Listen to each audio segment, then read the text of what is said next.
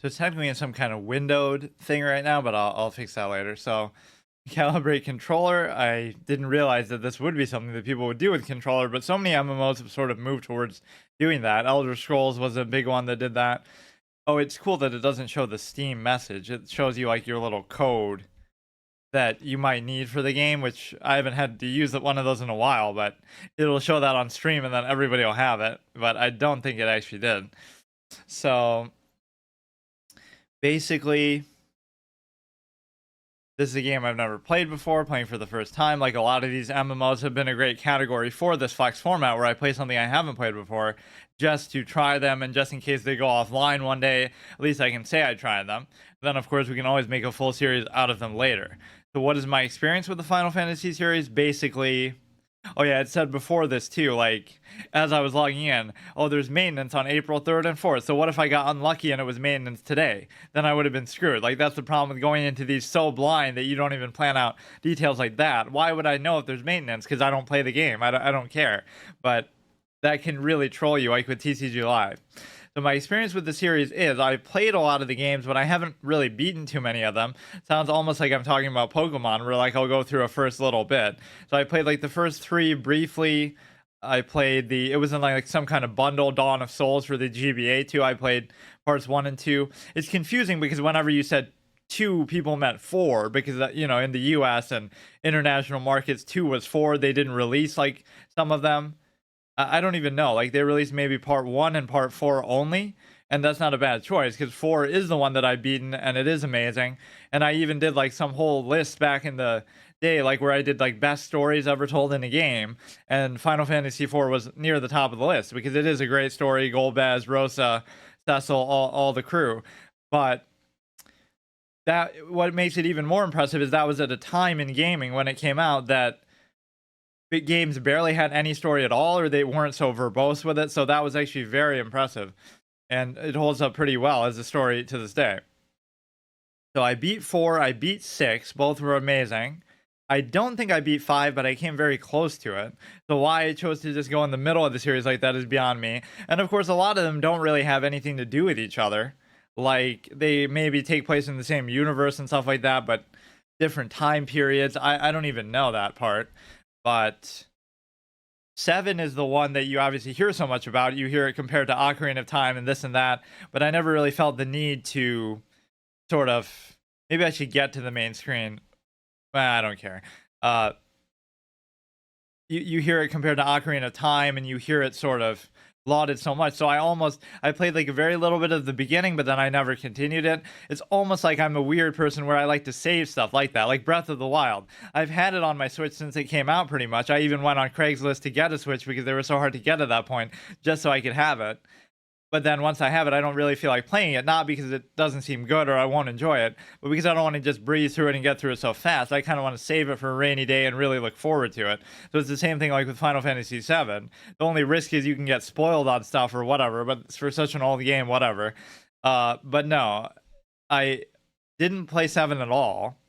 And I actually had a weird experience with it, I think, as a kid, where like I was really super young and I got like from some thrift store or something, some shitty PlayStation, and a disc of it just to try it on, like, because I had heard something about it that it was so good, and it said like, oh, you need like 3 discs to play it, and it only came with 1 disc, so I got kind of trolled and it wouldn't work. So if I had done that successfully, maybe I would have become a PlayStation fan instead of a Nintendo fan, because I always grew up with all the Nintendo systems like 64, GameCube, NES, SNES and stuff. And so the other game I missed out in that sense was Symphony of the Night, one of my favorite games ever, but I didn't play it until way after it came out because I just never had other consoles. I went from basically the GameCube to PC gaming then. I never even did. The Wii was like dog shit, obviously. The Wii and the Wii U kind of sucked. So yeah, I've only really beaten 2 of them, which is kind of hard to believe. So all the lore that I know about from that is just from there. You know about chocobos, you know about airships, you know about... I don't actually remember much about 6. I beat 4 like multiple times too. Like the original version, the Game Boy Advance re-release, the DS re-release, like they're all good. I love Rubicante so much too. That's one of my favorite cutscenes actually from a game ever, where he's like, it was Liu Gay who made Chimera of your parents. I showed no hand in his perversities, and then Edge goes all upset because he's so honorable, and then he heals you too. Like, what does he say? The frozen winds of hell's ninth circle could not penetrate this cloak of flame I wear. That was just for the DS version only, but people complained that the voice acting in that was kind of cheesy and shitty, but I actually liked it. It's always hard to gauge with the fantasy setting. Like, these are not ordinary people speaking in an ordinary circumstance. These are like fucking elemental archfiends and, you know, heroes trying to save the world. So you might speak a little differently, you know, and a little over the top in those circumstances. But like with Dracula, speaking of Symphony of the Night, where he's like, whatever, the way that Dracula is so over the top in that opening cutscene. So what else do I know about this? There was some big debate on like when it's almost like the Half-Life 3 thing. Are they ever going to make Portal 3 or Half-Life 3 for Valve? Where are they ever going to make Final Fantasy 15? But then I think they did, right? That's the one that I see all the imagery of. It's like a single player game where you're like on the bikes and stuff. I've just seen images of it. So, but this has been out, I think, for a long time. And actually the UI on the launcher was really shitty and old school. It seems like some antiquated thing that they kept around from the old days. I don't know how long this has even been out for, but that seems like they never bothered to update it. It looks so shoddy visually.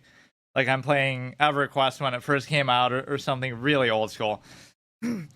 So, yeah, Far From Subtle had that debate too. Like he was yelling at his chat or arguing with his chat.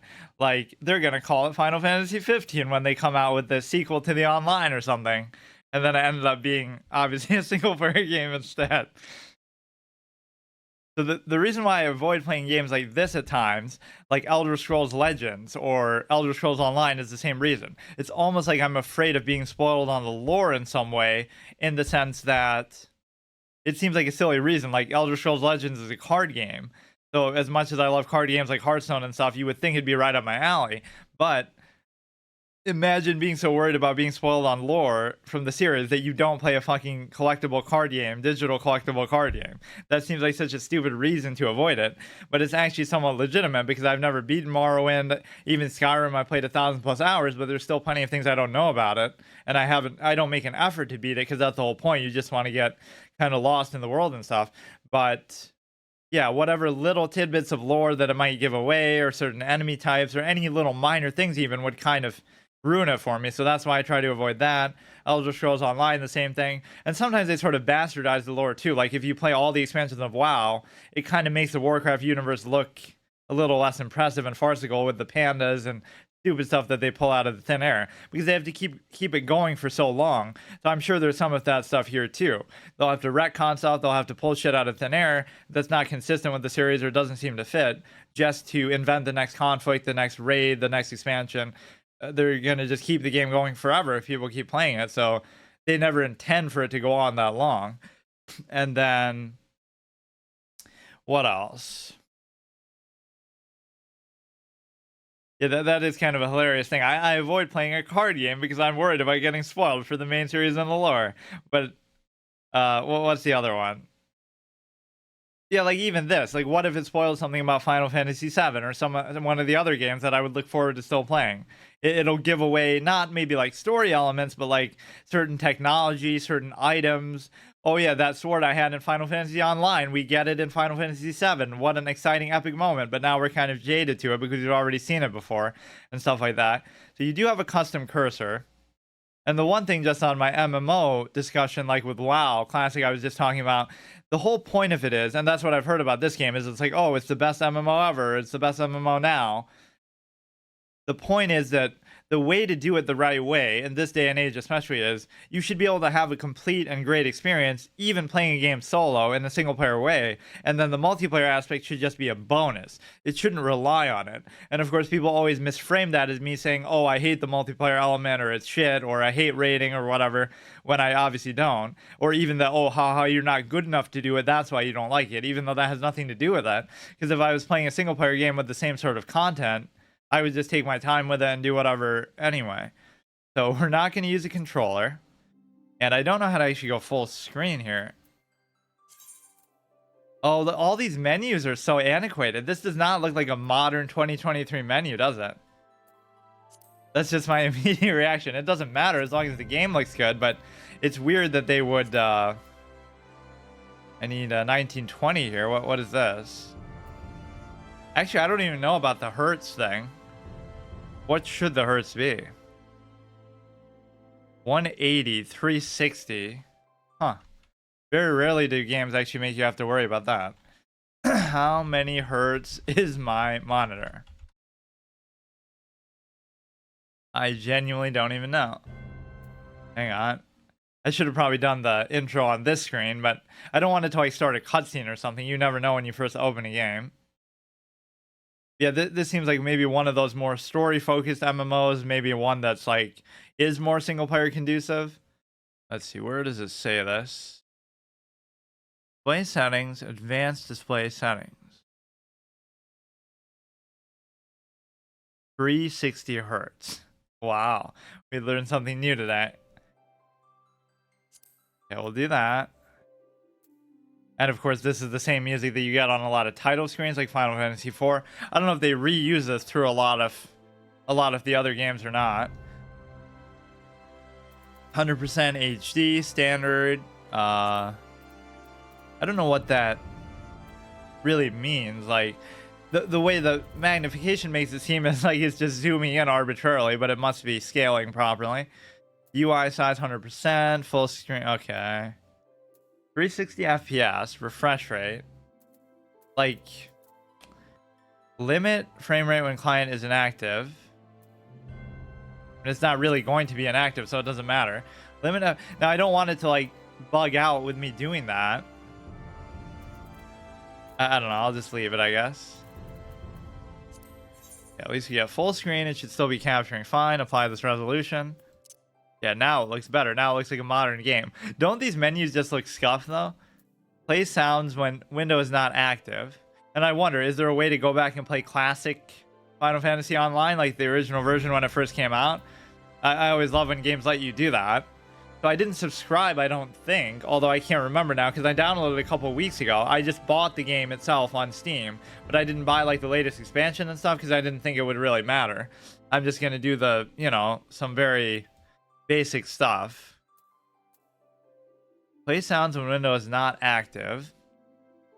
Play music when mounted. See, now it's spoiling. Oh, I didn't know there's mounts. Obviously there are mounts, but like chocobos probably and stuff. Yeah, see, that's the only... If you were to ask me to extrapolate on the lore, what kind of mounts would this universe have? Either like dragons or chocobo. Those are the only two things I could think of. Or, I mean, there's presumably horses, but I don't really remember. Enable normal battle music.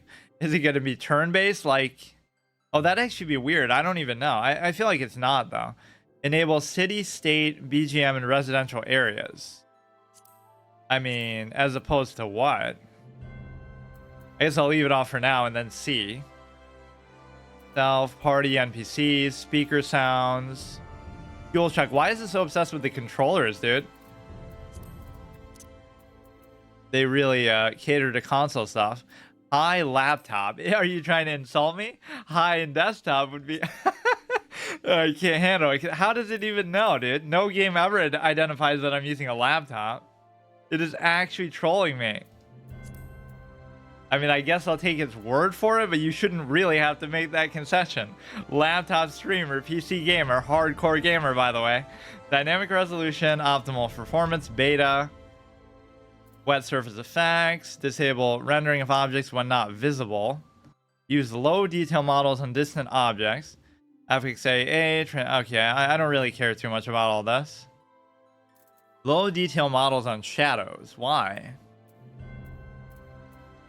I'm kind of just taking its word for it that this is all fine, but the resolution and shit was way out of whack. That changes the whole thing too. Is it really gonna like have performance issues? 50 camera sensitivity allows resolution change. Wait, via mouse drag, hardware cursor size. Yeah, at least you do have a custom cursor. I'll give you a +1 point for that one. Enable gamepad, no. Why is it? I don't. It's not like I have a gamepad connected to my computer. I just have a mouse and keyboard. Like, what? Why is it even asking me that? An example of the dark theme. That's fine. Yeah, I always hate light themes. They're just blinding. PNG, high quality JPEG. Are people going to be showing illicit formats like... I don't know, something to get me banned. Auto AFK 10 minutes. Character and object quantity. Maximum open windows 30. Probably something to do with like inventory management and stuff. Switch online status to camera mode while active. Adjust to client. Enable visual alerts. Color filtering settings. Jesus Christ. Normally I don't even look through all that, but just the resolution was concerning. Data center. What is this? Aether, Crystal, Dynamis, Primal, Chaos Light, Elemental, Gaia, Mana, Meteor, Materia. Final Fantasy requires connecting to one of several data centers to play. The closer you are to the physical location, but it doesn't show you exactly where they are. They should be more specific then, right? I guess it doesn't matter, but like Aether could be in New York and Primal could be in Florida or something. First choose your region, then select the data center. All data centers within the same region. Oh, okay, they answer that exactly. I kind of doubt that, actually, that they're exactly the same. Behemoth, Excalibur, so let's just do, I don't know. It's not telling you like any sort of server. I guess each server will have its own. Let's go with Aether, fine. They'll have like some PvE, PvP stuff. I'll actually try. I guess it doesn't matter. I'm not gonna get ganked at like level 1, I doubt.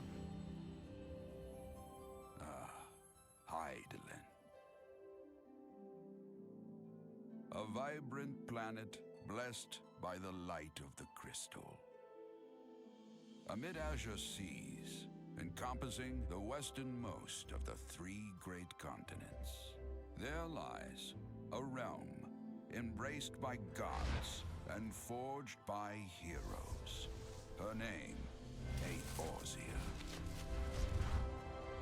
The annals of Eorzean history chart the rise of a succession of great civilizations, each one enjoying an age of peace, the astral eras.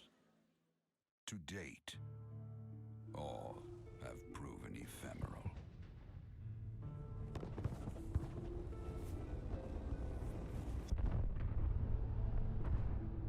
In the year 1572 of the 6th and most recent astral era, the Northern Empire of Garlemald amassed a great army at the heart of Eorzea, seeking dominion over all.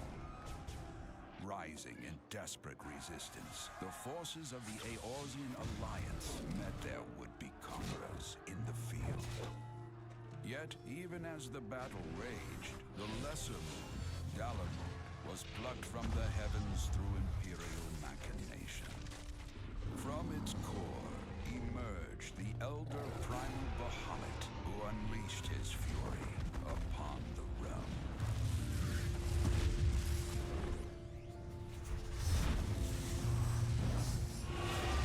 The devastation brought Eorzea to its knees and the era to its end. Just get Rydia to summon one back and fight it. She can summon Bahamuts.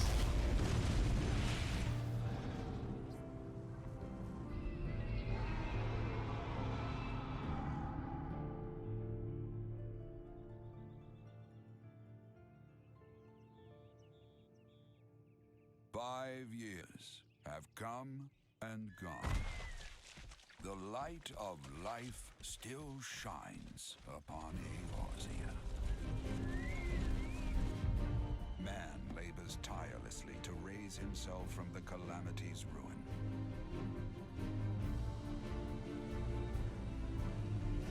The realm is forever changed, a stranger to him once more.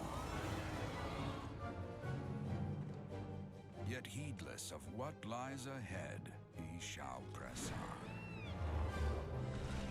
Spurred by the promise of peace and prosperity. Amid this period of great change, an adventurer arrives in Eorzea, one whose tale is yet unwritten.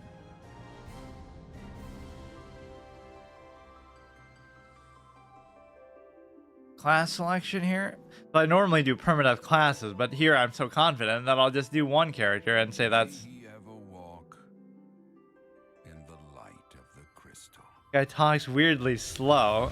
He's trying to be dramatic. Welcome to Eorzea. See, I've never heard that before either. Is that actually what the world is actually called in all the other games? Because they never mention it from what I can remember. Or they could just be extrapolating on the lore and not really saying that it has to do with it directly. Before your adventure begins, you must create a character.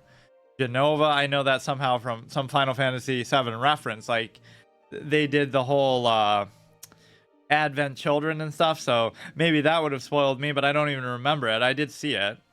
Days of playtime remaining 9. Days subscribed 0. Days until next rank 60. Veteran rank. It's not really asking me for a PvE, PvP type of server selection though. I just chose the overall data center thing. Let's see. This theme is very fitting for the whole title screen and stuff though. That's always like an iconic moment when you first see the title screen of an MMO, like with WoW, seeing the dark portal and everything.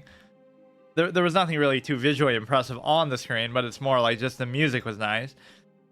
Higher are said to first travel to Eorzea and her surrounding continents and islands. The three great migratory waves later, they are now the most populous of all the civilized races. They exhibit a relatively modest physique both in height and build, and are known for their peculiarly short, rounded ears. Hirers are well suited for the traveling long distance by foot, a trait thought to account for their swift proliferation. Their espousal of an eclectic variety of languages and traditions is a legacy of diverse heritage, as is the resulting lack of a unified cultural identity.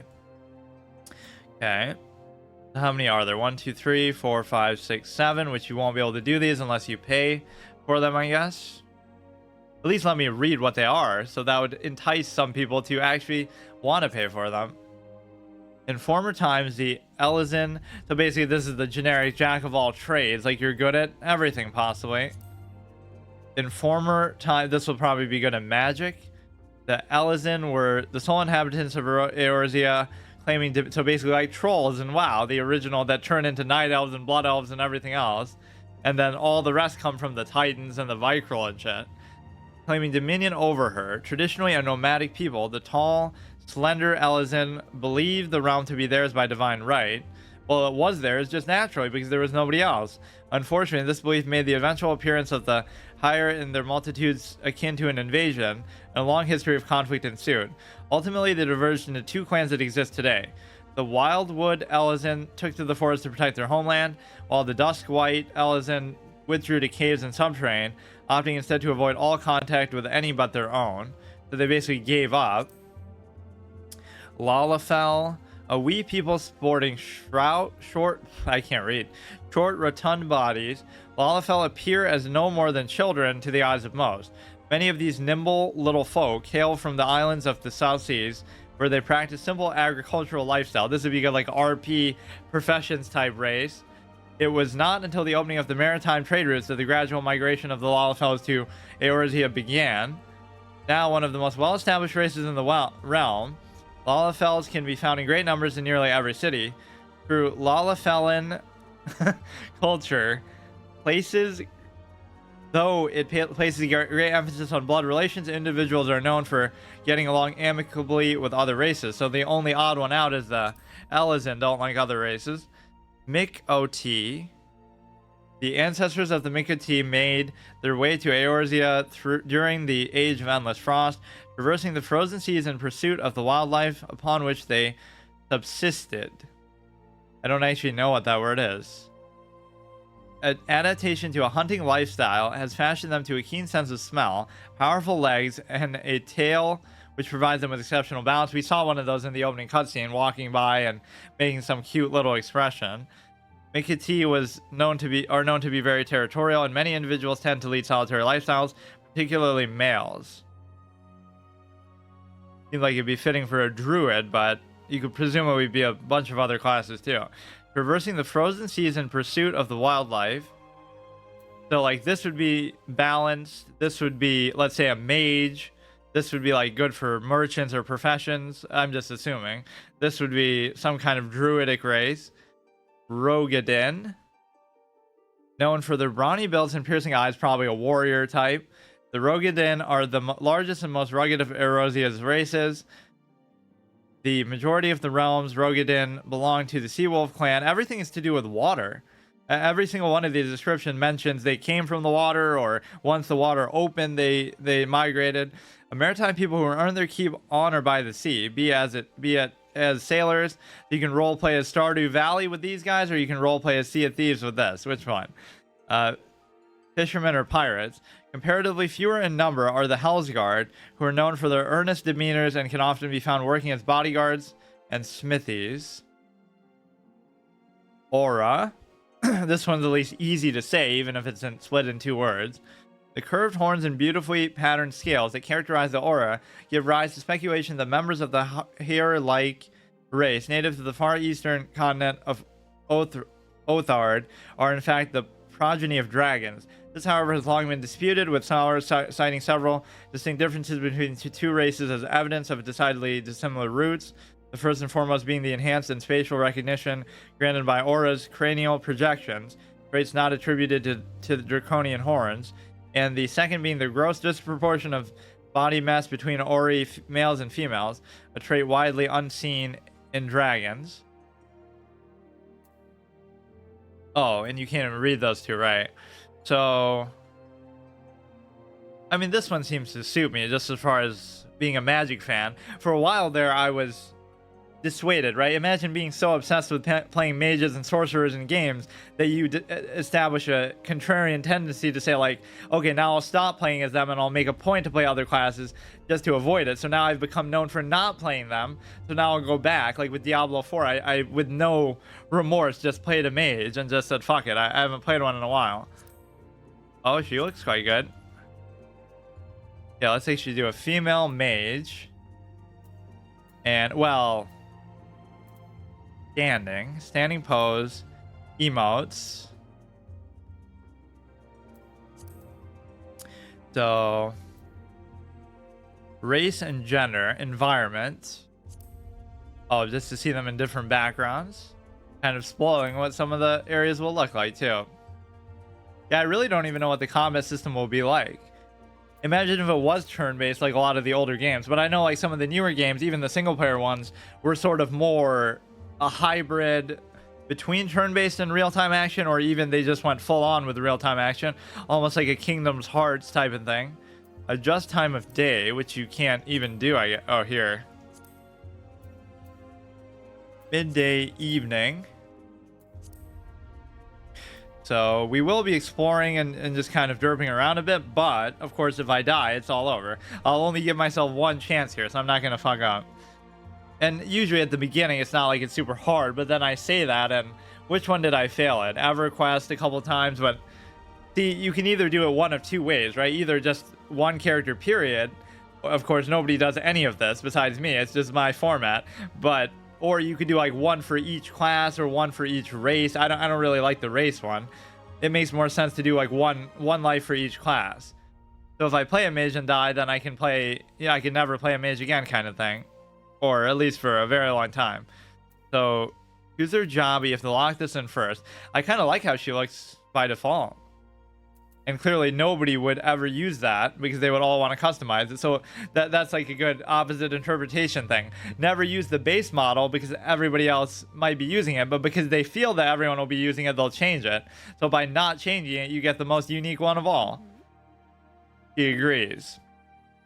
Starting attributes: 20 strength, dex 23, vitality 19, intellect. So obviously intellect's got to be the highest for me. 19 mind. Wait, but this still isn't the class. This is still part of the race. Wildwood. For hundreds of years, the Wildwood Elezen have lived in the relative safety of Erosia's lush forest. With the formation of their governments, however, many Wildwood ventured forth from the forest, drawn to the exhilarating cosmopolitanism of nearby Gridania.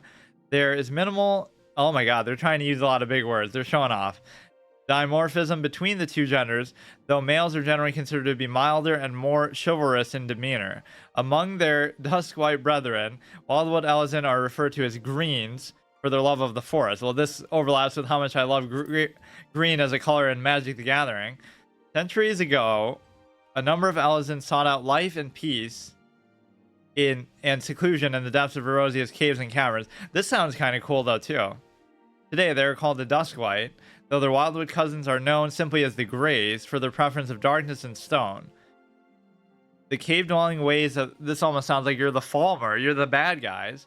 The cave-dwelling ways of the Dusklight persist, with some of them turning to robbery and pillaging to survive, earning them the scorn of their woodland relatives. There are a few differences between the genders, of the Dusklight females are often regarded as being more passionate and unyielding of the two.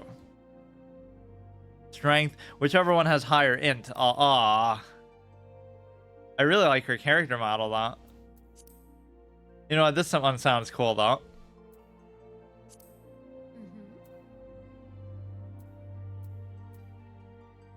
Guess we can keep this pretty much. You know what, we should be super tall. So we stand out and make ourselves an easier target.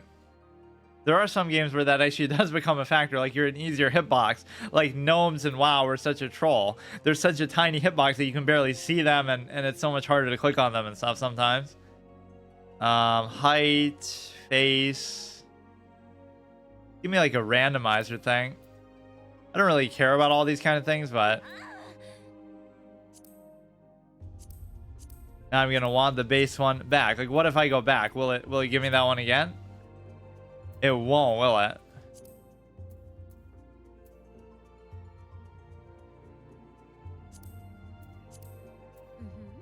What if I change the clan and change it back? Okay, whatever. Appearance, question mark, question mark, question mark. Kind of like the first one best now. Why are the starting models always so good? I like that one though. It had kind of like face paint to show both sides. Maybe he's half wildwood and half whatever. Dusklight.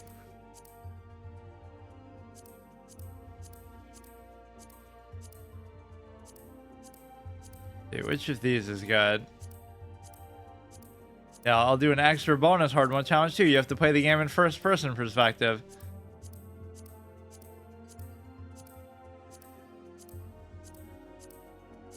Come on, give me something decent. This one's okay. Environment doesn't matter, so we still haven't chosen the class though. That's what really matters. Save slot. Really? In an MMO? What? So that means if I play offline, I can still do it? Weird. First astral moon, date of birth. That's kind of cool. The Erosian year consists of the moon Menfina revolving around Hydalin's two astral and umbral poles. Well, you're going to come to find out that maybe this has nothing to do with the games at all. They just throw in chocobos and stuff, and this is all just made up shit that doesn't actually appear in the games, but it probably does. Like, I don't know any of these races or what any of this stuff is. Umbral poles and fluctuating between each of the 6 elements. In this, the year can be said to be the length of the 12 moons. I don't know, just let's go just with the third one. Go like with the 12th. That's gonna actually have some mechanical relevance too in the world, or I'm sure there'll be some way they acknowledge it. Now there might be some more classes than even this, if you know, certain races can only become some, or these aren't even the classes still. Halone, mover of glaciers and goddess of war, is the guardian deity of Ishgard. She commands the element of ice and is associated with the first moon and the Erosian calendar. Halone is the daughter of Ralger, a bitter rival of Nafika. She is most often depicted as a relentless warrioress armed with a bronze great shield. Her symbol is the 3 spears. Menfina is a keeper of the moon and the goddess of love. Those are basically zodiac signs. Yeah, like in Oblivion, I actually have that. She commands the element of ice and is wait. Oh, I'm looking at the same one. Wait, didn't I just read the ice thing? She commands the element of ice. Oh, maybe these both do. Associated with the second moon of Erosian calendar, is the sister of Azima, the divine lover of Ashkan. She is often depicted as a maid carrying a round skillet. Her symbol is the full moon. Thaliak, the ruler of rivers and wisdom, and god of knowledge, is the deity of Sherilane. He commands the I'm probably mispronouncing all of this shit too. Element of water is associated with the third moon of the Rosian calendar. Thaliak is the father of Lamian. I love it. He keeps referencing these people like we should know who they are, but we're hearing about them for the first time too. And the teacher of Byragot, of course. He is most often depicted as a reserve scholar holding an ashen staff. Well, that one I already like because I want to use a staff. Naimia is the watcher of celestial bodies and goddess of fate. She commands the element of water and is associated with the fourth moon in the Orosian calendar. Is the younger sister of Althic and master of Rauger. She is most often depicted as a weaver donning a white silken veil. Her symbol is a spinning wheel. Those both have ice elements in their design and are paired by color. Oh yeah, I get it. Yeah, these two go together. These two go together. Lim Lane, watcher of the seas and goddess of navigation, is the guardian deity of Limsa Lam Insa. He commands the element of wind and is associated with the fifth moon of the Orosian calendar. Lilimin is the daughter of Thaliak and the elder sister of Nafika. She is the most often depicted as a fisherman wielding a long-bladed harpoon. Her symbol is the wave. Oshkan is the ruler of the mountains and god of travelers and vagrants. Of course, I'm something of a traveler myself. He commands the element of wind and is associated with the sixth moon. He is the brother of Nalthal and the close companion of Halon. He is often depicted as a carefree ranger wielding a bow of yew. His symbol is a walking stick. Byragot is the purveyor of architecture and industry and the god of the arts. He commands the element of lightning and is associated with the seventh moon. He is the elder brother of Halon and the pupil of Thaliak. He is often depicted as an ardent smith with a two-headed hammer. His symbol is the hand. Rauger is the breaker of worlds, the god of destruction and guardian deity of the now fallen nation of Ala Mehigo. He commands the element of lightning is associated with the eighth moon of the Rosian calendar. He is the father of Byragot and Halon, serves as an attendant to Nimia, is often depicted as a magus carrying a staff of bronze. His symbol is the streaking meteor. Azima is a keeper of the sun and a goddess of inquiry. She commands the element of fire associated with the ninth moon. Is the daughter of Althic and the elder sister of Menfina. She is most often depicted as a noble lady holding a golden fan. Her symbol is the radiant sun. Nalthal is the overseer of the underworld and god of commerce. I guess the underworld thing kind of makes sense since you live in caves and stuff as this well, I forget what you're called now, the darker elves. Overseer of the underworld, guardian deity, yeah, capitalism, am I right? You would be the god of commerce and the underworld in one shot. Commands the element of fire and is associated with the 10th moon. Nalthal is the single manifestation of the deific twins Nald and Thal. He is most often depicted as a discerning merchant holding a balance. The symbol is cowrie and ancient shell currency. Nofika is tender and soils harvest. This would go along well with that one Lilowin, whatever, the ones that look like kids. And goddess of abundance is a guardian deity of Gradina. She commands the element of earth associated with the 11th moon. Is the daughter of Azima and younger sister of Liliman. She is most often depicted as a jubilant farmer holding a scythe of steel. Her spring symbol is a spring leaf. Althic is the surveyor of change and space, god of time. He commands the element of earth associated with the 12th moon. Althic is the father of Azima and Menfina and elder brother to Naimia. She is most often depicted as an austere emperor wielding a mithril great axe. Symbol is the hourglass. I'd go with one of the ones to do with the staff. Two mention the staff and one mentions exploration. Just in principle. Navigation. Which one said, what was their symbol? Like a walking stick. Yeah, I'll do that one. Let's see, go here. Finally get to do the class. Disciples of Magic, Disciples of War. I won't even worry about the war ones, just to save read. Or maybe I should. Nah, forget it. Only 3 of these. Conjurer, Thaumaturge, and Arcanist. Conjurer calls upon the elemental forces present in nature and concentrates them to a potency in which spells can be woven. Through practice, meditation on the essences of creation, they draw forth and absorbs either from the That's my server name too, or my data center name. Immediate surroundings. A wander cane made from the unworked wood is then utilized to focus on the aether until it manifests as a desired spell. The seat, it doesn't make it clear whether you can summon stuff or not. That's normally what conjurers mean. Conjure the spell. The seat of the Conjurers Guild lies at the Stillglade Fane in Gradinia, where the voices of Erosia's elements are said to be most powerful. I can barely even read this because of the background. That's like a bad text color choice. Conjuration is a white mage. Oh, more like a healer then. In the eastern reaches of the Aldenard landmass, home to the vast, dense woodlands, lies the forest nation of Gradinia. This would make more sense if I was the other kind of elf, though. The cityscape is a mosaic of labyrinthine waterways and great wooden structures, so gracefully constructed that they seem to be part of the surrounding environment.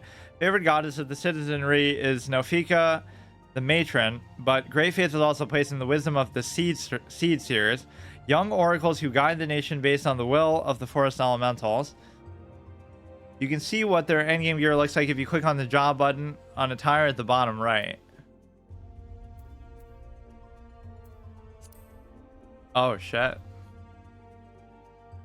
Now whether this is the original version of the endgame or the current version, I wouldn't know the difference, but either way. Let's see, conjure. So that is actually weird that... See, when I'm thinking of magic, I'm just only thinking of... Like all three of these would be just offensive magic. In the hands of a skilled practitioner, thaumaturgy can be a force of terrifying destruction. At the heart of this school of magic, yeah, there's nothing in this that would make me think it's a healing class, so I would have chosen this thinking that I'm a summoner, which maybe you still would be. I might even still do it.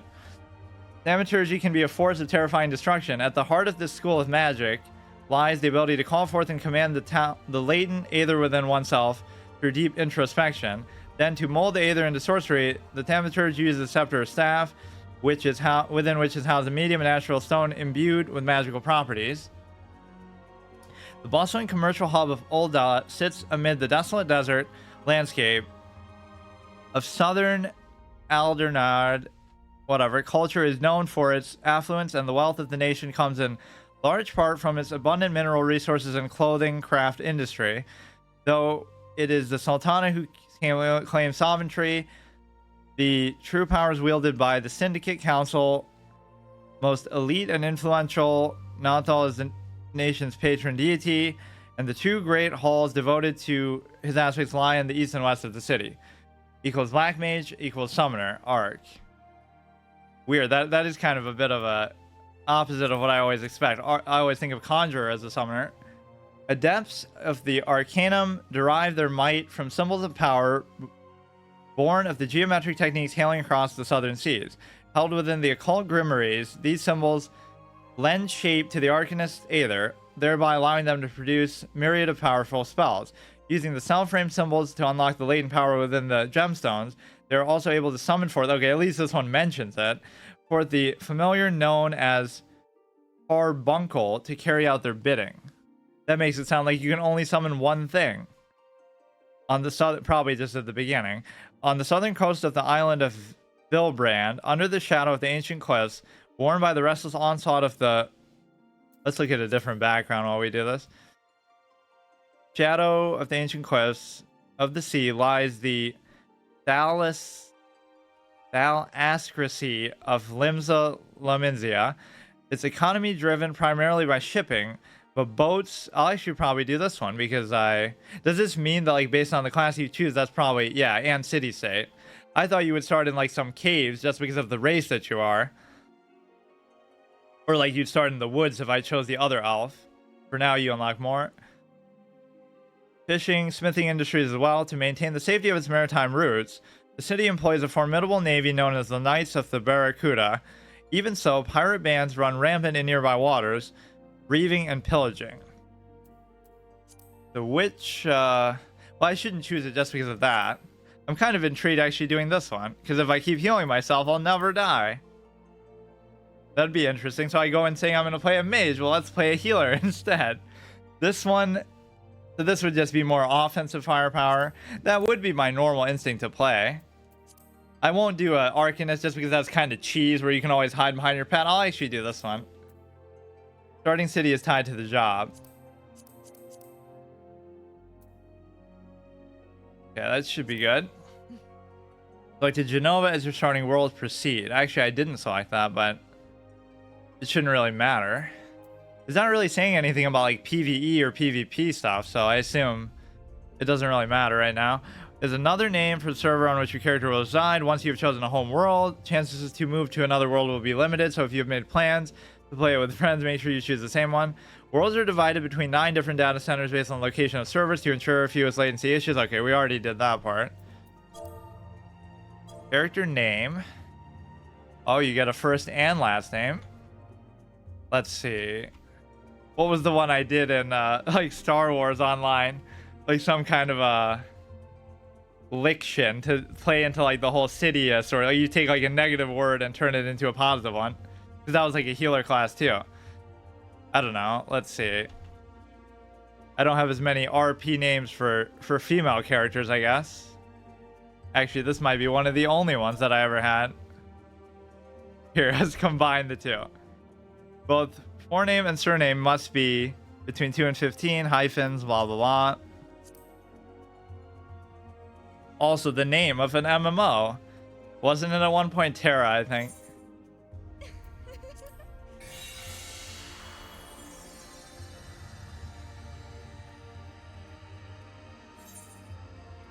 World is currently full. Well, that's at least a good sign that it's a very alive and well game, but probably that I chose the wrong server. Because I don't really want there to be too many people. I could always just change that.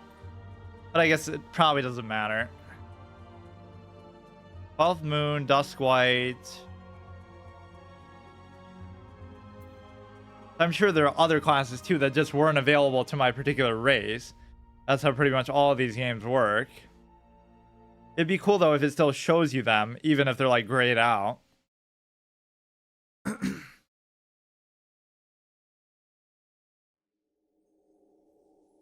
You can unlock all jobs.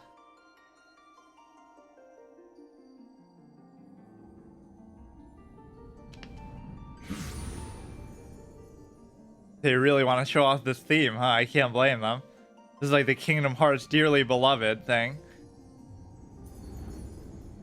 Nothing is really race locked.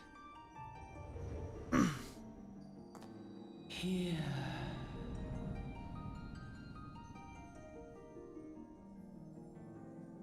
So of course what I'm doing is going to be to do with the first expansion, or Feel.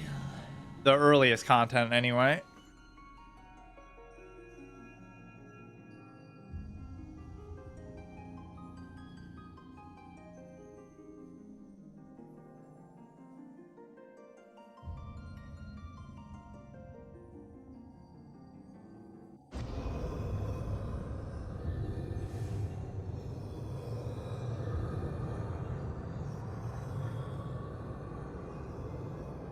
Hear.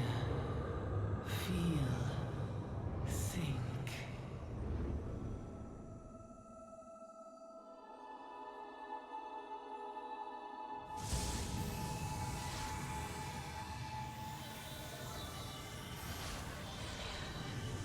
I thought that was supposed to be my endgame gear.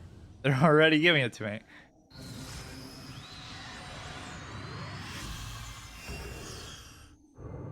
It's just sort of teasing you. Yeah. The old Metroid Prime technique, or Castlevania. You'll lose all your abilities and have to get them back. That happened in actually Lord of the Rings Online with the elves. They're like this badass thing in the past, and then you lose all your memories or whatever.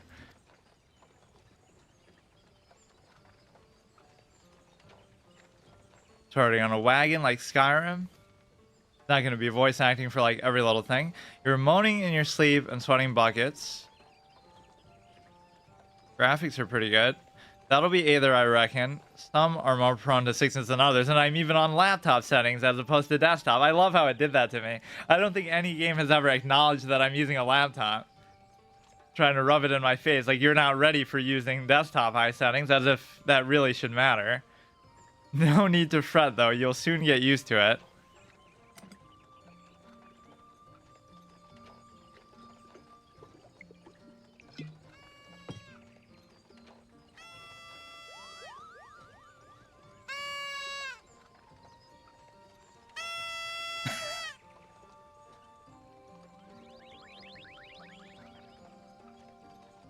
Feeling better, Kupo.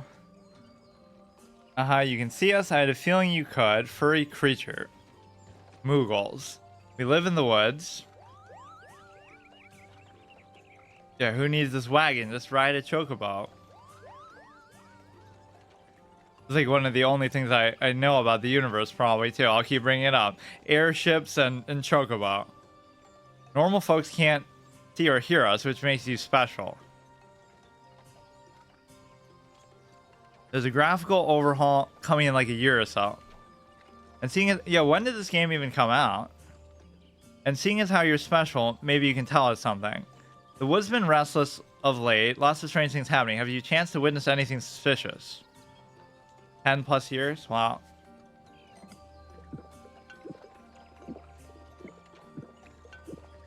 But of course you haven't. You've only just arrived. There's nothing for it. We'll just keep looking. Nice to meet you. These will be your little advice, Andes.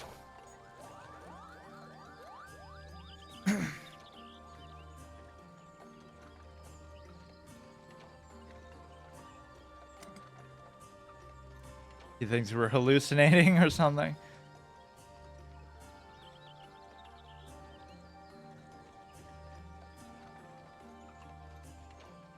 Guess she looked better here than we did on the screen. I guess she's showing more expression.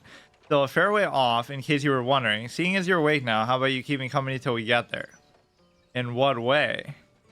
Don't care much for conversation. Vermont's the name. Peddling is my trade. As for your good self, judging by your unusual garments, I would say you are one of them adventurers. I knew it. Going wherever the wind blows, now that's what I call living. As long as you can avoid dying, yeah, if only you knew how relevant that actually was here. Ain't no secret that adventuring can be a risky business these days especially. What was it that first attracted you to it? To gain power, dialogue options, interesting. Gain power, win glory, amass fortune. I mean, technically, it's just for the experience, but it doesn't let you say that.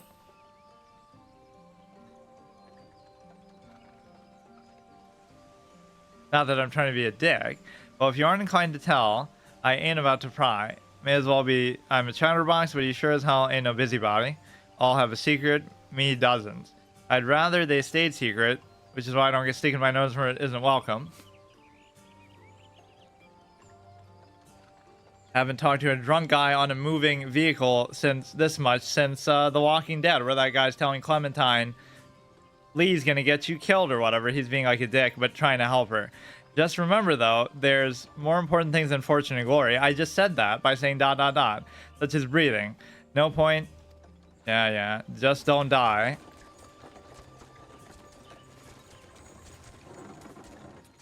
Halt, go no further.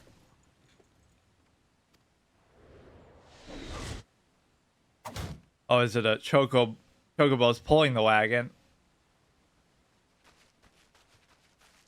What's going on? A skirmish is broken out up ahead with the Zal. For your own safety, you must remain here until...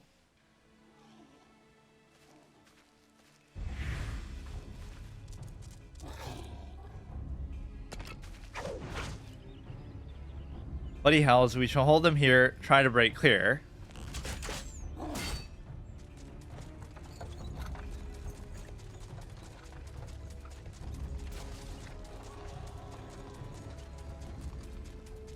I thought it might be an excuse for us to show off our skills and help them. That was too bleeding close.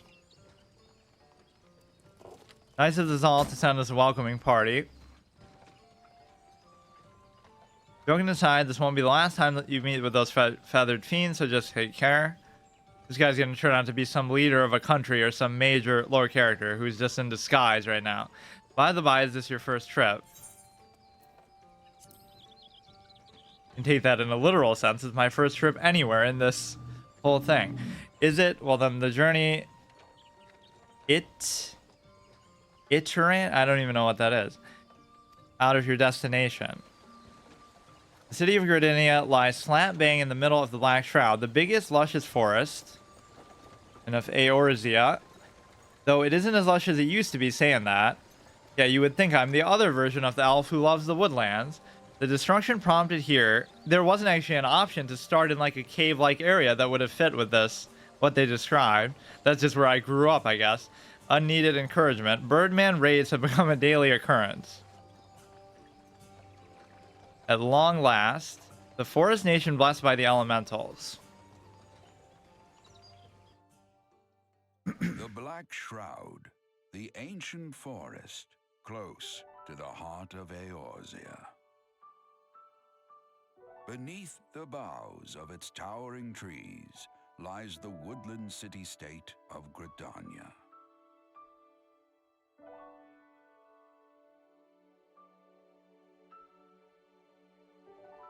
You gotta remember their pronunciations. That's the only chance you'll get to know. A sanctuary from the world beyond the hedge. Even the mighty elementals, eternal guardians of the forest, could not forestall the coming of the seventh umbral era. However, the goddess Nofika was never one to forsake her children, and today she welcomes another brave soul. One who may yet play a telling role in the tale of this great realm.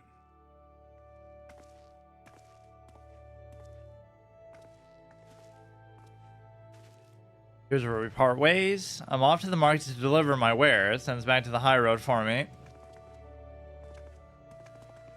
Here, I want you to have this, but thanks for keeping me company, even though all I said to you was like ... Why Permadeath? That's just how I play games in general. It's a format I started like way back in 2016, so pretty much everything I play is like that. You never did tell me your name, did you? Here's an idea. Become the sort of storied personage I can brag about having met. I'll consider us square.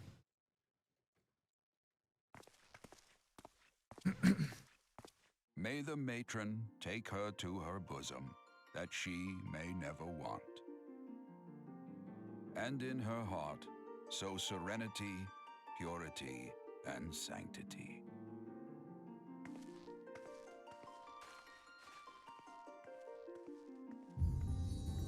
Final Fantasy 14.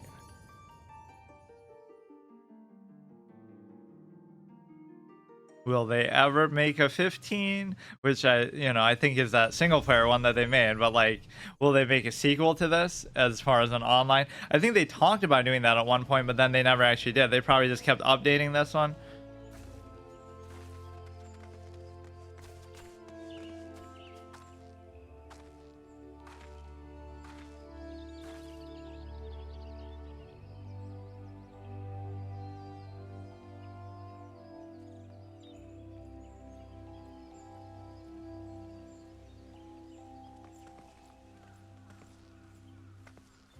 If someone revives you, it doesn't count. Yeah, and in general, I'll try to avoid people too if they're trying to help me. But of course, if they kill me, that will count. So I don't know to what extent PvP will be a thing in the early game. Probably not much.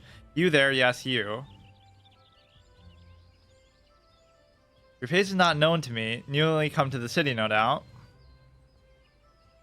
They are presenting this so much like it is a single-player game. Bertinant, Wood Whaler of Gridania. Are you the same dude who just helped us? Is wearing the same mask always. Protect your nation, enemies, welcoming those who may yet prove friends. Now, our whole race is associated with being thieves and degenerates anyway, so cave dwellers at that. But they're being all nice to us, like they don't really care. A vibrant forest nation cradled in the bosom of nature. Please select the control scheme you want to use. He really wants to push me towards using a controller. WASD to move, jump, turn character, move camera. Cool.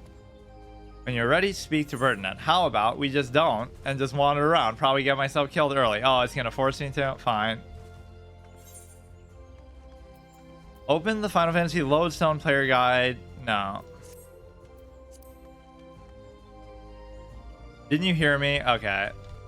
Just kind of want to walk around. Let's see. If doesn't do anything. Oh, come on. This. Fuck it. Alright. You have health here. 10,000. Okay, so running out of mana might not be an issue early. Cast 1.5 seconds, 2.5 to recast. Mana cost is 200. Deals earth damage with a potency of 140. WHM affinity, CNJ. Let's see, play guide. It has a web link in here. Get rid of that shit. Teleport. Reduce your body to either instantly teleport to any aetheryte to which you have previously been attuned. Requires a gil fee paid upon your arrival. Return. Instantly return to your current home point. So these probably aren't class abilities. These are just like general things that everybody would have. I could keen you in detail. Yeah, you don't have to really give anything away. As long as I'm not going to get killed like as soon as I walk out, then I can reroll to like a PvE server. But yeah, it didn't even tell me what was PvE or not, so... Increases movement speed. Unavailable in PvP. So, controls pretty similarly to what you'd expect. Get the health bar at the top. Genova. I forget what that was in Final Fantasy VII. There's some kind of... That's where it comes from. Like, Genova is the organization or something that they work for. I don't know. Received a free something. Company invite. Get used to UI and stuff first before I do anything. Stance, action, and trades. Cure. So yeah, we will be able to just keep ourselves on life support. Once you've initiated a quest, a prompt will appear detailing its objectives and rewards. Click on the accept button in the lower left to add the quest to your current duties. To be recognized as an adventurer in the city-state of Gardenia, you must first register yourself with the Adventurers Guild. PvP is an unlockable area. The game is primarily PvE. Okay, good. Another green adventurer. I thought as much. Cannot allow strangers to wander unchecked. Before you rush off and begin pestering every second citizen for work, I suggest you make yourself known at the Carline Canopy. That's the headquarters of the local Adventurers Guild, in case you were wondering. Carline Canopy is the building you see behind me. Speak to Mother Miqo'te within, and she will take you in hand. Yeah, let's try to just go... Duty list to complete your task. I just want to fight like a couple of things just to see what it's like. But for all I know, you're not meant to do that, so it'll really punish you. Oh, it's trying to... Okay. He did just say that. Like, we can't just have you wandering around. Even though, if I had just gotten off the wagon and gone in a different direction, he wouldn't have been able to stop me from just doing whatever I want. Give a man a bloody freaking fright sneaking up on me like that. Bet I could jump off this way and potentially die. Non-player NPCs offering quests can be recognized by exclamation marks above their head. Can't target some of these. Unregistered outsiders can't be permitted beyond this point. If you wish to remain, you must... Okay. As if they're all on the same page, that they know exactly who I am, or that they know they don't know, or that I don't have permission to be here.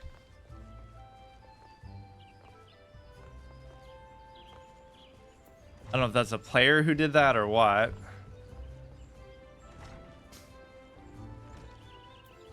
Look at the map a little bit. Porter, repairs, coming to Gardenia, landing. I wonder how much this resembles how the game actually was originally. Like, because that's what happens. Even when, like, expansions come out, the older areas and mechanics still get changed over time, and especially the graphics, so it doesn't really always feel the same way. Complete a quest, clicking a check mark. Have this bad tendency to always jump around when I'm playing these kind of games, which is a little immersion breaking. Purchase the passage to Ulda, passage to Limsa Lomanisa, to the Gold Saucer. Okay, a little fast travel hub. Where in the Seven Hells is that woman?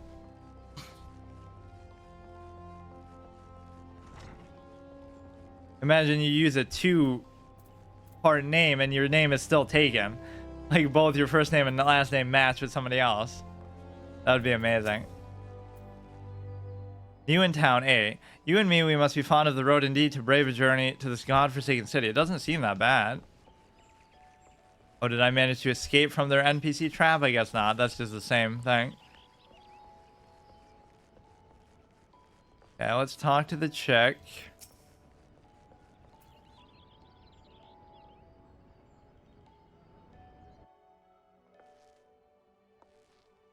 Very poor resolution on that book. Well, what do we have here? A wide-eyed and wandering young adventurer, come to put your name down at the guild, I assume. Welcome, Mioun's the name. Mother Mioun, as most call me. Carline Canopy is my place. As head of the Adventurers Guild in Gradinia, I have the honor of providing guidance to the fledgling heroes who pass through our gates. No matter your ambitions, means you get us to do all the work that the locals who live here all year aren't too lazy to do themselves. The guild is here to help you attain them. In return, we expect you to fill your duties as an adventurer by assisting the people of Gradinia. A fine deal, wouldn't you agree? To an outsider's eyes, all may seem well in our nation, but naught could be further from the truth. The people live in a state of constant apprehension. The Zal and various gangs of the common bandits provide an unending supply of trouble compounded by the ever-present threat of the Garlean Empire to the south. All I can say, and that is to say nothing of the calamity. Even now, the wounds have barely begun to heal, but I speak of it as if you were there. Forgive me. 5 years past, Erosia was the well-nigh laid waste to when a dread worm emerged from within the lesser moon, Dalamund, and rained fire upon the realm. This is why the people call it the Calamity. I thought it was a Bahamut.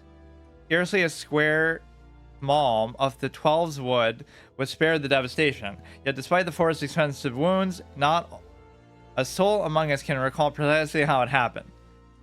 I am well aware of how improbable it may sound to an outsider. It is improbable. It's also true. For reasons we can't explain, the facts surrounding the calamity are shrouded in mystery. There are as many versions of the events as people will recount them, so even the one I just brought up is one of the other ones. Yet amidst the hazy recollections and conflicting accounts, all agree on one thing. Don't blame us if you think something is retconned. It's just part of the lore that people don't actually know the real story. That's a good way to get out of it, in a general sense. The Erosia was saved from certain doom by a band of valiant adventurers. Whatever else we've misremembered, none of us have forgotten the heroes who risked their life and limb, but you forgot about the details, I guess, like you said, recounting it improperly. And yet, whenever we try to say their names, the words die upon our lips. Dalamund House Bahamut. And whenever we try to call the faces to mind, we see naught but silhouettes and a blinding glare. This is what they do in Dark Souls 2. Like, they're the four lords, but we don't even know what their names are. Thus, have these adventurers come to be known as the Warriors of Light. Do not feel daunted by the deeds of legends. We don't ask that you become another Warrior of Light, only that you do what you can to assist the people of Gradinia. Great or small, every contribution, play your part. The smaller, the better for now. Puts me at less at risk. All that's left is to conclude business registration. Here's a quell. Like, she just goes on a total tangent. I'm just trying to do like a little odd job, dude. Oh, and I would appreciate it if you would give your real name. There is a special place in the 7th Hell for those using aliases. I have many names, though. Some people used to call me the elitist victim blamer. Dereliction, and you're quite sure isn't an amusing alias. The combination of 2 aliases, actually. Very well. From this moment forward, you are registered adventurer of Gradinia, nation blessed by the elementals and the bounty of 12's wood. The guild expects great things from you. Look at what just arrived. Another goddamn adventurer. Don't you start with that. Adventurers are the very solve that Gradinia needs. The elder seed seer herself bade us welcome them with open arms. Do you mean to disregard her will? Of course not. Let's not forget. It is my sworn duty to uphold the peace. I might have blamed if outsiders bring distrust upon themselves. Kind of justified given my background and lineage stuff of the lore. You, adventurer, mind that you do not cause any trouble, or I shall personally cast you out of this realm into the 7th Hell. Just get Rubicante's cloak, and even the frozen winds of Hell's Ninth Circle wouldn't be able to fucking deal with me. Pay the Alberts no mind. He meant only to counsel you. Suspicious characters have been prowling the 12's wood of late. You see, and the wood whalers feel they cannot afford to take any chances. As often as is often the way of folk who live in isolation, Gridanians are wont to mistrust. Yeah, see, we can relate to that. We lived in caves our whole life. They do not know your well, your good self included. Fear not, however, a catalog of exemplary deeds and no more than a handful of years, assuming that we would want to stay in this dinky town for that long. On behalf of my fellow citizens, welcome. May you consider our nation worth your time.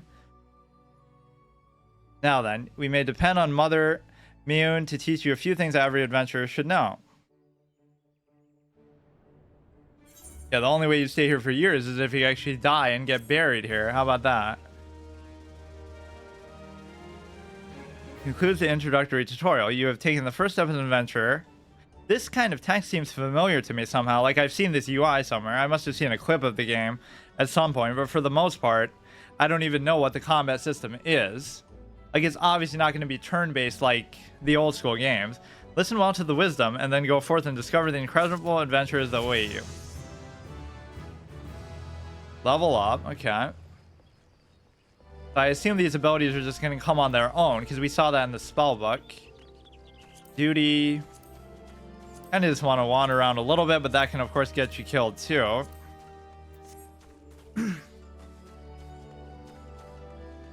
So don't backpedal, that's the thing. Oh shit, they really punish you for backpedaling in this game too. Everyone always makes fun of that in every MMO. Like that, but it actually was pretty useful in my 1 to 60 stuff. Important quests. It's better in PvE. Oh, come on. I thought that was enough. He's being so nice to us, calling us good. Close to home. I guess it'll just force you to keep doing these for a while. Journal.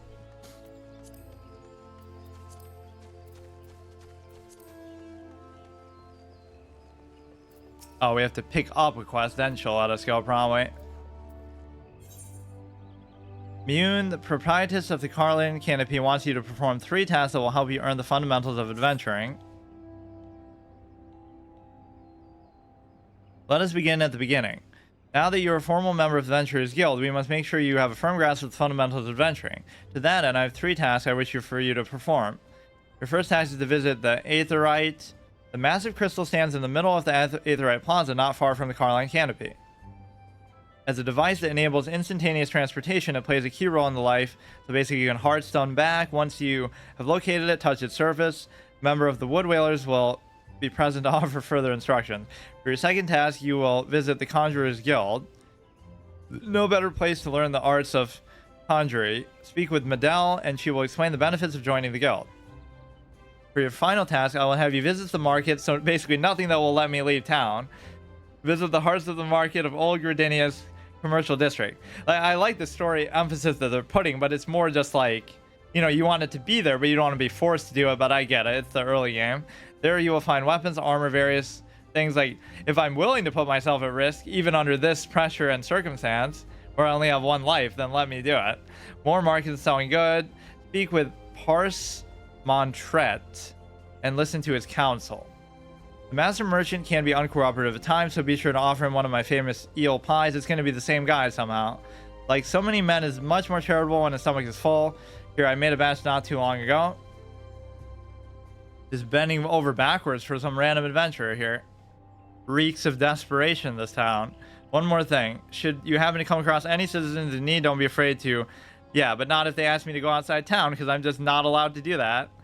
The work offered is unlikely to be earth-shattering performance, but you prove your worth and build reputation. It will be earth-shattering, because isn't that my base ability, is to do something with earth damage? I also suggest you lend an ear to the smith here in the canopy. The smiths are trusted representatives of the Adventurers Guild. Invaluable source of advice to neophyte heroes seeking. Isn't neophyte like an insult? Because that's what they kept calling Maya, like in Spirit of Justice. You're a neophyte practitioner, like a wannabe.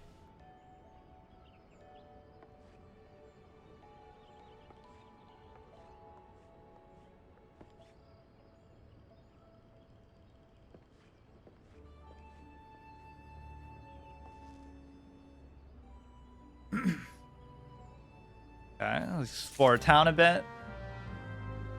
You have entered the sanctuary. Now we might start seeing players around too. Yep.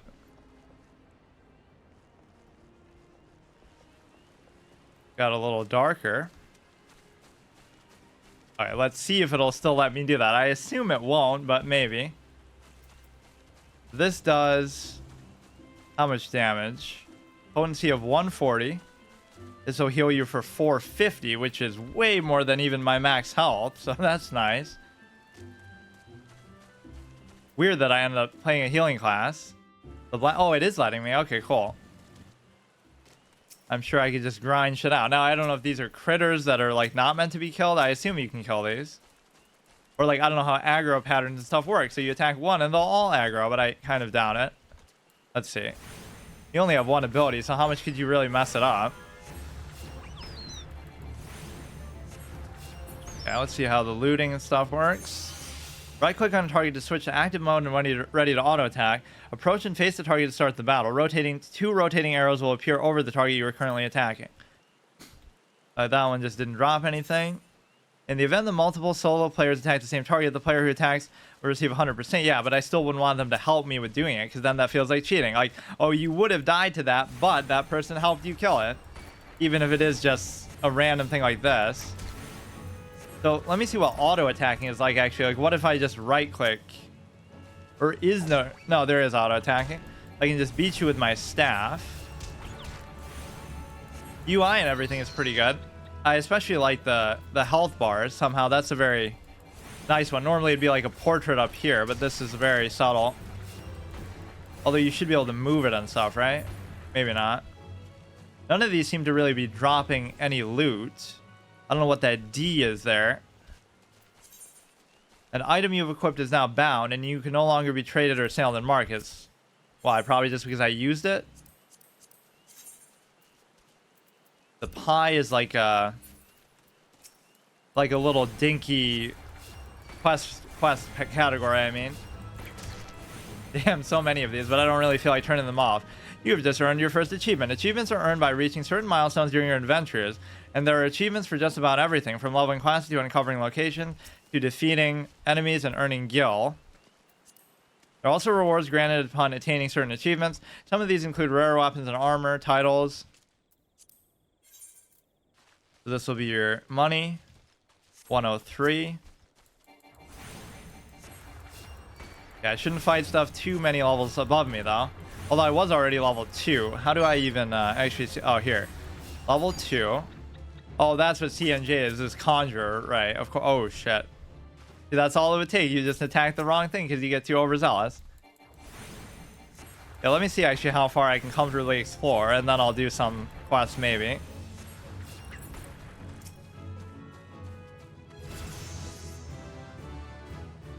Level 3. I don't think you really have to do anything when you level up. It's not like it's saying you have to go to like a trainer if it just gives me that. And your mana value is jacked out. Like, how are you ever going to run out of goddamn mana? 10,000? That was one of the biggest tropes in WoW. Was like, you know, even though I played a mage and I loved it, you would have to drink after like every fight, which is kind of a good and important part of it because, you know, it's like high risk, high reward, or like, you know, you burn out because of how much damage you're doing. So it's a fair sort of trade-off. Co-op is a big part of the game for dungeons. Like, you can go in solo, but you will die 9 times out of 10. Yeah, I probably won't be messing around with that today then, but... Or I guess generally with this sort of experience, I just wouldn't do dungeons, period. I would just... Like, the whole concept is to try to get from 1 to max level without dying, and then you can kind of do whatever you want. That kind of constitutes the whole game experience in and of itself. And obviously doing it solo. Which I've tried to do with a number of MMOs, but it isn't as easy as it sounds, especially when you're playing them for the first time.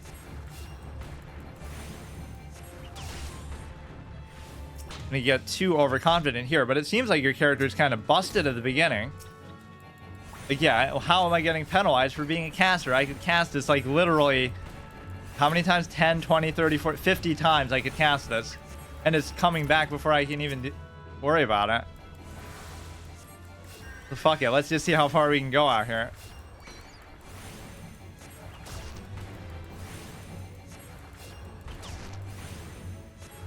Let's fight stuff like 1 or 2 below your level. That was one of the secrets of my WoW permadeaths.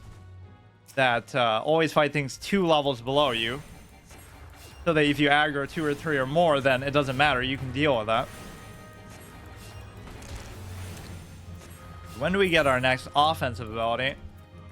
Pure Arrow. Deals wind damage with a potency of 50. Wind damage over time. That's it? How much does this do? 140. And I'm sure it'll keep like ranking these things up and whatnot. Of course, I could be missing out on certain abilities that you get from the guild, but for now, it's okay. I'll be like super overpowered to do whatever quest they end up giving me. But then the trade-off is I'm potentially putting myself at risk here, which doesn't seem like a big risk. Your auto attacks are actually decent for the time being, but obviously over time. Now the only thing is, like, if some of these things aggro on their own, that could be a problem. See, the reason why doing this sort of thing is stupid too is because I'm sure they'll give you a quest that tells you to kill these things anyway. The quests give you more than enough experience.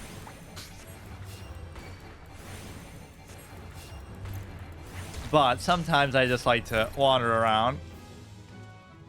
I don't want to go across the bridge because that seems like a dead zone.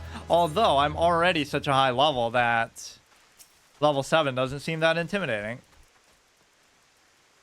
Even my potential fear of death doesn't stop me from having the adventurous spirit. But definitely don't fight stuff that much higher than you. Elmar. At least they're not stopping me from going around. Let's see if you can buy something. Upgrade. Purchase weapons. Bone harpoon. None of this would really be too relevant for me. Or I guess it would be this. +3, +5, +3. Yeah, give me something that increases my healing, though. Level 10. How much do these cost? That sells for 7 gil. 446. How much do I have? 103. Oh, I thought I had more than that. I guess it just hasn't changed since then. Striking dummy. Damn, so many of these tutorial shops. Myriad of shops can be bought and sold from vendors. Some of the UI looks old and some of it looks, you know, updated. Like all this looks new, but this looks like something that maybe has been in the game for like 10 years and they never changed it. Just like the bags or like the dialogue options and stuff. Level 35, but that's a friendly. Level 5 doesn't seem too intimidating. I'm kind of breaking my rule though that I just said. In fact, it's even showing some icon that maybe means I shouldn't do it. I don't really feel too worried though. They're doing such shit damage to me. In some of these games, the earlier levels are sometimes the hardest part because you're so, you know, they're either super easy or super hard. If you do things wrong, you can just get destroyed. But in the modern space, I guess they've made everything too face roll easy, at this stage at least. M to look at the map. Very big. Jadeite thick. Standing courses, Sorrel Haven. South Shroud. East Shroud. New Gradinia. So that's just still like a local-ish map. You only equip straps right now. Weapons are job locked. It shows on the weapon what you can equip.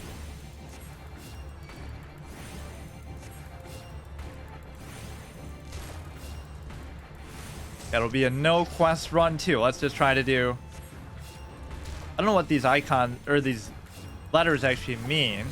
Like there was a V, there was a D on another one. Yeah, this is kind of pushing my luck a little bit. Chain bonus. Level 9. You just have to be careful not to accidentally pick one of those off. Seems to level reasonably fast, even just doing it this way, so who cares? I don't even know what the max level actually is, but even if whatever it is not going to be as high as it currently is with all the expansions and stuff. He's baiting me into I'm doing W because it says W. What could that possibly mean?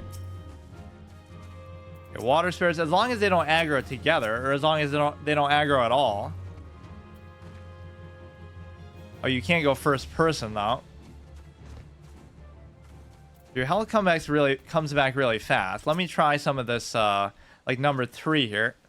Multiple of the same enemy type. Oh, I see.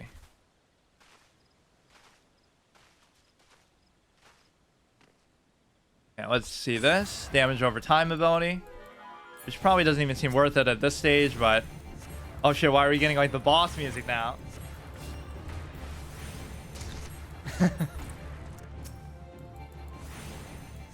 I mean, it plays pretty much like other MMOs. I thought it might be something a little more unfamiliar to me.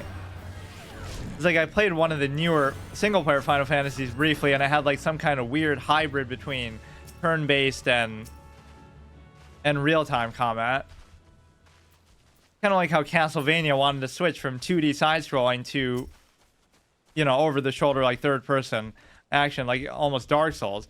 Dark Souls was the Lords of Shadow that we deserved, but it took somebody else to actually make it. Or like what I have to be careful of is an AoE ability that'll accidentally aggro a whole bunch of other shit. Playing like a mage, even though I'm a healer. Very strange decision, actually. Yeah, there was literally nothing in that description that made me think of it as a healing class. So I genuinely probably would have chosen that anyway. Yeah, see, the damage over time won't even matter for the time being because you just kill them so fast. Fate is short for a full-time active event. Public quests occur periodically in time around Erosia. Anyone Fate joined. Anyone can participate by simply showing up before it ends. Okay, I don't really want to do stuff that might involve other people though right now. Yeah, let's actually explore the whole forest. Level 6, level 6. So what I want to see is like what kind of enemy here is going to aggro by itself. It'll have like a red text over the top, I assume. Just so that I know for sure. These are all like, they only fight if you initiate.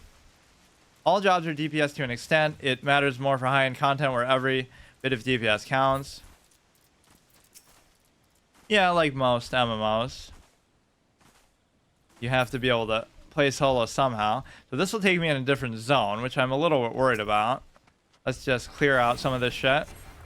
Or like that would be a real completionist way to play a game like this. Like you have to kill every single enemy on the screen before you can advance. And then by the time you do, they'll respawn and you'll drive yourself crazy.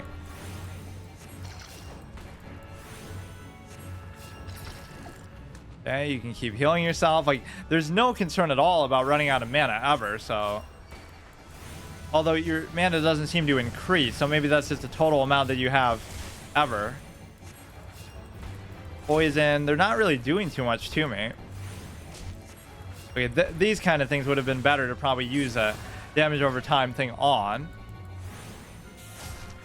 Not really kiting very well or anything. Nothing really seems to have much of a cooldown on it either.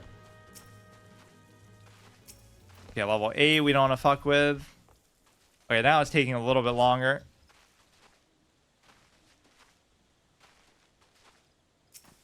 Level 6. 10k is max for all levels. Interesting that they start you with that. Naked Rock. Level 8s, level 8s. You know, I don't know if that means they're too high level or if that means they're aggressive. I'll assume it means they're aggressive. Okay, let's get to level 5 and then I'll go back and do some of the quests. So at least I'll be over leveled for doing them and then it'll be too easy. But the trade-off is, again, I could have died by not doing what the game wants me to. You are correct in your assumption.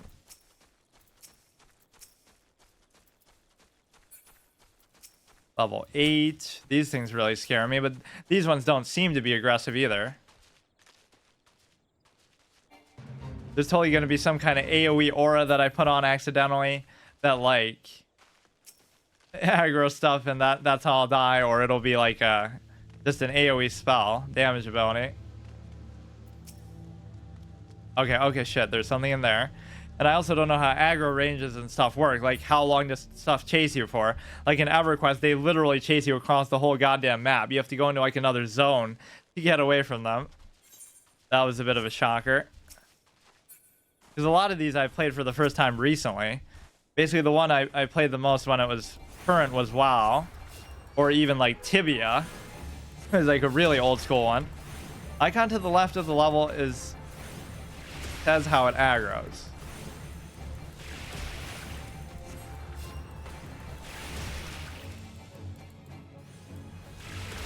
Oh, this one I actually have to wait and channel. But can you move while doing that? No. Pretty standard. Yeah, that's actually two games where I played a healing class where I almost never do that. Whether it be solo or not, it's just like Star Wars. It's sort of like the medic, I think. Yeah, let's go back. Random level 9s, even though we're closer to town now.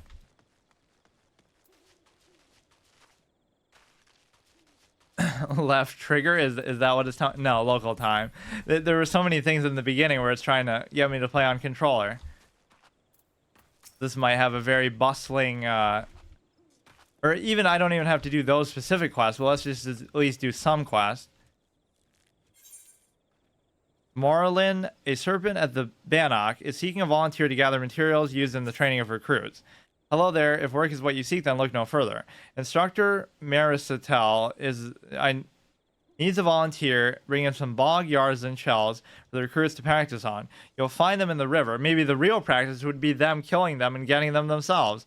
Once you've pried the carapaces from the four of the creatures, take them to the instructor. I really can't read today. Holy shit. Hazazam, a soldier of the Bannock, wants you to track down some of the initiates that failed to appear for training. Perfect timing. I was just looking for a likely lass. Now, would he say that if I wasn't a female character? Track down some of the twin adder initiates. 3 of the newest recruits have failed to report for training. Exhausted for a month of solid drills, I expect. Considering their current physical state, I doubt they've wandered far. Oh gods, please don't mention wild beasts or blood. They're fine, I'm certain of it. Seek out my wayward troops and tell them to report back to me on the double. Like that guy on the wagon said, oh, maybe you can keep me company for a while. And it wouldn't seem as weird if we weren't this attractive, bustling elf over here. Although that other one looked even better, the woodland one, which is kind of what I feel like being here. Let's see how swimming works. It'll be the old John Marsden effect where we just dump in the water and die in one shot. Yeah, there was so much about water being such a big part of the universe too. All the classes mentioned it, all the signs mentioned it, everything. So maybe you'll be able to get your own boat and sail around and stuff. Wood Whaler Sentry, Bent Branch Meadows, Hunter Scholar. Almost as impressive as a Javelin Cipher combination, Freelancer Cipher. Battle Warden. Well met. I've been dispatched by the Adventurers Guild to recruit volunteers for a special small-scale operations known as Guild Hess. These operations pit the volunteers against deadly foes. This sounds like some kind of PvP thing. Yeah, he didn't even offer for me to do it because he knows how weak I am. So where was the... Or I also like to try to sometimes play these without maps, but that's kind of unfair.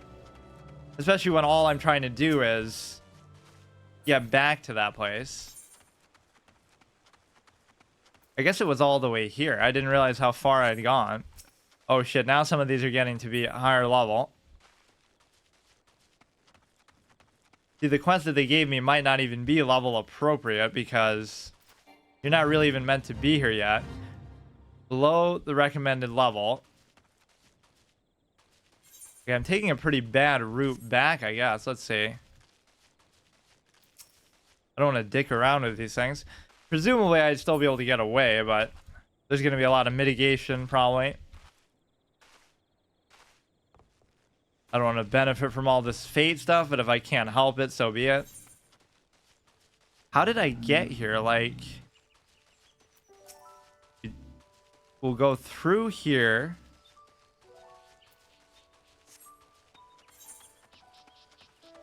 I kind of lost my whole thing.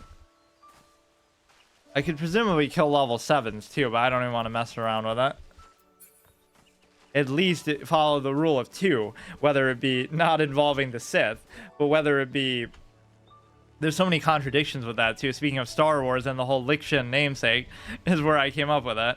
Like either fight stuff only 2 levels higher or at least 2 levels lower, ideally. Never go above that in most MMOs that will usually serve you well. Level 7. Okay, let's try to backtrack. Adjoining area. So I'm assuming it's this one that I came from. It couldn't be the other one.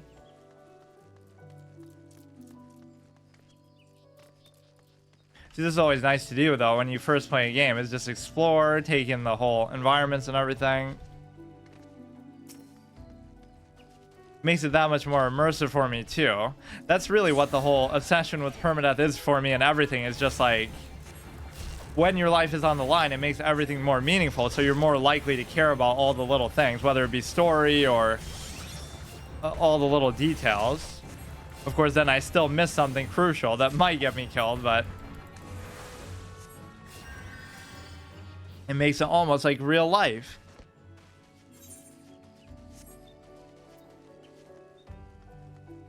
What does this say? Can't read it.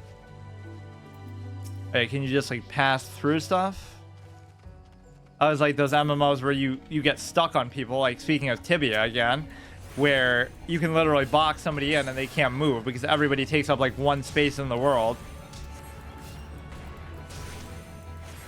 It's such a good troll technique. It can be somewhat strategic though too, like,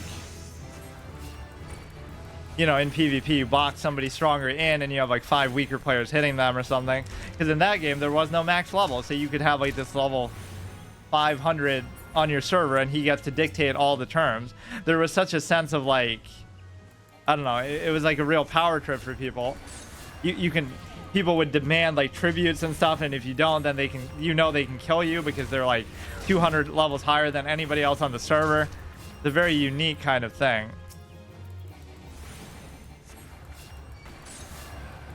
You got to start incorporating the dot. It also appears here. I guess I didn't really notice that.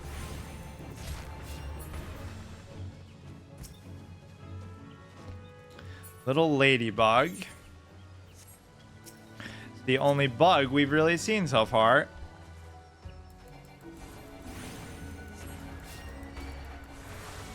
You go here. Yeah, everybody always says that when people complain about WoW, like, oh, you should try Final Fantasy that instead. The real WoW killer, though, was WoW itself. All the games that they said, that it might be how ironic, right? It could protect itself from every other game, but not from itself. It wasn't RuneScape, it wasn't Star Wars, it wasn't Lord of the Rings, it wasn't Terra, it wasn't Ion, it wasn't this, anything else.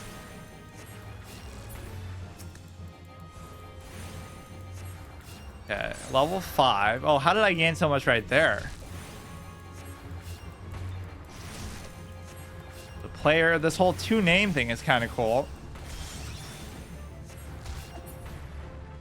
What was the other one that they kept saying? Oh yeah, like Guild Wars 2. A lot of people were saying that was going to be the WoW killer.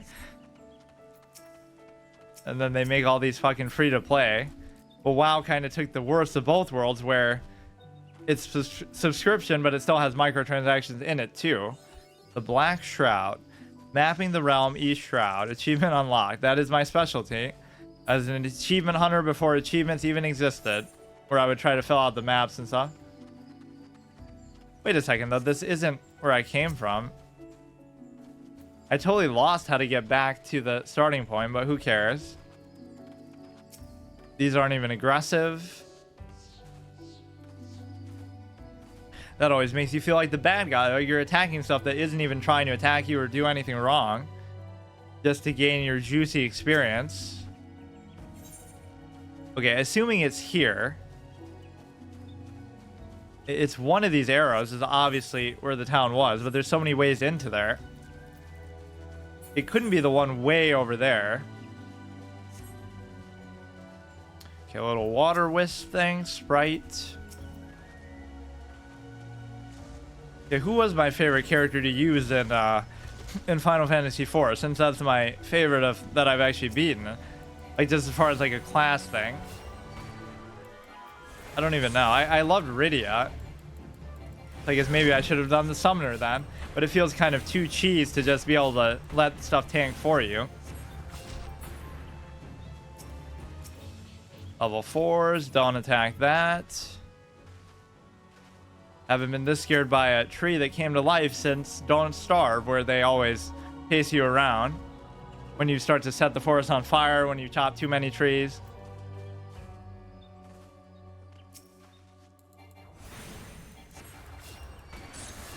The real danger starts once you get in aggressive enemy areas, of course.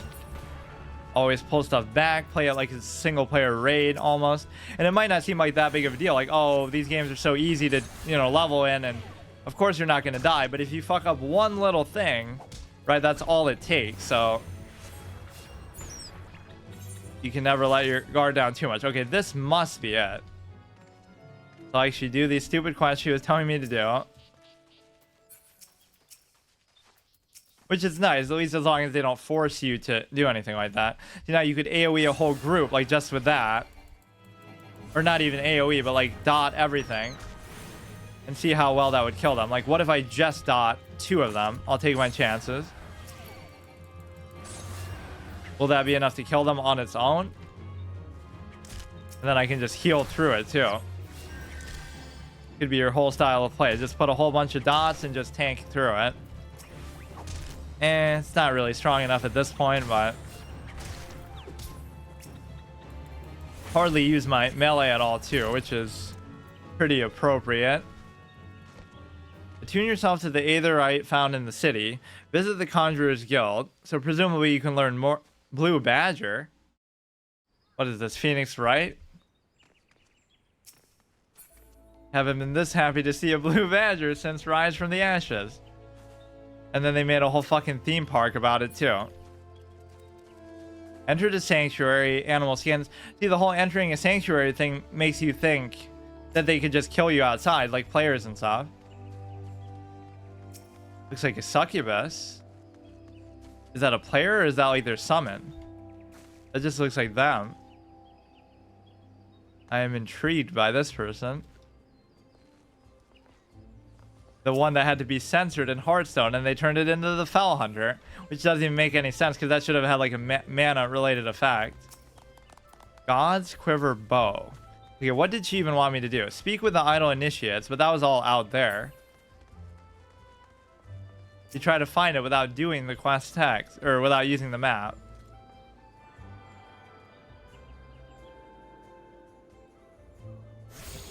You attune yourself to the Aetherite. Greetings, adventurer. I see you are faithfully following Mother Mayun's instructions. Yeah, so faithfully that I just went derped around the whole forest and came back. Allow me to offer you a bit of instruction myself. I am Nisia of the Wood Whalers, and I know a thing or two about Aetherite. Yes, the big crystal right there that you just touched. Oh wait, it's not working. The Aetherites are devices to tap into Aether energies. They are primarily used as a means of travel. Return and teleport, the most common transportation spells. I shouldn't be able to use that either. No fast travel run. And these devices are found in almost every corner of Erosia. Any adventurer worthy of the name will seek out and tune themselves to each one. Truly, few things in the world are so useful to an intrepid explorer. They keep throwing these little jabs. You're a neophyte intrepid adventurer, but you need not locate them all at once. Before rushing into the wilds, I suggest... Oh, we already did that part. Should you wish to learn more about Aetherite or transportation magic, I am here to answer your questions. Return learned. You tune yourself to the Aetherite, now you can use the return spell. And there was another one like that too. Teleport. Teleport to any aetherite to your home point. What does this require? Like, not learned yet, but it's right there. Normally you interpret learned as putting it on your taskbar. You have at least 2 of these. I'm sure there's ways to get more though too. That was always the most fancy thing to show off. Like WoW could have never been on console because they had like literally 50 fucking taskbars that you have on the screen. You wouldn't have enough buttons. So like, how would they advertise this? Play this on console and you'll only be able to use 1 through 4 instead of, you know, 1 through 20 here. Hooray. Limit your interactions. The spell return can be used to instantly travel back to aetherite set as your home point. Casting the spell does not require any MP. Yeah, because we really got to worry about running out of mana there. What else did she tell me to do? Visit the Conjurer's Guild and listen to the explanation of the markets. And pick up any other quests I see, I suppose. Bernadette.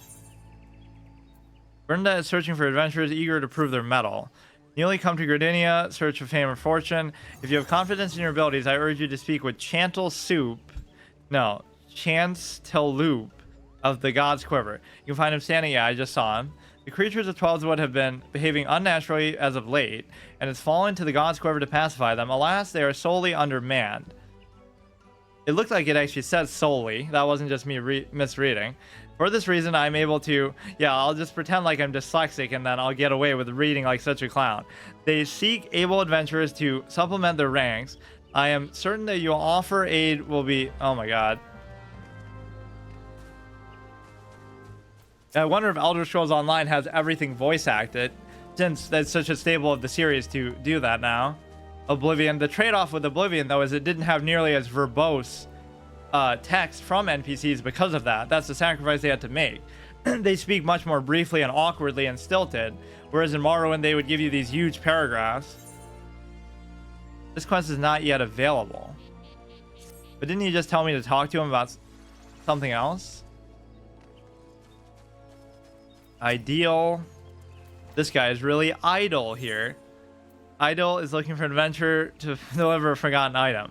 Precisely what we need. Not a moment ago, we dispatched our newest recruit, Artor, to inspect miqo'te's amphitheater. Regrettably, the young here has more spirit than sense and he charged off without his tools. Suffice it to say, he won't be getting any work done. Would you be so kind as to deliver them to him? Wonderful. Seek out Lou Helic in the acorn orchard behind the atrium. He should have Artor's tools. Okay.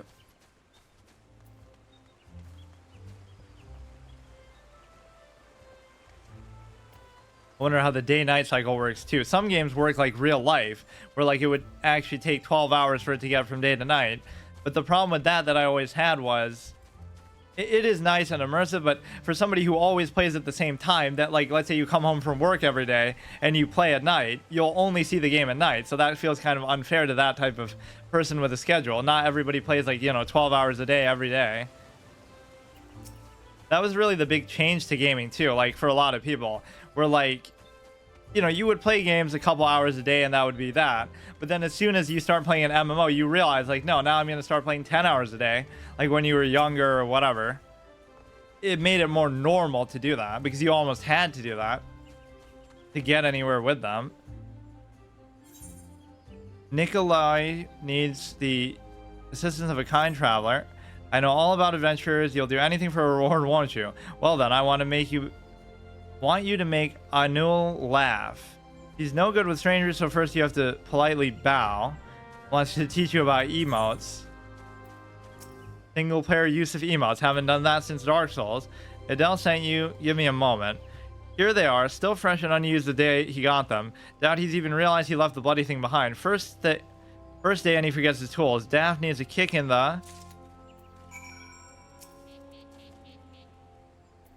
Speak with Chantelloop. Speak with the Idle Initiates. Slay Bog Yarzans, which are like all level 7s and stuff. I was told playing with the younglings would... So many Star Wars references here that I'm not even trying to make. Would make... Fuck. Would make a better carpenter. I don't think it's working. Jesus Christ. You use a Star Wars inspired name and this is what you get. Make this dude laugh. You're not supposed to be back here, you. Are you supposed to bow first? I should test out the emotes. Hear all like the class jokes. I mean the race jokes. The silly command does not exist. And you call yourself an MMO? What? That's just a natural instinct at least. Mommy told me to wait here until she gets back. My laughter is contagious. Like a chicken or something? What else? What else? We should just guess. This is like a deductive reasoning test to figure out what sort of...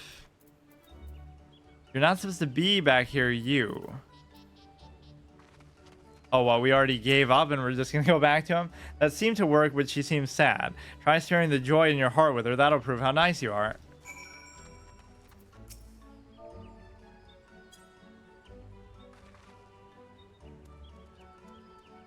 Motion joyfully.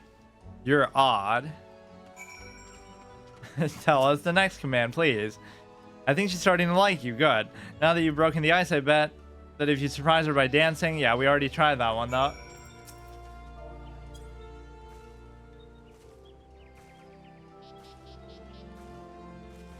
Maybe you have to talk first. Giggle. You're a really good dancer. It looked like fun. Maybe I should try it sometime. Interesting way to introduce them. Lost her father 5 years ago during all the fighting. She hasn't laughed much since then. So I wanted to, I mean, we're all worried, but a lot of the younglings have been following me around lately, and you wouldn't understand. Thanks for helping. Complete. How much money do I actually have now? 214. I don't want to dick around with the shops too much either. Seems like a very RP natural kind of game, though. Like, it seems like it would have that kind of community to it. A little bit less cynical than the average MMO. Maybe. It's just amazing how much the communities can ruin games. Like, not even like what they do matters, right? Because you could always just do stuff solo yourself, but just the whole vibe that everybody wants to take a game and rush to the end game and do it that way. Even if it is their first time playing it. Which is basically what you're saying in that case, is that the game's not really good and it's not really worth playing. Or the only good part of the game is the end game, which is partly a developer problem too. You should, you know, make it so that it's substantial in every way. In all its aspects, not just a dogmatic narrow view of the Jedi. There's another one. Always heed the spurs, my children, my younglings. What is this area? Old Gridania. Okay, what else did she want us to do? Visit the Conjurer's Guild. Kind of flesh out the town organically. That was kind of a fun decision, like with Hogwarts Legacy. Let's try to explore the Hogwarts itself without using the map at all, because that's like a RP of like, oh, it's my first day of school and I'm getting lost. Like, everybody's had that experience in life, so you should have to learn the layout of the school naturally.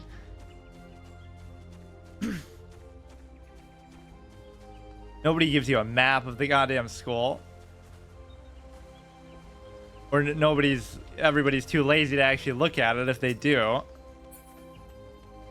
Not the florist.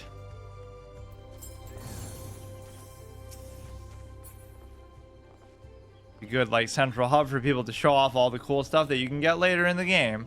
If you raid for a year, you can look like this guy. Level 59. Level 90 seems to be the max based on how many people are it. You can't help but find that out anyway. I like this person the most. They're just in like basic underclothing, but or they even have like a choker on and stuff. Yeah, is there like a Lord command does not exist? Love command does not exist? Kiss command does not exist. Hug. I think I just said hug. Okay, where would the Conjurer's thing actually be?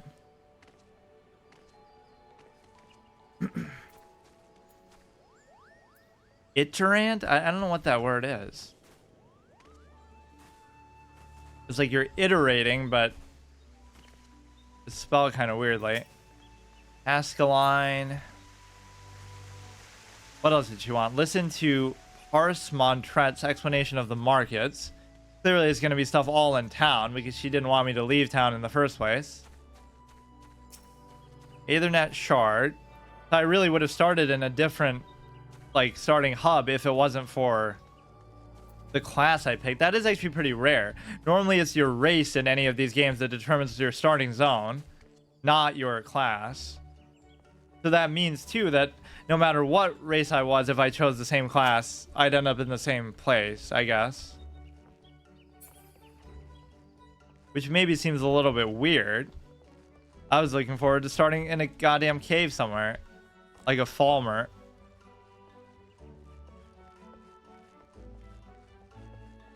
Odds Quiver. That one dude wouldn't let me talk to him. Even though the other guy told me to. The God's Quiver guy outside. Guild Receptionist. We don't really need to worry about that. Fimbaz. Fimbaz of the Archers Guild wishes you to deliver a sealed message to the markets. Hail adventurer, might you have a moment? I'm in need of a trustworthy soul to deliver a message to Parnell. You can find her in the Shaded Bower, the midst of the markets. Someone trustworthy who I just met. Why would I simply not go and speak myself? As I'm sure you observed, Gridinians have a tendency to be rather... in person, they can be, well, a little on the prickly side. The matter is not urgent. Simply hand over the missive next time you find yourself in the markets. Please, as a favor. Fine. Little Easter celebration. Is that actually why it's there like that? I always don't like when games try to do that. Like, even in Anthem, they were doing something, right? Like, I can't remember. They had some seasonal thing that seemed so out of place, even on the starting screen.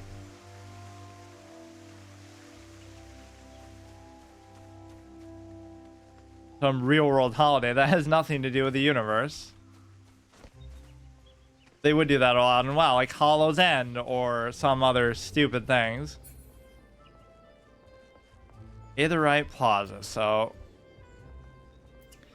without, I'm trying not to use the map. If I can just find these things organically, but I probably can't. Or it'll probably be on like another side of town. Carpenter's Guild. What is it even called? You have so many goddamn quests too.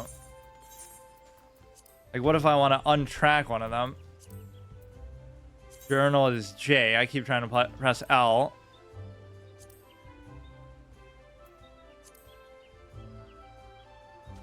Let's just try to find that. Period. Like the Conjurer's Guild.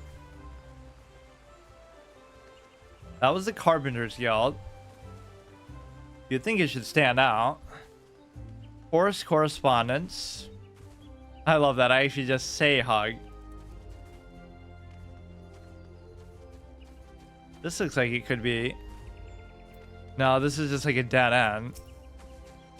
Or maybe you can go through here, I think. Fuck. Beyond this gate lies Sorrel Haven, a haven indeed for some of the most fearsome beasts you've ever laid eyes on. Passage will be granted to only those who can see to their own safety. Majora's Mask vibes. White Wolf. What is that? Geralt?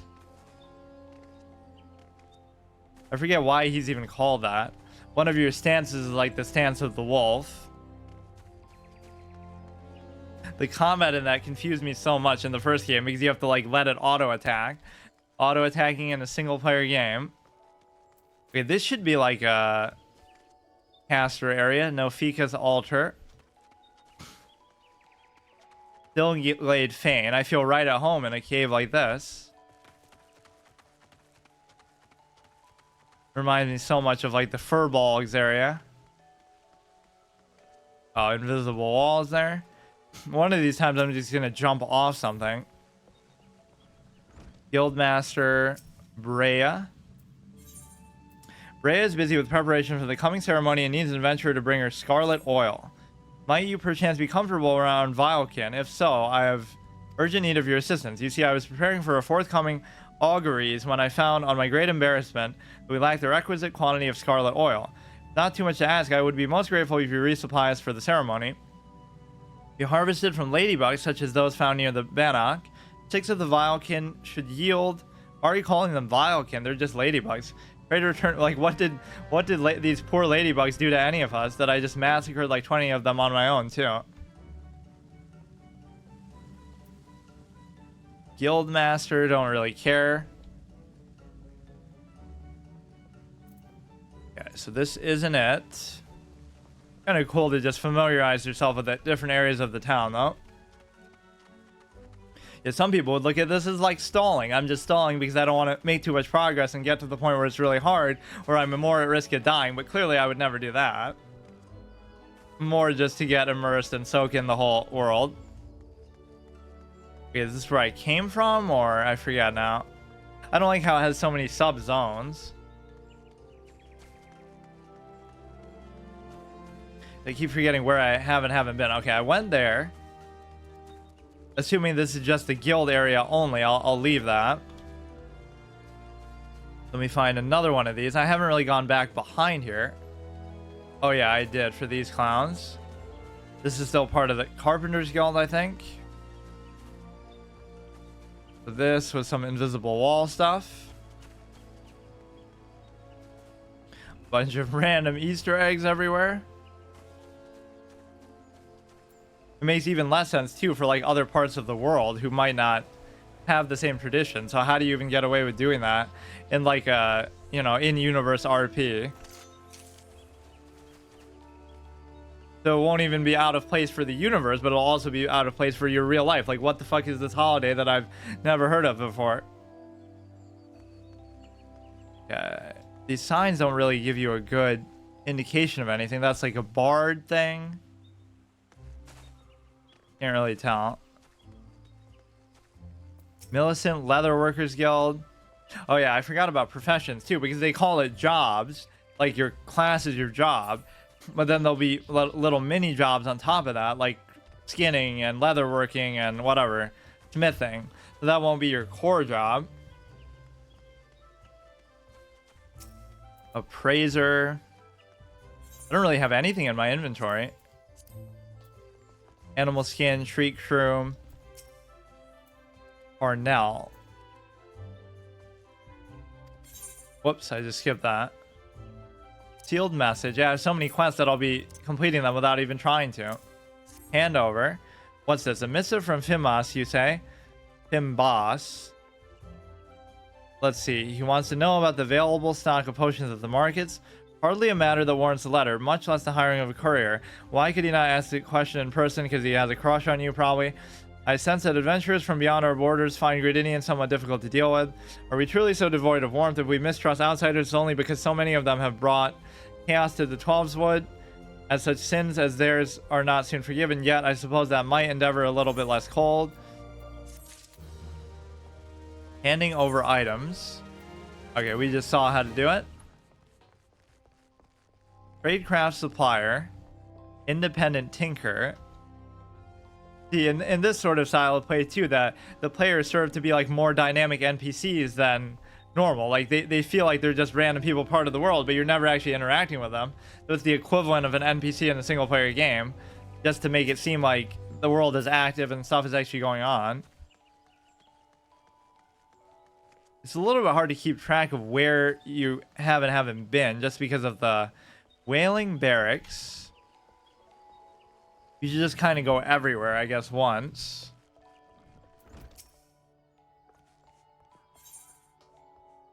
Boiselant of the Lancers Guild wants a fledgling adventurer to deal with the squirrel problem. Fresh-faced Lancer. Adventurer. The very manner of person I want to speak with. Lancers Guild looking for someone to track down and exterminate half a dozen squirrels. Specifically that.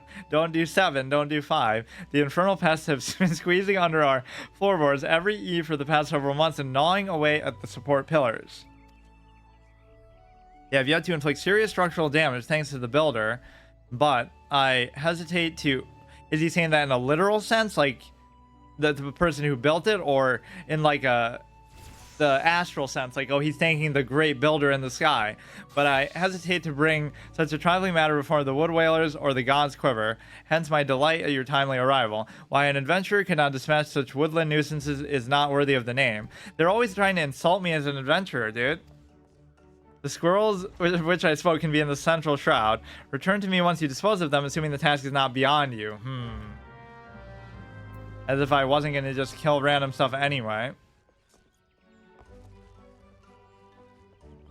I can't go through there. Not always super clear which doors open and which don't. Most don't. But some of those gates outside did.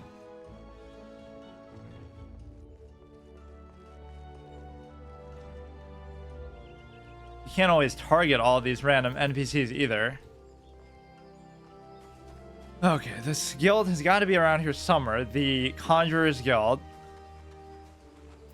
I keep forgetting that's what I am because I'm not the summoner type. Black Boar Gate. He'll probably say the same thing. You're not strong enough to do it. If you wish to venture outside, or I guess you just can't ever use that then.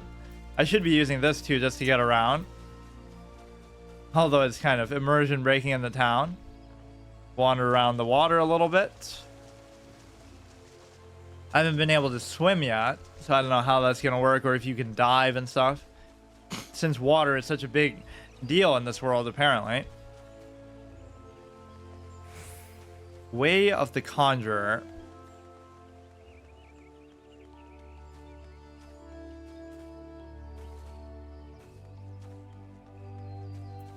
Ursundel. Will this open for me? Probably. So many of these goddamn gates they won't let me go through. District is home to distinguished Gridinians commoners may not enter. What's that called in Whiterun? Like the Cloud District. You make it up to the Cloud District often? No, of course you don't. The one passerby guy says.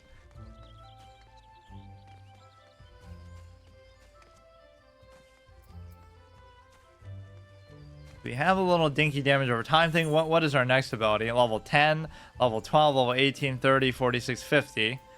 So maybe I can't get past 50 for my purposes because I don't have all the expansions or whatever. Apkalu Falls.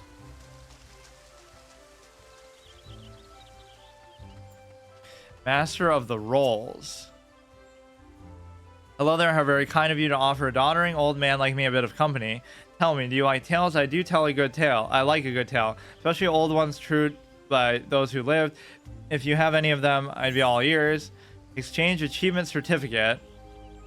I don't really care what that guy's up to. I thought by rolls means he would give me a sweet roll or something. I don't have any potions or anything either, which you would totally be allowed to use. It's just these games are usually pretty good about not letting you spam them because in PvP and stuff that'd be unfair. So if it has like a 2-minute cooldown or something, then it's fine. Odin. Lost your way, the path will take you to Miqo'te's Amphitheater and the Leatherworkers Guild. I did want to check out the amphitheater. Slay ground squirrels. Does that mean they're going to be flying squirrels in this game? Oh, here we go. Damn, so many goddamn quests to pick up. Delivery Moogle. Deucimand has need of an adventurer to deliver a message. Yeah, insult me first, then I'll do it. My superior Millicent is stationed outside Atelier Fen Yi. He's doubtless busy, but I'm past due to be relieved. Long past due, truth be told. However, I can't abandon my post. Speak to her for me, would you, but choose her words kindly. She has a bit of a temper. Okay, the mailing system. Greetings, tall one. I'm a delivery Moogle. Oh, I know what you're thinking. Moogles are supposed to hide in trees and avoid contact with outsiders. Why would they ever agree to carry about letters? Why, indeed, if I had my way, I'd be curled up under the canopy of a nice oak, dreaming about some beautiful Moogleette with a rainbow-colored pom-pom. I read that kind of wrong. But no, the moon had to go and drop from the sky, causing all sorts of terrible commotion. Aetherites were shattered from, and link pearls rendered useless. For the moons, the poor wingless people of Erosia had no way of communicating beyond screaming at the top of their lungs, which no one really approved of. That is, until the horned ones asked us to assist them by delivering messages. At first, we were wary of showing ourselves. Worried that one of you might catch and skin us like you do with every other forest furry. That's a fair interpretation. But once we saw how much we were appreciated, we knew we found our new calling. And I personally promised to try not to read any along the way.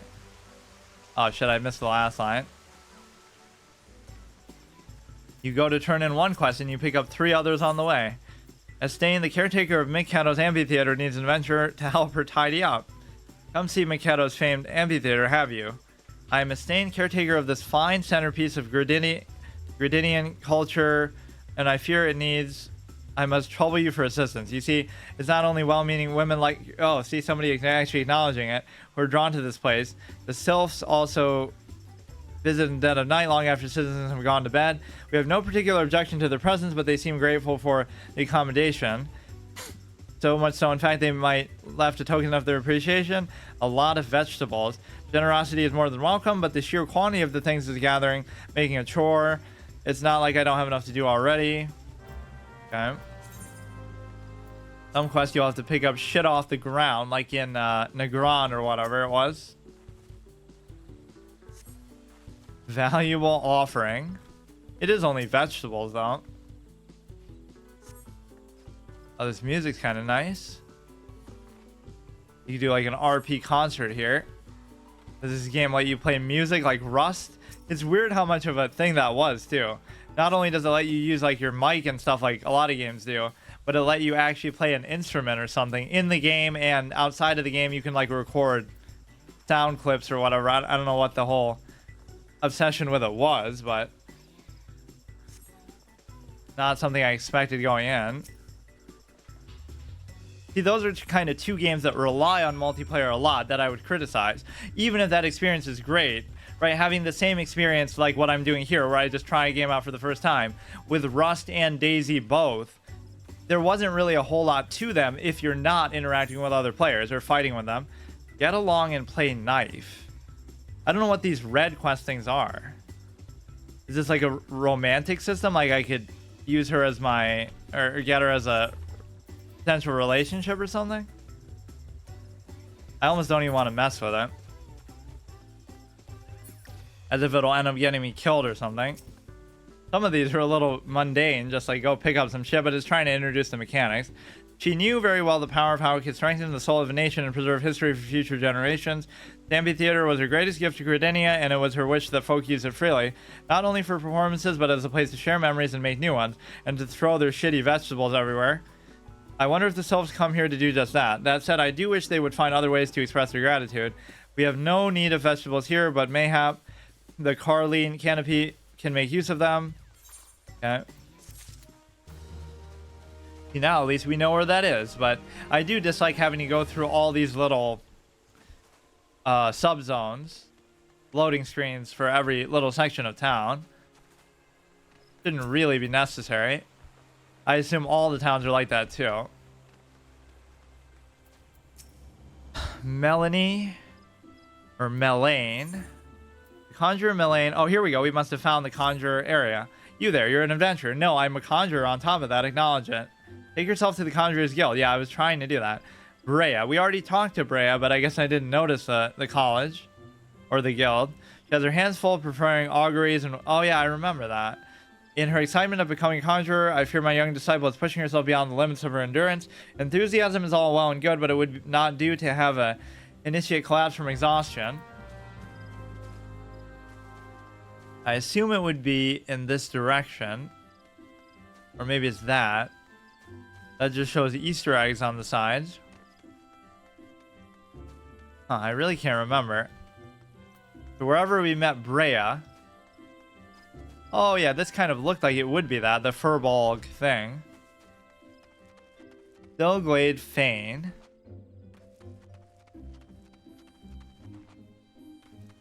I didn't really see any meaningful trainer or something to interact with. Maybe it was this person, guild receptionist. Because when I hear guild, I think it's like you're making a guild for other players to be in and stuff. You seek the secrets of conjury, then search no longer, for you have found your way to the Conjurer's Guild. So I made it there without realizing. It is Immune's request that you have come, then allow me to provide with an overview of what it is to be a conjurer. Conjury is the art of healing yourself and purifying, and also doing like random earth shocks and whatever, the damage over time. Its practitioners harness the power of nature, and that might bring about the change in the form of spells. Primitive magic, such as once wrought by individuals known as mages, meaning those with the ability to manipulate aether, has existed since the dawn of time. Not until some 5 centuries ago that the conjurer emerged from this shapeless agglomeration of spells and charms, an event which led to the founding of Gridania. In those dark days, the elements would not suffer a man's presence in the Trollswood, forcing our forebears to make their homes beneath the earth in the great subterranean city of Glamora. But their desire to settle in the Trollswood continued to burn fiercely. Time and again they sought to curry the elementals' favor. Unlike men and creatures bound in the temples of flesh, the elementals are beings of pure aether. Recognizing this, the mages of Eld reasoned that their talent for aetheric manipulation might allow them to commune with these theretofore enigmatic entities. It took 5 long decades, but our forebears finally succeeded. Their reward, the elementals' permission to dwell in the Trollswood, so it was that the nation of Gridania was born. Since that time, the elementals have taught us to live as one with nature, speaking to all Gridanians through the hearers, those mages who are unable to communicate with them, who are able to communicate with them, and for the intimacy with the elementals, the hearers would go on to attain greater mastery over forces of nature. Thus, they did conceive the art of conjuring. I hope this will help you gain a better understanding of it. Should you delve into it, join our ranks. I can begin initiation whenever you desire. Okay. Mind made up. I don't really have a choice. I mean, I am a conjurer or what? No, I'll go join the, what was the other one? The Thaumaturge, or what was the third one? The one that can actually summon stuff. I swear to God, every game refers to a conjurer as someone who's conjuring stuff like element, you know, you're summoning stuff. Reaffirm your desire to join it. Brother Isumiyan presides over the guild. You'll find him in the meditation area within. Go to him and make known your desire to join the guild. I guess I can use that as an excuse. I totally dismissed this place because I didn't think, you know, it's using guild in a different way than a lot of games do. Let's turn this in first. In that case, I suppose you might lend a hand, especially when mine appears to be shaking, though only very slightly. Not that it's anything to worry about. Mere nervous energy. I would be exceedingly grateful if you would take this rose oil and refill the sensors. There are 2 that require attention.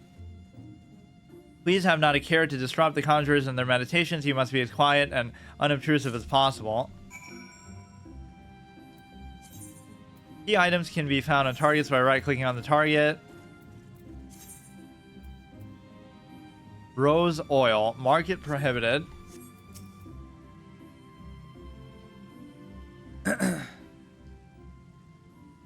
Isumiyan, welcome. We should become a conjurer of Stilgoid. Actually, I technically am a conjurer. Before you formally accept into our ranks, I would implant you the principles of conjuring. Pay attention well. Conjuring is an arcane art that takes life and living for its domain. Its primary purpose is salving of hurts and the granting of protection.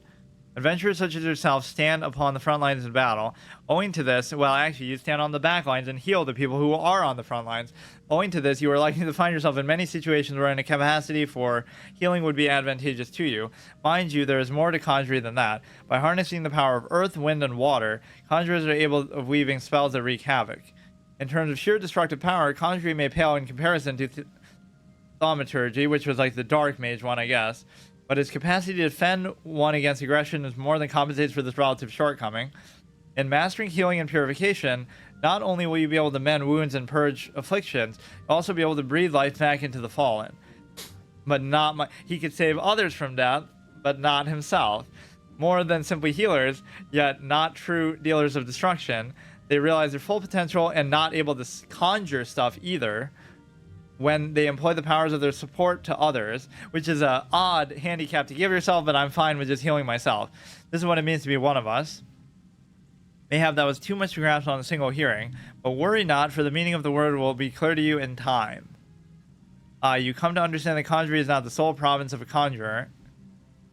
Should you wish to walk the path, I need you to understand, solemnly embrace our nature, to heed the will of the elementals, the 12 laws alike. Can you make this vow? It's making it seem like I'm choosing my class now, but I already chose it, so I don't really know if you could join like a different guild that's related to a job, at least, not like a profession. I knew your answer ere your lips parted, yet I am no less pleased to hear it. By the power vested in me, I hereby name you a member of the Conjurer's Guild, and so to work. Now listen, for now I should assign you a task. Your first task is a conjurer. Just beyond the city gates, you will encounter squirrels, ladybugs, and fungars. I want you to slay 3 of each. Lest you wonder how I can coolly order the taking of life, know that things are not as they once were. As a consequence of the calamity, and I might add, through no fault of their own, these creatures have become the burden of Twelveswood, a burden it cannot well bear. As a conjurer, it's your duty to carry out the will of the forest, and by employing your powers in doing so, you will come to learn something of your art. Go and perform your task.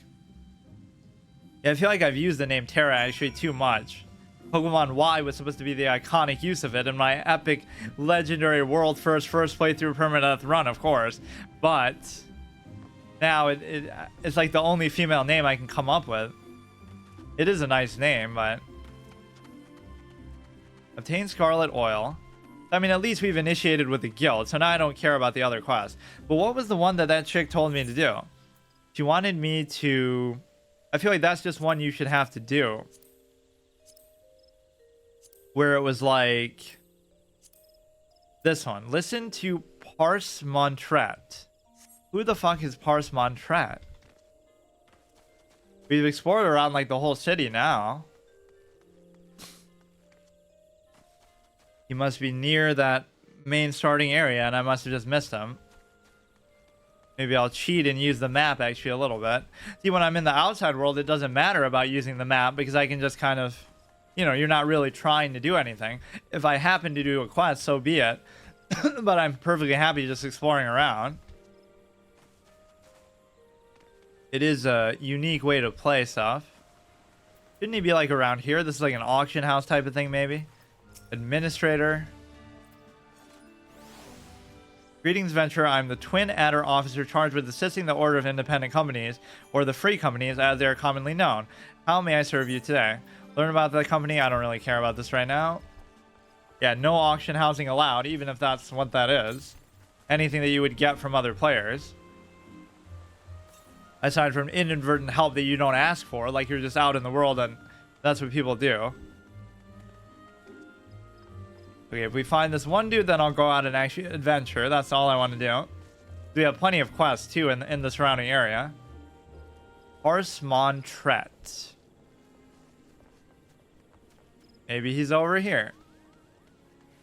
He's to do with the market, so you would think he would be right there. Or you can maybe even use the /target command to, oh, it doesn't go away there.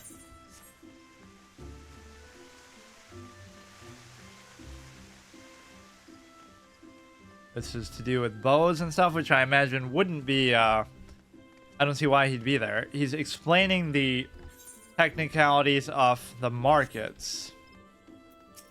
Well, let's do this one instead. Quiver's Hold. Bernadette sent you to me. Well, inexperienced or not, if you wish to prove your worth to the people, you were right to come. You do wish to prove yourself, do you not? Using items. Some items can be used granting various effects, like a potion, exactly. The wheat concoction instantly restores a small amount of HP. Let's just put this here as like a... I don't know what that means. Is that going to be F1? F1 targets you. It's like C1 or C2. I don't actually know what would initiate that. Like, let me try. F1 is just to target yourself. It's not Shift 1. Oh, it's Control 1. No, it's not. I was so sure of myself, too. Or you can just switch which bar you're using. But there must be another hotkey for it, too. Whatever, I'll just put it somewhere just in case I really need it. It doesn't... Does it say a cooldown? 160 max. It doesn't actually say it. That's an invisible wall. Good prediction. I don't like how many of those there actually are. This is sometimes what happens when games are out for this long too, right? It'll be some antiquated old stuff that they never change, and so there'll be some stuff that feels really modern mixed in with some stuff that feels really old. and you won't even really be able to tell sometimes.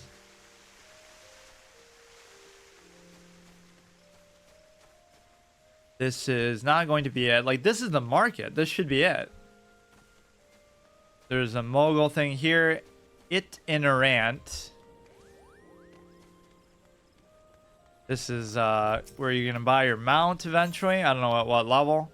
Rent a chocobo.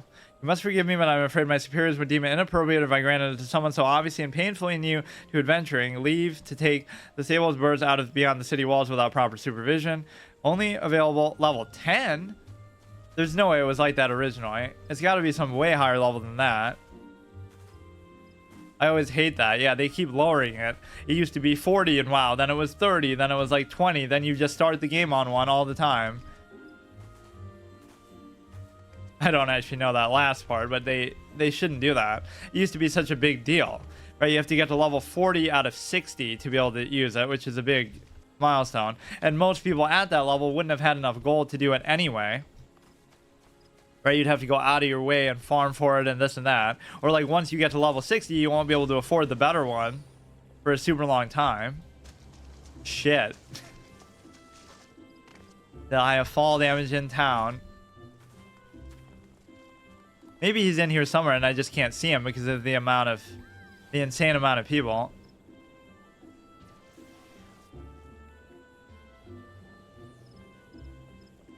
I think we explored the town pretty satisfactorily.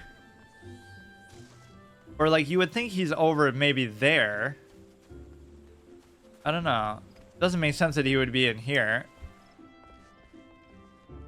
This guy's kind of moonwalking in place. I can't believe the guild master thing confused me so much though, but it's such a multiplayer intensive idea. Yeah, I'm going to make a guild and invite people to join and such and such. I'm not going to actually learn my spells there.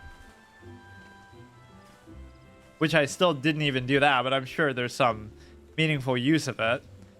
What was back here? Just, I think, an invisible wall. We impressed that person with our emotes. I cannot figure out where the fuck this guy is. At least not without the use of the map. It'll be our final puzzle in town, then we'll just go out adventuring. Yeah, see, I'll only get to like level 10 in this whole experience too, but that's why it's no rush. Normally these games wouldn't start you with such a big town either. They would start you with like a little dinky town, then you would work your way up to like the capital city or the big town later. This is an interesting choice. And they also wouldn't give you 10,000 mana to dick around with. See, isn't this the market? Florist. This guy. I don't see him anywhere here. Gradinia, old Gradinia. Could be here. Fine, I'll cheat and use the thing. I am Millicent. Hear me roar, preserving the past. What is the quest called?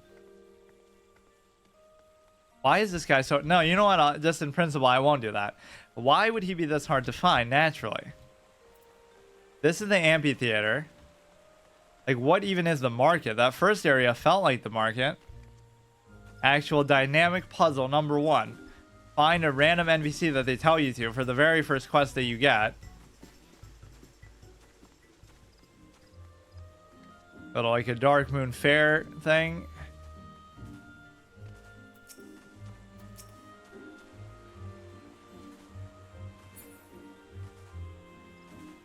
The art style is kind of like Lord of the Rings Online, just in terms of the overall approach. Of course, it's better graphically than that, but another quest. Holy shit. A botanist named Samiane is hoping an adventurer that can pick up scattered rose hips for her. Not there, not another step. Apologize if I startled you, but be careful. The ground here is covered in those rose hips. You see, my seed pouch had grown so threadbare that it finally split open. Unbeknownst to myself, I've been scattering Azima rose hips all along this road. Oh, good madam, if you could help me gather them after I so rudely yelled at you. Thank you. Your kindness is truly a blessing from the elementals.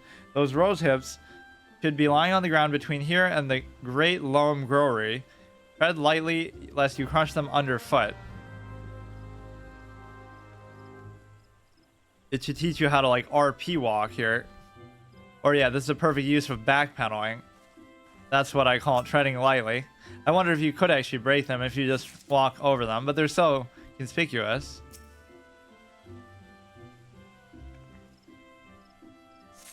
You should never do it like with one intent in mind. Like just kind of wander around and do whatever and just enjoy the experience. Imagine doing that in a multiplayer game. It's just not possible.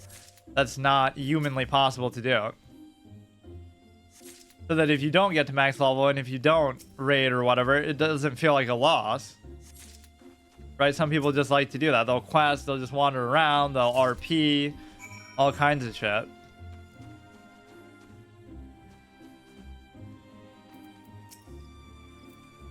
Ethelred. A botanist named Ethelred needs an adventurer to make a delivery on his behalf.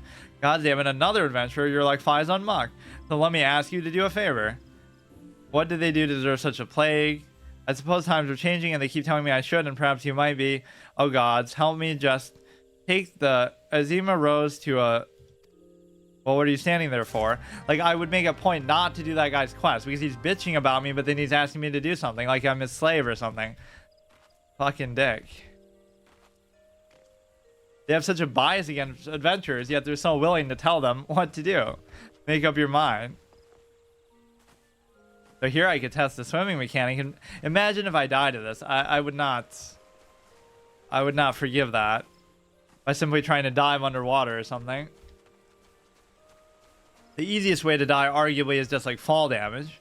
You just jump off a cliff or you get knocked off by some enemy that has a knockback ability that you might not even know is going to have one. That could certainly be a thing. Grimbald. That's why he wears a hat, you see. No thief's gonna get his grubby, bloody hands on our grain while I'm on my watch. Nay, not a single mangy squirrel. I don't know if he's saying that just as a general declaration of what he does, or because he thinks I'm a thief, that I might do it. What do these things even do? These couldn't be fast travel points because these are just other sections of the town.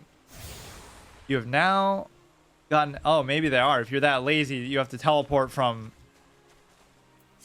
Or I guess you could teleport from the outside, too. I'm not even going to probably use that mechanic. Only thing I feel like I missed out on was the whole cave dwelling experience. I kind of wanted the background of that. That's even why I chose this version of the race over the other one. If I wanted the woodland experience, I would have just chosen the wood elf. Local time, which is actually inaccurate. It's actually an hour behind for my real time. But that just means the server's like in a different coast, I guess. Good madam, pray tell me you've recovered all those rose hips and abandoned them, not abandoned them. Hand over, okay. Blessings upon you, I feared this path would be lined with roses next year. Not that such a wondrous sight would be wholly objectionable, but Azima roses are ill-suited to this location. As a botanist, it's my responsibility to see gradinius plants grow and thrive in the most ideal conditions. A place for every seed. Ah yes, even when I'm not playing Plants vs. Zombies, I find a way to still do it. It was most gracious of you to find me in my time of need. I pray the elementals extend you the same kindness. Yes, extend me the same kindness by letting me find this dude at long last. This is actually like a story game, detective game mission here. Where is the elusive guy who is related to the market? This is actually unbelievable that he would be this hard to find. The other thing I can at least accept. They've tricked me once with the whole yellow serpent gate. The North Shroud. They tricked me once with the whole Guildmaster thing. Okay, this is on the outside, which I'm tempted to do, but I have to earn that privilege by completing at least this one quest. Then I'll just get to level 20. Watch.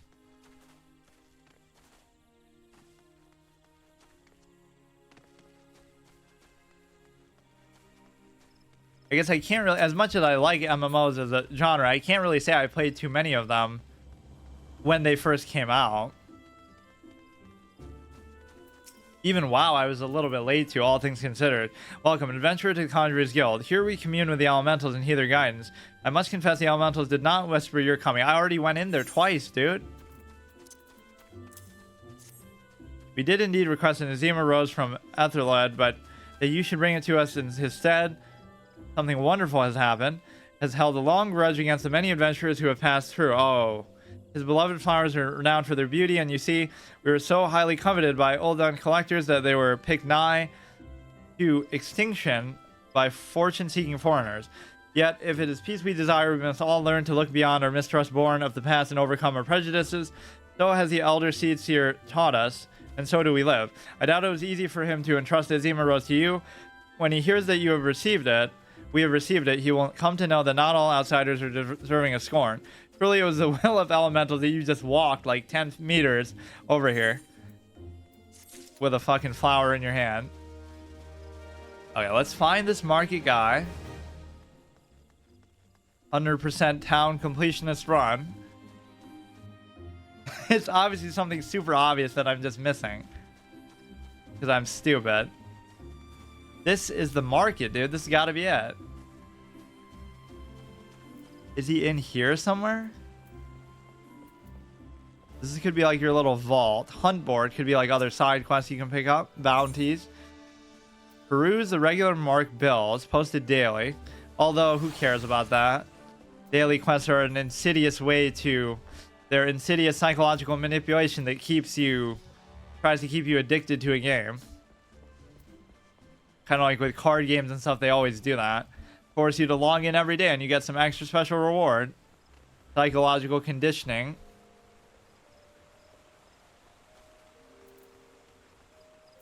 Oswald. Maybe he's up more in the front and I keep missing him.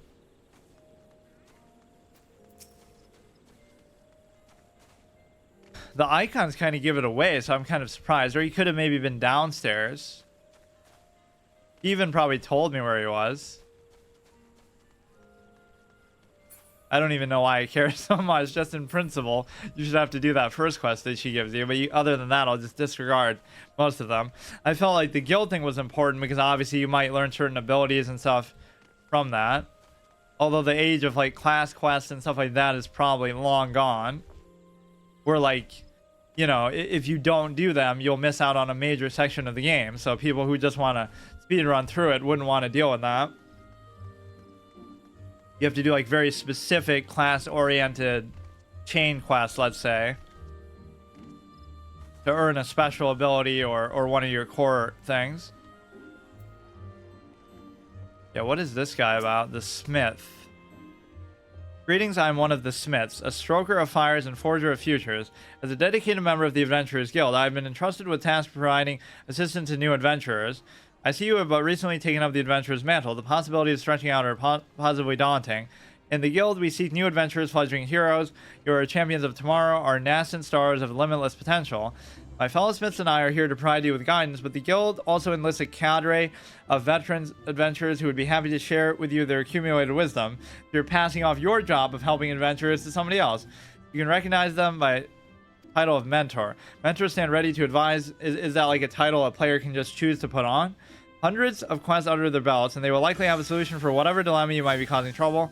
They even offer to accompany you on your adventures. Recommend that you take advantage of aid. Yeah, they're even begging for me to get help. If they don't know who they're fucking talking to, dude. But this one particular NPC still yet eludes me. Okay, I'm gonna sweep the town. Super thorough. His name is Parse Montret. What the fuck? How is it possible? He must be like outside, or he must be in like a different town, but that doesn't even make sense. And it's kind of too bad you can't go in first person, even just for RP purposes. Even if you can't like fight, or even if you can't see your hands and stuff in doing that.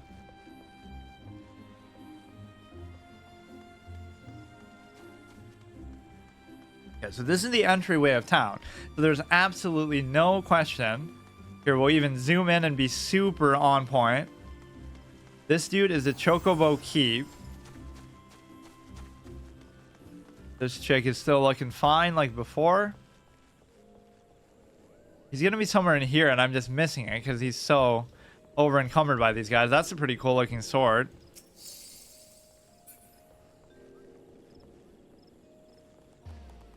I see they show off all the things that you have to look forward to. Abilities, mounts, gear. One day I'll be like them. You can't go up here. We could go back behind. So I'll use this place as like a check mark. So we'll start from here. You would think he'd be just around here, but I have no idea. This is unbelievable. So we can go right. What is over here? Should have familiarized myself with the town a bit, but it is weird that you have to keep waiting through those loadings. Not even the waiting, but just the fact that you have to split through them. They can render the whole zone outside in one shot, but they can't render... Oh no, I think that was split up too. Maybe the newer zones and stuff aren't like that. They just never bothered to update the Cantle Soup guy. I don't see why he'd be in here. Guildmaster, you won't be able to go through there. Here's Morgan over here. You know it's not a player because he only has one name. That's actually a good way to tell. Although a lot of the NPCs do have surnames too. It's totally going to be like one of those guild masters who's also, this doubles as the market guy, is testing adventurers by sending them forest fungi. Ordinarily, the forest funguars that inhabit the central shroud are not more than a nuisance. We received reports that vast clouds of the creature's spores have rendered parts of the Trollswood impassable and ruined crops besides. We periodically call the funguar population in order to prevent such occurrences, but the creatures have taken to spawning out of season, making it ever more difficult to keep their number in check. Though this is indeed a troubling development, the God's Quiver has more pressing concerns and can ill afford to waste time. But you can. If you wish to prove yourself, exterminate 6 of them. Yeah, only 6. They're complaining about their absurd numbers. Unless your adventure... This is one that it actually makes sense that he would ask like 100 different people to do. Each of you kill 6, and then we can keep up with their endless swarms. So this is not it. Go section by section once more. Otherwise, maybe I just won't do it, or I'll fail. I won't fail because I died. I'll fail because I failed on a story level. I can't find the fucking NPC that I don't even have to find. No minimap. We should even close it out. No, that doesn't do it. Okay, so check this, and then we'll go back to the center part. It's just hard to keep like a point to return to. Like I'll go from here to some other part, and then I'll forget where I was. Oh, this could be the market. Oh, we found it. Even though we still haven't found him, he's going to be in here somewhere. I guess I must have not gone to this part before. There's just so much overwhelming stuff that like I don't even want to take the time to, you know, worry about it right now. And it's not like I need the help of all these stupid, whatever, like buying shit, pay to win experience. Even if it's, you know, buying with your actual earned currency. We should be in this general area at least. Barracks. He should have probably been back there, honestly.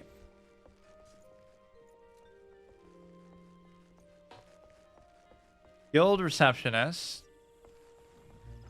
It is amazing how long some of these games go on for. Even when they first make them, they couldn't have possibly expected that. But then sometimes the expense of them makes you think this will take you to Northrend or something, some expansion. Ferry Skipper. Seek passage to the Lavender Beds, Sweet Bloom Pier. Is this a dock or a hotel? The Lavender Beds.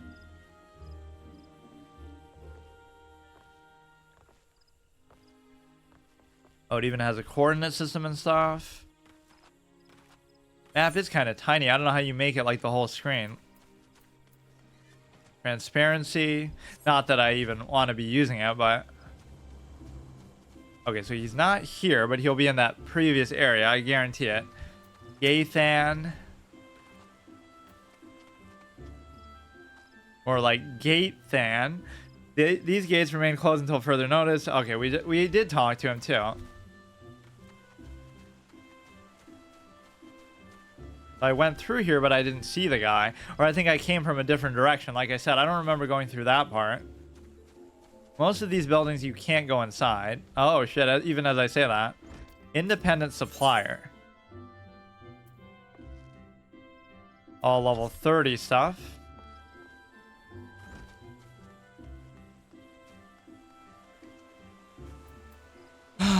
Let's see, let's see. It would make sense for him to be in that main area more so. Can't go through there. Of course, all the doors in these universes are blessed with magical powers that cause them to open on their own. Just like one of those video game tropes in general, like, oh, you can't see your feet when you're in first person if you look down, or you can't see even your hands or anything sometimes. Okay, we went through here. What is this guy doing here? The manor I once served was no less magnificent than those found in the gentry's ward yonder, and the magnificent as it should be, for it was formerly home to a generation of seed seers. However, the elder seed seer before last declared that he needed not such extravagance, and the abode came. Okay, fine. I really can't read today at all. Holy shit. Or I guess there's just so much reading that maybe I'm not used to doing that. Usually they break it up a bit more. Or they have voice acting. Seemed like an invisible wall, but I kind of got through it. Master of the role. See, so all this is still part of the market district, basically. So now... where am I now? See, the town's not even that big, but it's so labyrinthian that it keeps, you know, getting you back to where you already were. So it's a bit of a tricky thing. Okay, it won't be here. Let me backtrack through there. And then there's like 100 quests for me to complete outside. Pour the Zima rose oil onto the sensors. A lot of them are like, they're just giving you quests to do like right behind them. Like, pick up these things I dropped right next to me because I'm too lazy to do it myself. Just to introduce, obviously, the idea of being able to pick up stuff, period, without you having to expose yourself to combat. It seemed like maybe I was auto-looting stuff when I was killing it because I didn't choose to. I don't think I remember picking up this many things manually. The mushroom and whatnot. So this is like the amphitheater area. He should have been in that little hub area with all the little shops off to the side. Great Loam Growery. Ending to a chocobo. This is where we got the one quest from the dude who was being a dick. Botanist Guild. Guild Receptionist. This guy will go down in history as a very elusive, evasive NPC. Although I think I finally figured it out. At least that is the market district, so that would make sense. This guy won't let me go through. We just saw that. Yeah, let's just go back through there. He's got to be in there somewhere. That is maybe taking a bit too far. But then again, it gives you icons over their head. So it means like, well, you're kind of looking at their names anyway. But like, you can see the icon visually out of your character's eyes, but you can't just see it on this imaginary map. Celine Dion. Hello, beautiful. Why is this? I do like all the random dialogue from NPCs who don't even have quests and stuff to give you. All this must be the work of Fu Fu Cha and the Botanist Guild. I wonder if it's worth the bother to present myself there during the stay. Reminds me of like Fusoya, who is the guy who helps you, like he's Golbez's brother or something. I can't remember, who helps you against the final boss in Final Fantasy IV. Zemus or Zeromus.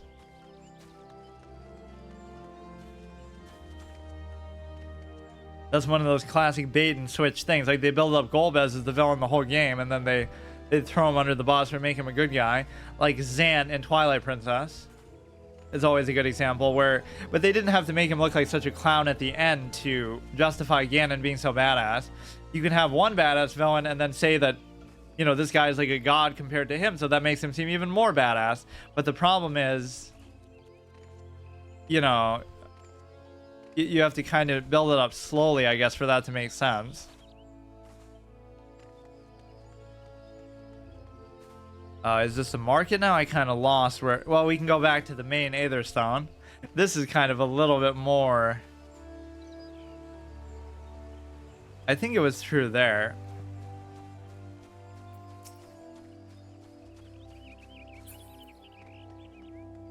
Okay, that would be probably another thing that's blocked off. Yeah, I think it was right through here. So somewhere in this place, the dude is going to explain the market, which I assume is like maybe there's an auction house and stuff in there too. He won't be in here either somehow, just to troll my whole existence. Ebony Stalls. We go through each of these fucking clowns, and which one is he? Come on, we have the best prices in the realm.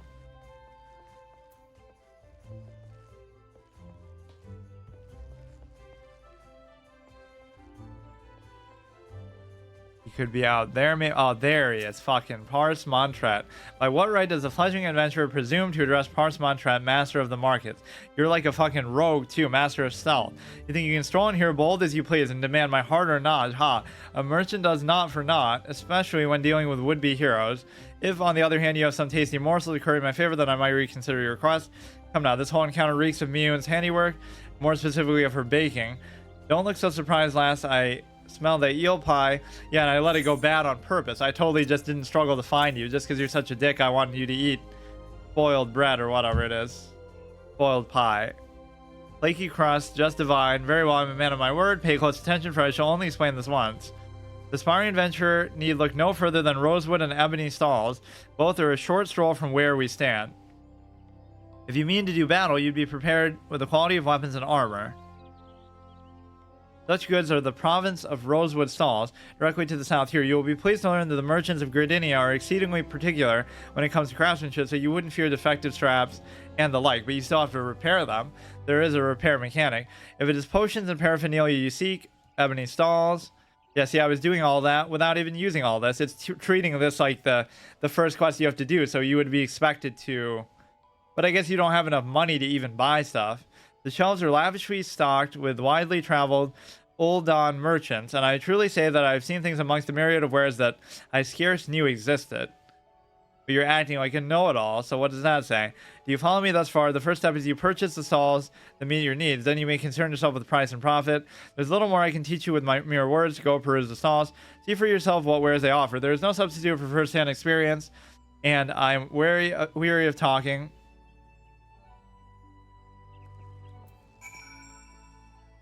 So now we don't have to return to her, I guess. We just have to do this. The master of the markets, Parse Montret, is willing to permit an adventurer to assist him in fulfilling an order from the Lancers Guild. Take my previous explanation will not suffice to state your curiosity. If you wish to know more of the markets, I shall give you practical education free of charge. As a master of markets, I entertain many requests. This order is from the whalers, for example, but I delegate their fulfillment to my hirelings, and that I tend to high task alone. That I might tend to tasks that I alone am capable of performing. That's actually pretty well stated. For I am a personal betterment. For your personal betterment, I shall delegate the fulfillment of this particular request to you. I bid you search the stalls for a bone spearhead, pot of beeswax oil, and a length of brambleweed robe. Deliver them to Singulid of the Lancers Guild. There's much more to these stalls. If you have dedication, seek and just read through the menus of what they sell. However, as my representative, you only need my name as payment. None will deny me. In fact, okay, then I'll just use that in the future too. Many will be too eager to part with their wares, so numerous the debts that I am owed. A fine proposition is it not? I am spared a simple task. You gain priceless mercantile experience. Why I should rightly charge you for such an opportunity. I like this guy, but worry not. I am a man of my word, and the terms will stand. Deliver the goods from Steingald. See my fit to reward you. So that means that at least the first one is done. I don't know how you minimize these. Now we'll go out in a moment and wander around and do a bunch of these quests that we picked up. Get to level 10 at least. I mean, this is still on high settings, so this is generally how it would look. It might look slightly better. I feel like I could run it on the extra high one too, but I can't imagine why not. Like, I can run modern games from fucking 2023. Even Hogwarts Legacy was giving me a little bit of difficulty, but there's no way the graphics of this are as good as that.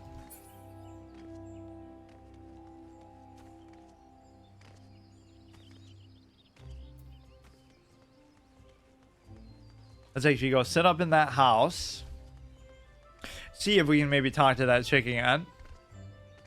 So, I mean, he was pretty easy to find. I just didn't go to that section, I guess, very much.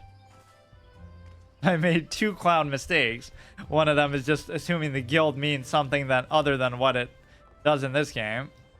Now, I won't do your next quest, whatever it is, unless it is to go out and kill stuff.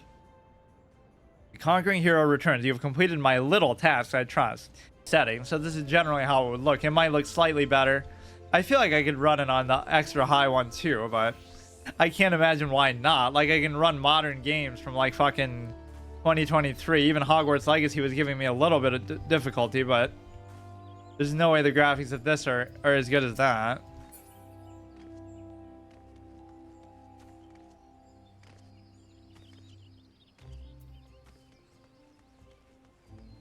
Let's actually go sit up in that house. See if we can maybe talk to that chick again. So, I mean, he was pretty easy to find. I just didn't go to that section, I guess, very much. I made 2 clown mistakes. One of them is just assuming the guild means something that other than what it does in this game. Now, I won't do your next quest, whatever it is, unless it is to go out and kill stuff. The Conquering Hero returns. You have completed my little task, I trust. 3 locations you visited will feature prominently in your life as an adventurer. It is best you grow familiar with them as soon as possible. And you took time to listen to the woes of the citizenry.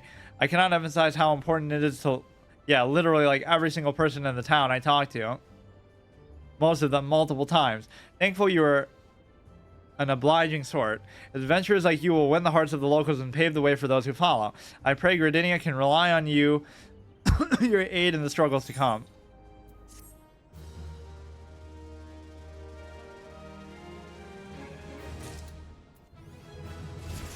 Yeah, we can always pick up the quest. Wishes to seek an adventure to the instructor at the Bannock. Have you visited the Bannock? Yes, I have. On your wanderings. Very appropriate. It is a training ground found just outside the city where the soldiers of the... Outside the city? I thought... I don't know. The Order of the Twin Adder... Well, at least that's good.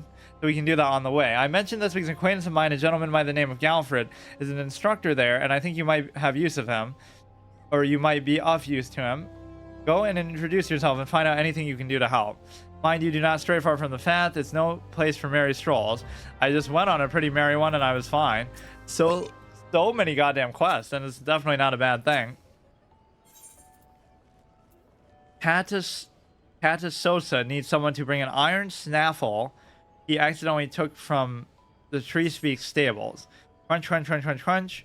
I think we've done enough in town, though, so I'll only do the ones that are on the outside. And the whole beauty of it is just in the presence of wandering around, right? I won't even make a point to, like, I'm trying to do this one. I'll just do whatever I was doing before, and it'll end up completing them anyway.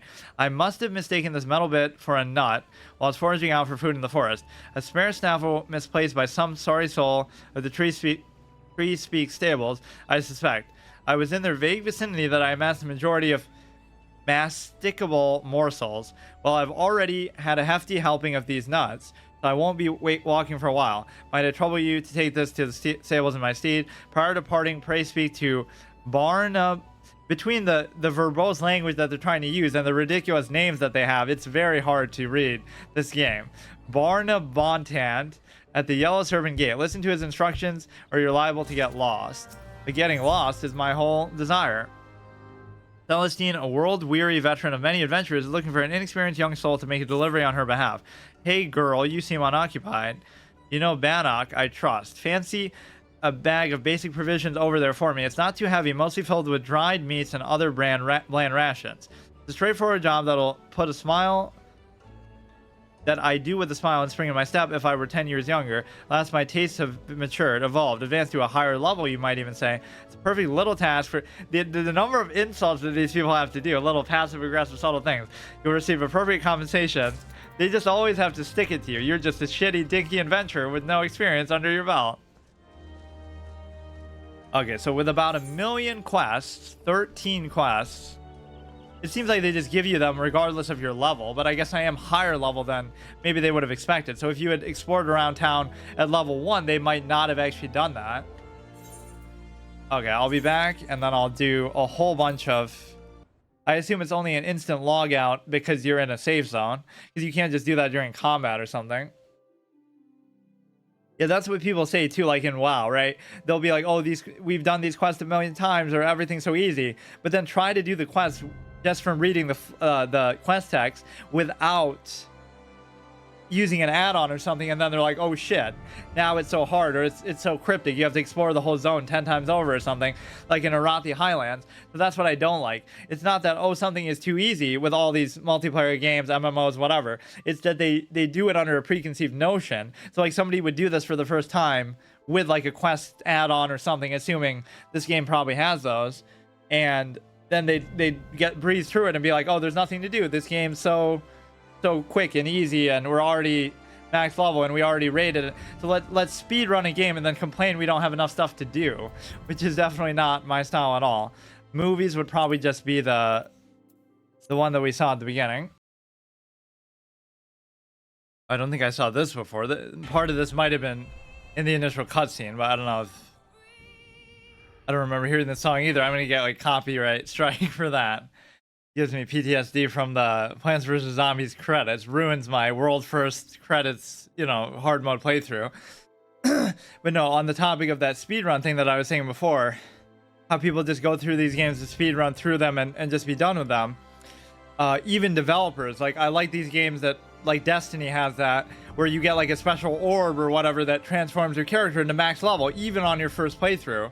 A lot of people were telling me just use that, but it's like I want to get to max level at least once, more organically, and maybe then try a different class, or I still wouldn't do it. You have to go through the data center first. Only thing that confuses me about the servers is there is no sense of like there's no sense of a PvE or PvP server aspect, right? Like there's nothing that it tells you with that. World is full, which kind of disturbs me a little bit. Either that means the servers are small, or it means that this server is kind of overpopulated, which I don't really see why I should have to deal with that if I'm, playing solo anyway, but it didn't really bother me so far. So I don't really have a particular goal. I'm just, aside from just staying alive, just don't die. But now we'll go outside town. I'm satisfied with what I did as far as exploring the town. I think the character's kind of growing on me. At first I said the other one looked a lot better, just the other elf, but when she's expressive she looks good, but when she has that stiff face like on the title screen. Lodestone play guide in your browser. I am the play guide, dude. We won't get another ability for a while, so that's kind of a little bit not super interesting, I guess. And even these are just ranks of the spell, so what is that? There must be something more that I'm not. Repose. I don't understand all this. Like, class actions, role actions, traits. So we'll get this at maybe level 8. Oh, so everybody would get that of different classes, not just Conjure, White Mage. I don't even know what all that is. Some of these are going to be quest targets, so Storyteller 1. I haven't even seen that menu yet. Achievements, I won't worry about it.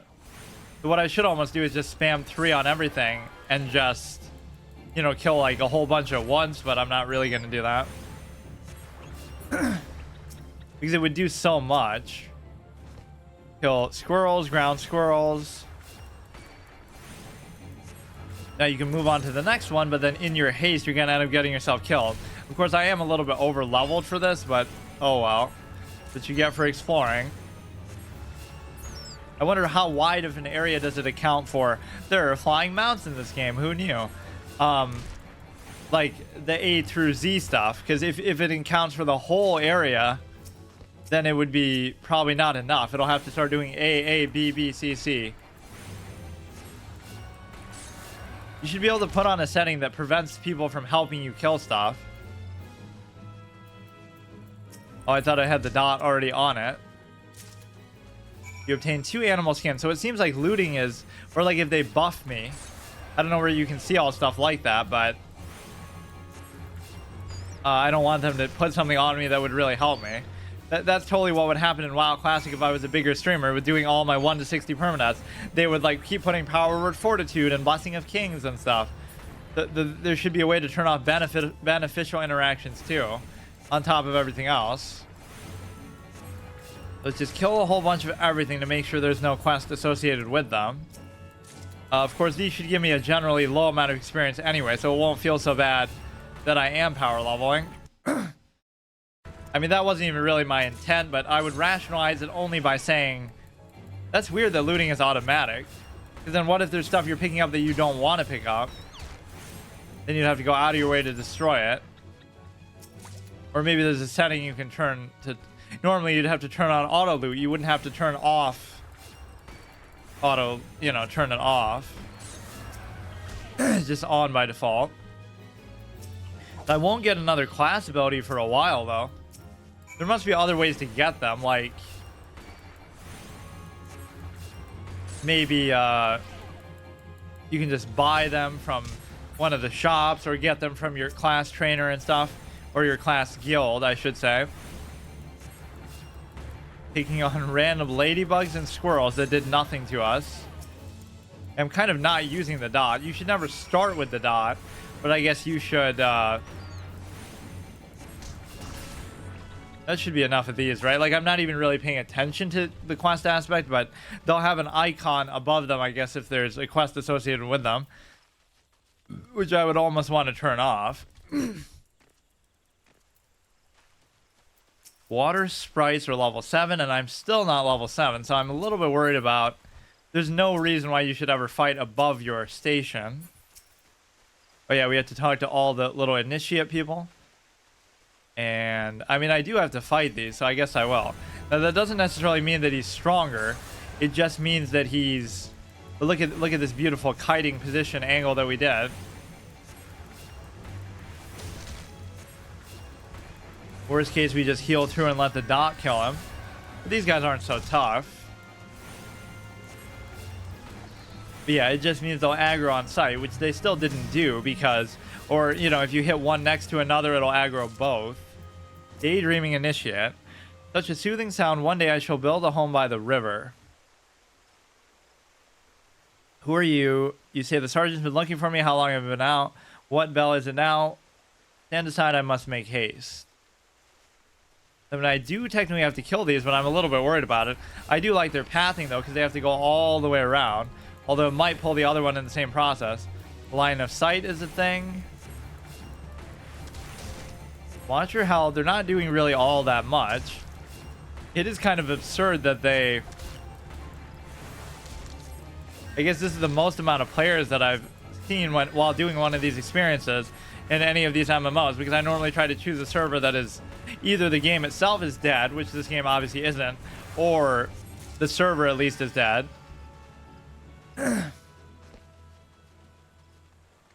That is interesting. Not only is it auto loot, but it's like compelled auto loot that you can't avoid. Fair skies. Yeah, there'll be a quest associated with probably every enemy type here. These are a little bit too high level though.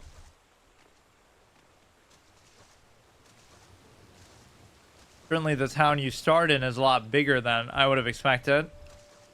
And they should have started you here at this dinky little, you know, Riverwood looking place, and then have you go to Whiterun equivalent like what we just did later. That's one of those guys who starts with an L, I forget their name, who have affinity with like professions, I guess. I forget actually what the description was. Oh, so you could teleport from here. I guess I'll just get it, but I don't really have to use it.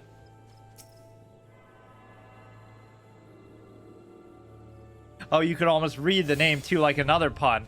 It's supposed to be Liction, like affliction. So Darth Liction, like Darth Sidious or Darth Vader instead of Invader or Insidious. But you could read it like, instead of, wow, I actually didn't even think of that at all. Instead of dereliction, it's terreliction. Wow. We get 2 puns in one. Jesus Christ. Very few of these games actually have the multi-name capability. That is a very fortuitous thing. Let's see, what level were the things over here? I keep forgetting. Totally, I do this just out of restlessness, not because of, you know, like Oblivion, where you can do it to farm your acrobatic skill. I would inadvertently subvert my own RP if, like, that's not really a very fun thing to do, to just jump around as you're going about your daily business, but I'm not doing it to do that. It's just, you know, it's so hard to avoid doing it. Very strange to play a healing class this way. Oh, shit. You know, I shouldn't even fight this thing. There's no shame in running away. Although I almost want to test my limits, but he's a little bit too high for my... Or let's test the aggro range. Like, oh my fucking god, what am I doing? But see, even that, I'm not too worried, because my health value seems to be fine. The other guy reset. I don't like this auto-turn camera stuff, too, either. So if you cast something while you do that, it'll automatically turn you around. Okay, so it's not that hard to get away from them. I was, of course, testing that entirely on purpose. So going that way is a big no-no. Let's go the other way. Forest Funguar. Say like Jaguar, but instead Fungar. See, it seems pointless to even do the dot because they're just dead before you even know it. Yeah, just make like every aspect automatic. Auto attack, auto loot, auto everything. It's not even really a criticism of this game, just gaming in general. Just give you the least amount of interaction as possible.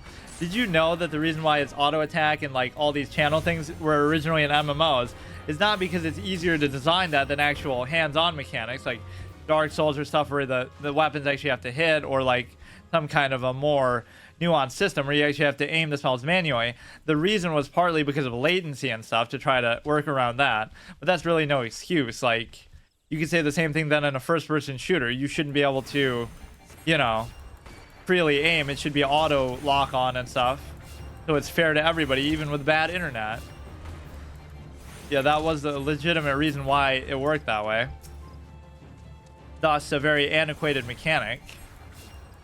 That guy just runs me over with his horse and we lose. That could be an RP interpretation. You can't do anything that looks like it would kill you either if it was real life. So don't stand like in the center of the path. That's taking it way too far. So we even have the sprint ability, which I keep forgetting about. I like having those base mobility things, like, yeah, more mobility than Bioshock, a game where I begged for like a roll button or some kind of a, where you wouldn't just have to turn and run away. It feels kind of awkward, like a strafe, Metroid Prime jump strafe type of thing. So you just play Diablo 4 where you have spacebar as just like a base mobility to like do a little dash. Sometimes those things can feel a bit overpowered, but it is always nice to have something like that. But these would not be really class abilities, even though some of these might make sense to be a class ability, like, you know, teleporting to do with a spellcaster.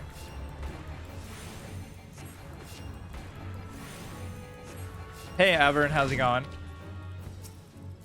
I think we did enough with the mushrooms. It's kind of ruining it by telling me exactly when there's an objective associated with them.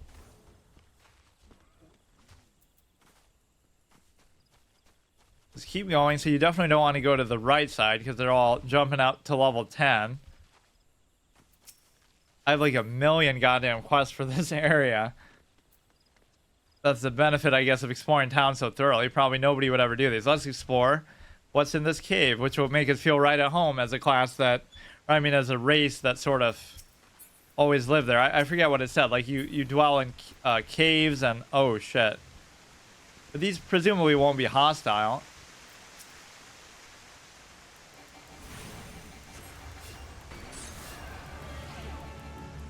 Or it's not even looking like I can target it. Oh, I'm pretty good. Forest Fungar. These are normally like level 12. Jennifer Honey, but he's not showing any signs of aggression. We'll be strong enough to fight those one day, and then he'll have some special ability that aggroes every other thing around him and get me killed. You never know with troll mechanics like that. Or I'll just accidentally hit him. These I don't even really have to kill. I don't know what this place is. Just like a little sanctuary shrine. You never know. That's half the fun, though, I guess. There was something like that in one of these that I've played recently.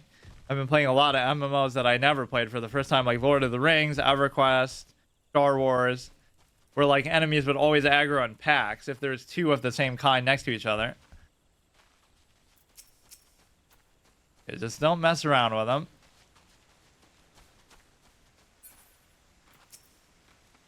Slaughtering all the friendly younglings who don't pose any threat to me whatsoever. We're the hero, by the way. These things it's not even really telling me to kill. This is where you can always abuse the terrain. Like, by the time he gets to me, he's already dead. So if you were really hardcore and worried about dying, this would be the way to do it. Now watch. We can jump down.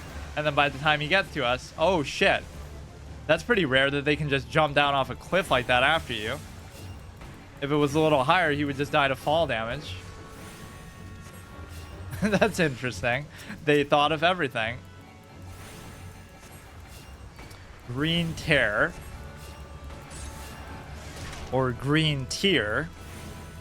It's all water. Little skill shot ability. That's kind of fun, though. That mixes up combat. You're not just button mashing mindlessly the whole time. Oh, shit, I am actually taking a little bit of damage, too. Kill a little water sprite. There's no threat of really running out of mana. And the reason why is because you have literally the max ever at level 1. I'm not sure why they thought that was a good idea. Like, I've never actually seen a game that really does that. So your end game abilities would make this actually a threat to run out, but these things seem kind of resistant to my damage that I'm doing or something. No hidden secret behind the waterfall. That's always a classic. Like a chest or something. Most of these I don't really have to kill. You could kill like one of each thing though just to test it. But then if it has to drop something, you'd never know. Like assuming you're being so unwilling to look at the quest log and stuff just to do random stuff. I don't like all these subzones though. That's something that does feel kind of antiquated design-wise. Like, even going back to old school MMOs, they didn't always do that. These are all level 10, so that's a little bit too high. Always use the rule of 2. Only 2 above or 2 below. Ideally, 2 below is very safe. Okay, this... I mean, I'm kind of just ignoring most of the stuff because it's not telling me to kill them. Look at how many goddamn quests he gave me so early, though. Level 7, you have to kill the Yarzon things. Level 9, I just don't really feel comfortable with doing that. Let me go by the water and kill some more of those guys. Nice peaceful ambiance. This game has been around for over 10 years. So imagine all the expansions and changes. So I wonder if this is exactly how it would have been when you first started playing. Whether it be with the races, the classes, the ability, the combat. Did you really start with 10,000 mana then? Probably not. But at some point they probably just wanted to make the leveling experience a face roll. Even though I'm talking shit now, I'll probably die as bad karma. Weird to choose a healing class, I will admit. Not really my style, but, you know, mixes up the mage aspect a little bit. My obsession with mages, the sorcerers and stuff. You would think Hogwarts Legacy is just made for me, considering that, but there it means a little bit less because you have less of a choice. Below the recommended level. I don't really even want to do these at all. Like, because then you might benefit from other players. Trickster Imp. Am I, like, getting experience from this or not? Probably not unless I engage them. Wood Whaler Lance. Can you just die so then I can fight them one-on-one? Or let's just fight these things and ignore what's happening in there. And then I can always run away. As long as we got a 1v1 encounter, I don't mind it. Yeah, and that's also an extension of the rule of 2, not just as far as levels, but never fight more than 2 things at once. But really, never fight more than 1 thing at once, quite frankly. Heal yourself. I don't think my abilities are really going to change much for a while. Yeah, what is this place anyway? Level 9. Let me see if I can take him. Worst case, I can heal through it. Oh boy. Oh no. Not even the fact that the gate closed, but just the fact that you're getting hit from multiple directions. Okay, just relax. 77. I can use the potion if I need to. That was a triple attack. Ambush. That I walked right into. Imagine if that gate just stayed closed, and then they'll still be able to snipe me through it like the trolls that they are. Okay, we have to find those little spider-looking things on the water, which is not any of this. That's like a good ADHD test or something where you can't stop jumping. It's such a hard habit to break. In any of these games, I always do that. Good thing it's not like a stamina thing where like, oh, then you won't be able to sprint when you really need to. Meditating initiate. Okay, so there's one more of these guys I have to find too. Even without looking at the objectives, do you not see I'm attempting to become one with nature? It kind of skipped that on its own. Sergeant Kamazam sent you. Matron's tears. I better get back before she makes her boot one with my backside. Idle initiates, kind of like waking up the peons in Duratar. Level 7. He's kind of in the town too. What is that? He maybe like bugged out and just climbed up the thing. Invulnerable.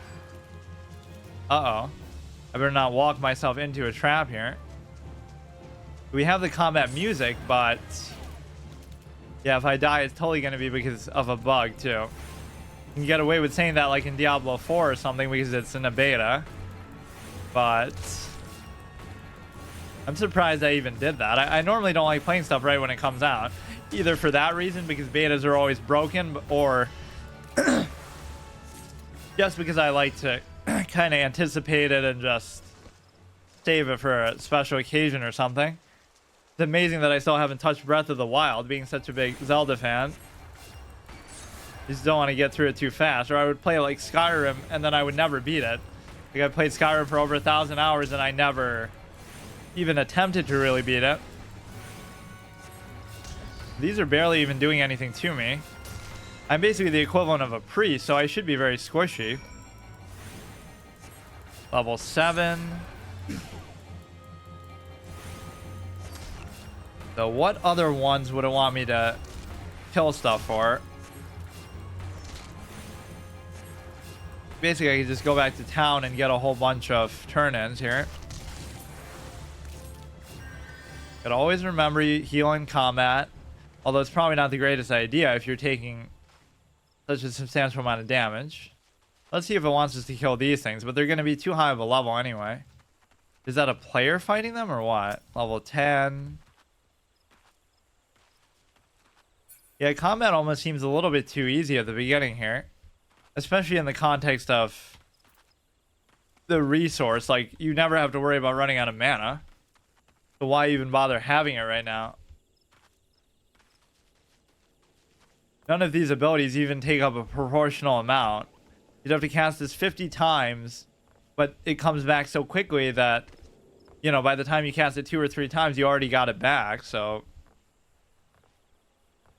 Let's see, there's nothing to turn in here. Can't rent a chocobo until level 10, which is surprising. Oh, maybe that'll be the checkpoint. Get to 10 and get your first mount, even though you shouldn't be allowed to get it that early. Let's see where else we haven't been. Level 10, level 10. Maybe if I just go turn in some of these, it'll help me catch up. But I even had a head start, too. not really telling me to kill any of the other stuff. Izima Rose. Okay, that's something you have to do in town. Report to somebody, doesn't really matter. Toolbox. A lot of these are just in town, which I don't really care about doing. Oh, it's even telling you that. Now, the Bannock is supposed to be outside of the town. Deliver the provisions. Population control. For reasons unknown, the Fungars are doing something. Is he going to bug out the other way, or is he just going to climb up the thing? It kind of makes sense, at least with these, because of their legs, that they would be able to do that. I like how that other guy just jumped off the goddamn thing, though. This is how I died as the bandit in Lord of the Rings Online, where I had, like, my quest log open and I was in stealth. So I'm like, you know, I'm in an enemy area, a hostile area, and I'm reading through some flavor text or something, and then I get tricked out of stealth by something. Because he gets, like, way too close or something. If you don't mind, I'm trying to meditate.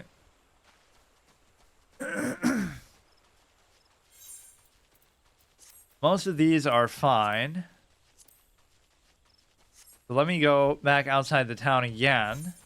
So the Bannock is right here. So where is the dude? Here. And, oh, here we go. He's literally in the fucking town. Why do I have to wake this guy up? A few more moments, Mother. Sergeant Kamazam. Must be late for training. And then you'll train with the little things that I got for you. The little shells. Greetings, Tara. Mune sent word to expect you. I'm responsible for training our twin adder recruits. Thank you for volunteering your assistance. The 12's Wood is much changed since the Calamity's arrival of the 7th Umbra era 5 years ago.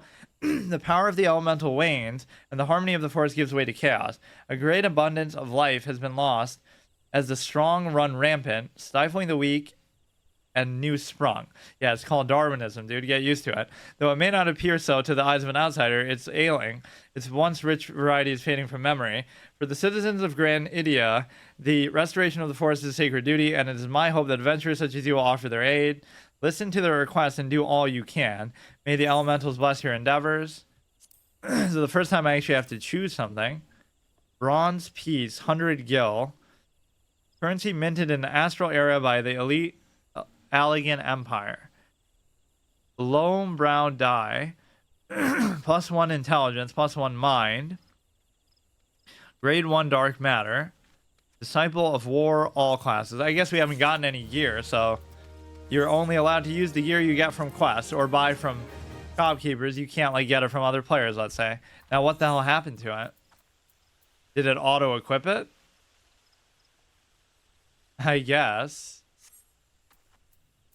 Armory chest. Since the armory system in Final Fantasy XIV allows you to change your class or job by simply changing the weapon or tool of your main hand, it's recommended that you always have several sets of gear on hand. Lets you change your class or job. That must be more spec related. It can't be like, oh, I just turned into a warrior by equipping a weapon. Chief Instructor of the Bannock wants you to inspect equipment, gauge your readiness for future missions. I see you're eager to lend a hand, but I cannot in good conscience send you into the forest until I've established that your equipment is ready to equal to the task. It bears repeating that in the 5 years since the dawn of the Umbral era, many of the creatures have transformed into vicious, bloodthirsty monsters. Venturing into the forest without proper gear is tantamount to suicide. I suggest you take some time to evaluate your equipment once you deem your armor to be of sufficient quality. He's going to teach you how to repair. Item level 5 or above. It literally wants me to fucking metagame here. If you equip... I mean, where am I going to get all that equipment unless he gives it to me? I don't think I have a single thing that's item level high, is it? Where? Repair level 1. Grade 1 dark matter. Magic. I assume it's that, where it just says leatherworker level 1. Or no, even there. Level 1, level 1. Who cares about this clown, dude? He's trying to make it easier for me. Derision of labor, idle initiative, the delivery. You certain you weren't followed. Interesting that it always makes you drag those things over. This is what I requested. Strange. I was expecting someone with rather more experience. I usually balk at such outrageous payments of delivery. I'm amazed you made it this far. These woods are teeming with gnolls. Yeah, they're not even hostile up to this point, though. I commend your bravery and thank you for the trouble. Here, take the remainder of the fee. I should be happy to employ you again. Wait, did you see that? It looked like an gnoll. Quickly go before you bring it here and get us all killed. So now we're actually getting to choose quest rewards. Hampin thighs, let's just do that. And of course they'll auto-equip, although we just got... Why would they give me 2 pants in a row like that? Thank you, Tara. All the initiatives are now present and accounted for. It's always the same, you know. A handful of recruits invariably lose focus a short while after being assigned to their new unit. The first rush of tension and excitement wears off, and the strain constant drills begins to show. Reprimanding them isn't always the best way, though. I've their morale. Oh, I have their morale to think about after all. Still, I might give them a quick blast for good measure. What can I say? This is one battle I'm not afraid to fight. How much money do I have? 1,100. But I'm too lazy to actually look in the shops and even worry about it. I don't feel like I really need it, though. Have you come to train? So give them the shells. Not a new recruit. The shells I ordered. Delegate authority of nothing else. Now that I have these carapaces, I can set some of my recruits to specialized drills. They already are adept at hitting a target, of course, but they need a practical knowledge of exactly when a monster like a Yarzan is most vulnerable. Thanks to your efforts, I have no doubt they'll fare better when called up. You should be proud of yourself. Both they and Bannock are safer for your help. Get some kind of food to eat or just something to sell. Direct hit rate plus 8%. Food buffs at level 7. Amazing.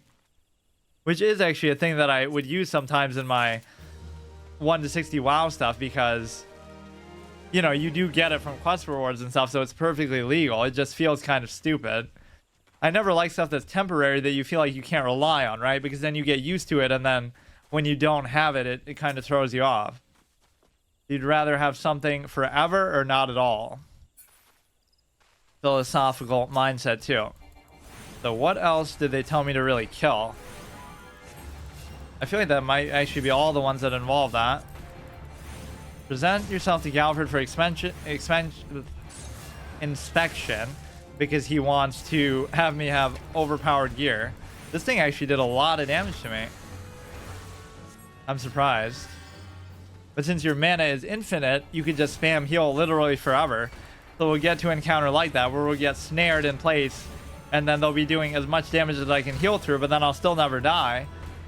Because I could literally just heal forever. I gotta use the dot more, but it doesn't really feel necessary at this stage. Or I gotta kite more maybe too. The dot should finish him off. It's just very slow. Was that really all the classes? It felt like there were only like maybe 8 of them. I felt like maybe some races would be more...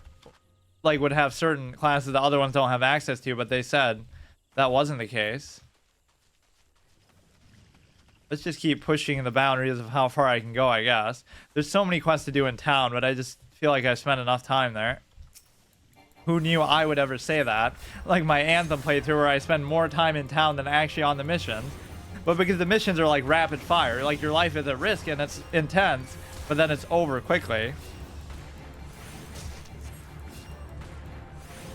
So a lot of it just goes into the mental preparation and the RP and stuff of actually dialogue options and whatnot.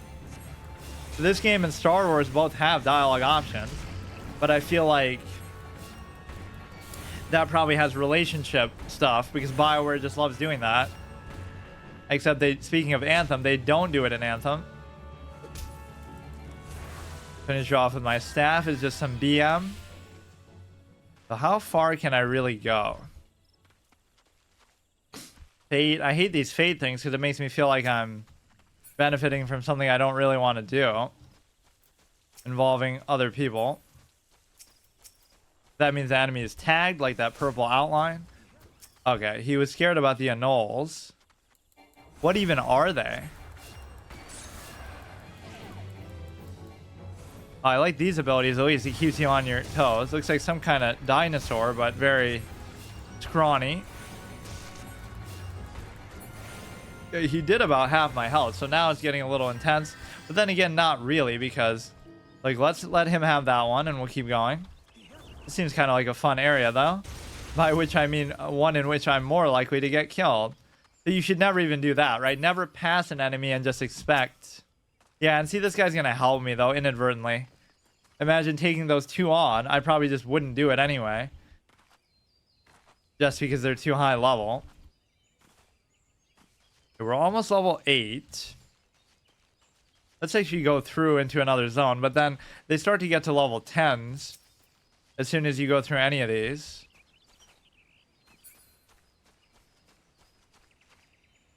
That's probably my favorite thing about the UI, actually, the way the enemy health bars and stuff look. It's just so, it doesn't like, I don't know. It's not as noticeable or ostentatious as some games. It's very subtle. The only thing I wish you could do is move it around more, or at all. Or like, you know what happens in WoW and stuff? It's up here, so you can't even see it. In the middle of combat, you're so focused on what you're doing, right? You have to look up, so you almost have to drag it somewhere else and have like a little mini one to use. And of course, people use add-ons and stuff. So here, it's like perfectly placed to actually see it without having to really go looking for it. Merchant and Mender. Purchase weapons. I do have quite a bit of money, and it could be a mistake not to upgrade this. Maple Crook, two-handed conjurer's arm, +6, level 10, vitality +1, determination +2, ash wand.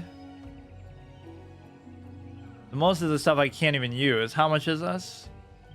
Only 446. Purchase despite being unable. What do you mean? Oh well, it'll be something to look forward to, I guess. It'll be our level 10 goal on top of the mount, I suppose. I don't know how much that's actually going to count.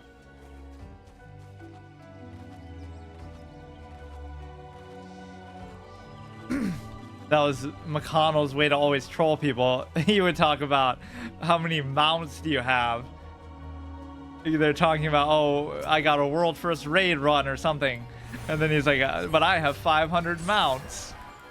I don't know whatever happened to him. He just never likes to stream, or whenever he does, he just deletes the VODs. He's like the opposite of me. Somebody who has hundreds of viewers, in his case, but he's so ungrateful and you know, annoying about it. Whereas me, I just stream every day and I don't give a shit. So like personally offends me. He couldn't get Asmon to carry his lazy will. And he's so funny too. Like, I was even a fan of his, but he'd rather be on welfare, and he can't show his Twitch income if he wants to still keep getting the check. So I guess that's it. I don't even have any quests that are telling me to kill stuff now. Level 8. I guess I'd be forced to just do whatever it's telling me to. Or give me a level 5. How would I even do that, honestly? I'd have to buy a whole bunch of shit. You need level 5 stuff in every slot. Oh, it says it right there. Item level 1. Wait, really? Oh, shit. Item level 5, level 5, level 5. I'm totally blind, too. I was looking at, like, every other thing. Like the level 1 where it says all classes, or level 1 where it says goldsmith. Level 5, level 5, level 5. So the only thing I'm missing is the weapon. So why don't we just wait till we get to... Wait, where'd it go? We took the level 10 staff, right? Huh. I actually don't know. Like, it even said buy... Whatever, let's just get to level 10 and then we can impress the guy. That is the last remaining slot, which I'm sure I could have gotten some other way too. Although this will take forever to do it with these. Or you know what? We'll maybe take a trip back to town and do some of those stupid quests that I don't want to do.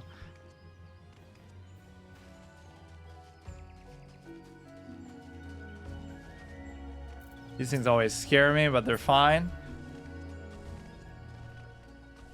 Yeah, I don't actually know where that thing went. Oh, we got a new ability too. Afflicts the target with sleep. Be great for taking on 2 enemies. Cancels auto attack upon execution. Kind of keep them in order of when I got them, I guess. 30-second duration. Pretty handy.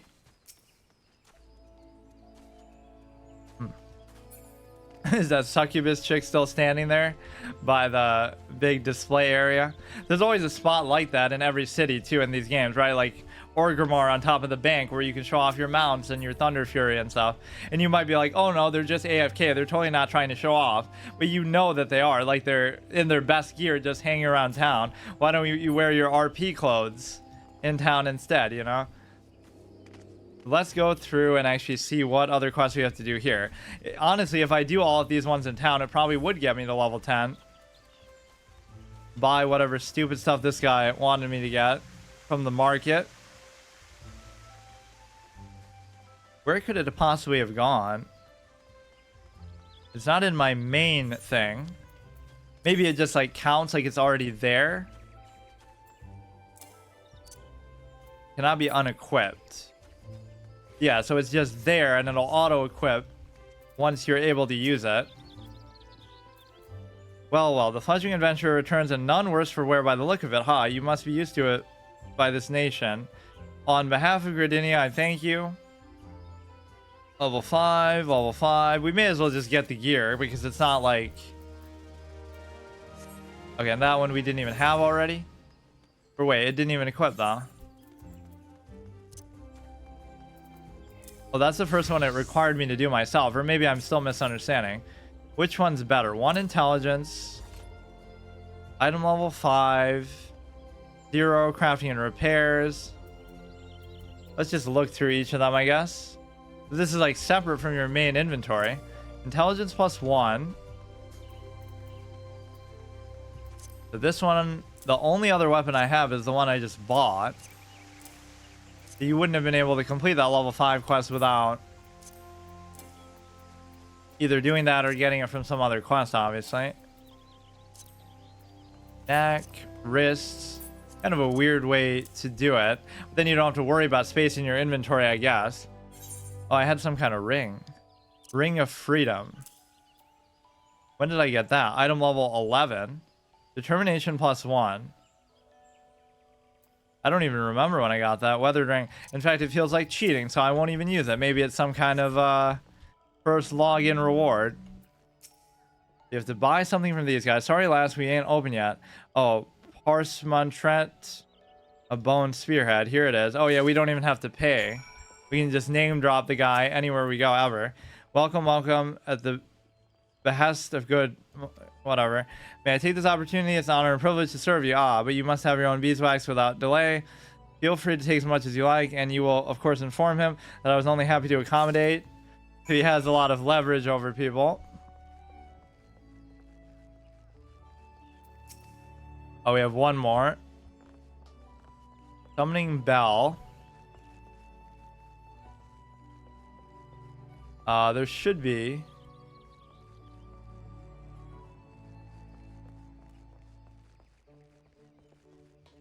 We didn't even have to like go through a menu. I thought that was the whole point of tutorializing it. Like you'd have to go and find the items that he asked for, but they just give them, no questions asked. Oh no, we probably have to deliver them to somebody else.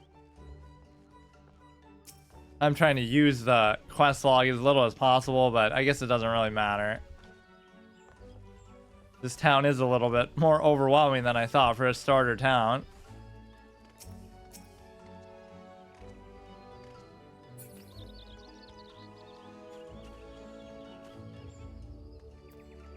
What is that? Iguarion. Why is my fishing touch always a fingernail's breadth away from perfection? Wait, there's 2 of them. Oh, but I can't target that guy.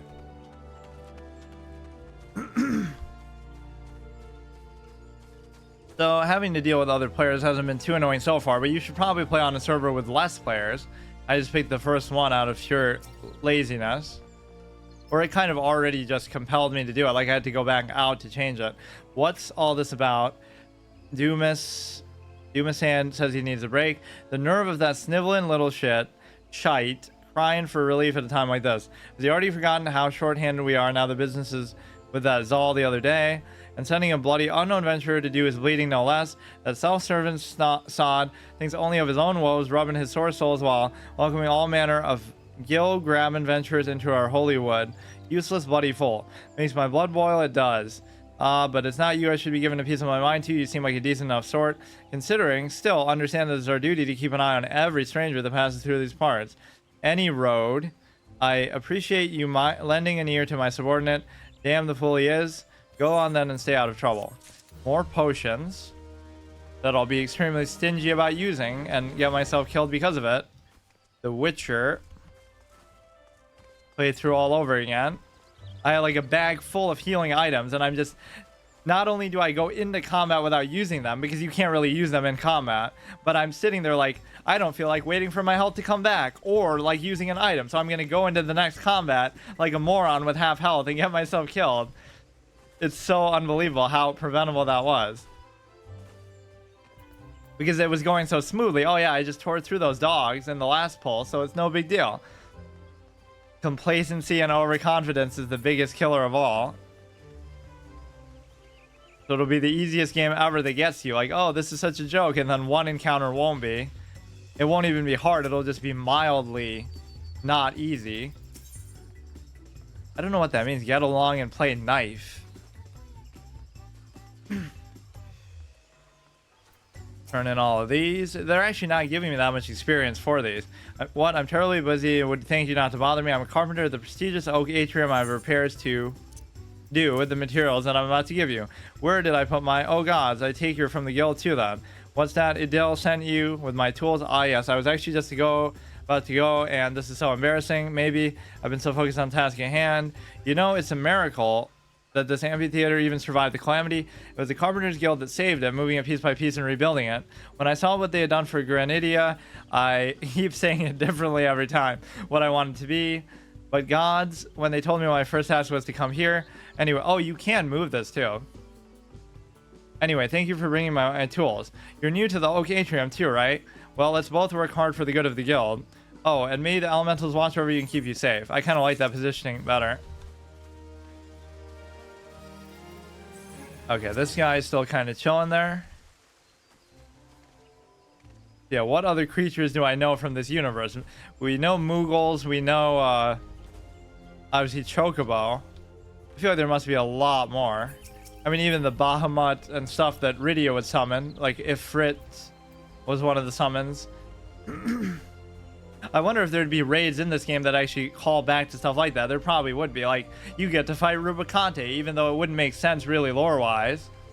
The thing is, the games aren't even connected in the first place, so I don't know how they would... Like, it just takes place in a setting that's similar, but it doesn't really have anything directly to do with them. Or Cecil and Kane will be NPCs, and Rosa and stuff will be a queen somewhere. You get to go to Baron, and who knows, like, how they do it. But considering how long it's been out, they would probably have to pull stuff like that out just to, you know, keep coming up with ideas for content.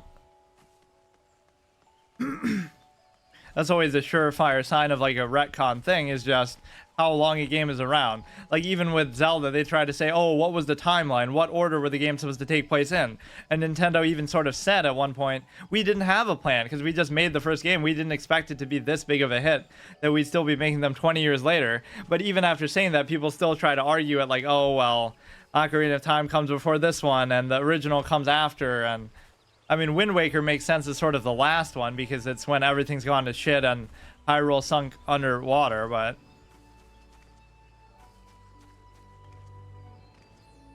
I don't even know when Breath of the Wild is supposed to take place. Oh, I think maybe they said that was supposed to be the first one. Or no, I think Skyward Sword was supposed to be the first one. But even after admitting there is no timeline, they'll advertise it like that. The squirrels were dealt with. Very good. I'm pleased to see you have proven yourself useful. What's that? You wonder what happens to adventurers who fail to complete such trifling tasks. Why, such sluggards should soon find there's no place for them within the city. And where they do end up, well, you should hear the truth before long. Yeah, they fail their run and they delete their character is what should happen. Not that you can't run away from even a measly squirrel, but... So those level 10s kind of showed me that it's still not that big of a deal. And in fact, if I use the sprint ability, that would be much I don't know what it means by like the C. Like, it must be a hotkey you have to press to be able to make it. It's not F1 and it's not Control 1. Okay, so what other ones do we have? Pretty much the only other thing to do is turn this one in. So even though I was saying there's so many ridiculous number of quests, a lot of these are not really giving me something to do outside the wall. Most of these should just be turned in. Rhea is struggling to complete the many preparatory tasks required. Seek her out at the Conjurer's Guild and offer your assistance. Pour the rose into the oil sensors. Okay, now I'll use the map a little bit just to clean up the quests in town.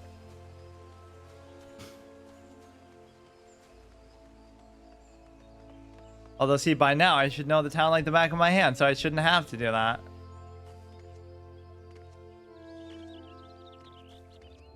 For some reason, the different zones where you have to go through the portals really confuses me, though. If it was just one cohesive area, I could figure it out relative to each other, but... Little farming mini game you could probably do. You can teleport between town if you're lazy. I still don't know if you can really swim. But you would think it wouldn't just kill you for trying to do it. Or like some games will be... I think that happened in Genshin Impact, actually. I played that briefly. It's not that you can't go in the water, but... Or maybe you can. I can't remember. So I was like climbing around the cliffs for like the first hour of the game. Amazing pace, as usual. Yeah, rather than reading flavor text for an hour, let's just derp around the starting... Literally the same screen you start on. I wanted to see if you can go behind the rocks and like find some secret there and stuff. But that basically is a single player game. I don't know to what extent there even is multiplayer, but they certainly don't emphasize it too much. Let's see. What am I even trying to do? Let's go back to the main center area. I kind of just didn't even want to come back to town at all, but let's just get up to level 10 and then we can talk to the clown and then he'll probably give us a quest to go somewhere else. Himo Nelha. Nofika's altar is a holy place. It is here that the healers communicate with the will of the elementals to men. The elementals govern all aspects of life in the 12's Wood. From the creatures we may hunt to the articles we may bring into their domain. As a result, foreign merchants dread visiting the place, conscious that their wares may be unwanted. Okay, so this is where the chick is gonna be, but I don't know what where the censures are. I don't think they would just be right next to her. She couldn't be that lazy as to not be able to do it then. Or maybe we already did it. Are you back? Have you produced the scarlet oil? Yes, everything is in order. Ceremony may proceed. Thank you to the elementals. Pray accept this token. Let's see what this is. Just give me a weapon so that'll count towards the whole item level shenanigans that this guy wants me to do. Wait. That didn't even show up though. Whatever. Oh, here. Yeah, I'll do this other quest for you while we're at it. Use. If I use them both on the same one, I'll fail the whole game. Yeah, it should be permadeath in terms of quests too. Can't use the quest log, you can't use the mini-map, and you can't fail an objective either. Welcome back. The elementals have told me of your success. By placing... Yeah, then why didn't you just give me the quest reward in the mail then? Why make me come back here? By placing yourself in the midst of nature and seeing it with the conjurer's eyes, you've taken your first step along the path to enlightenment. Healing, protection, and destruction. Though our spells may vary in function, they are those like our specs. All derive our power from the same source, the forces embodied in all creation.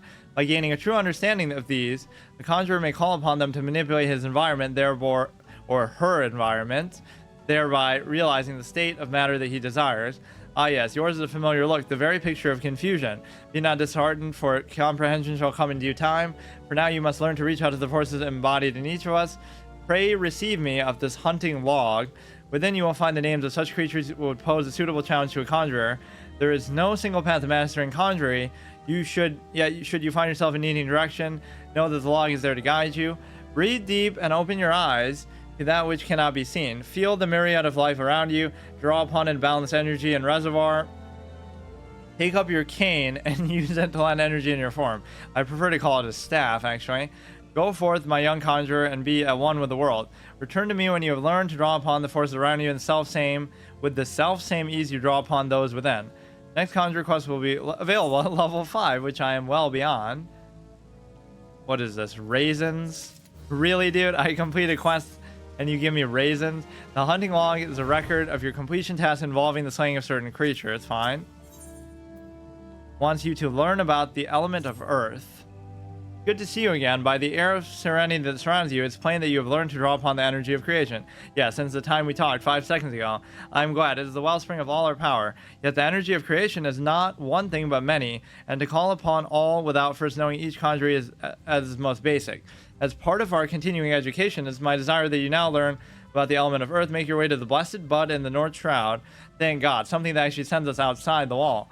The depth of affinity for the elementals of rock and soil is all but unique among conjurers. He's a gifted instructor besides. You may be certain of receiving a most enlightening lesson on the subject.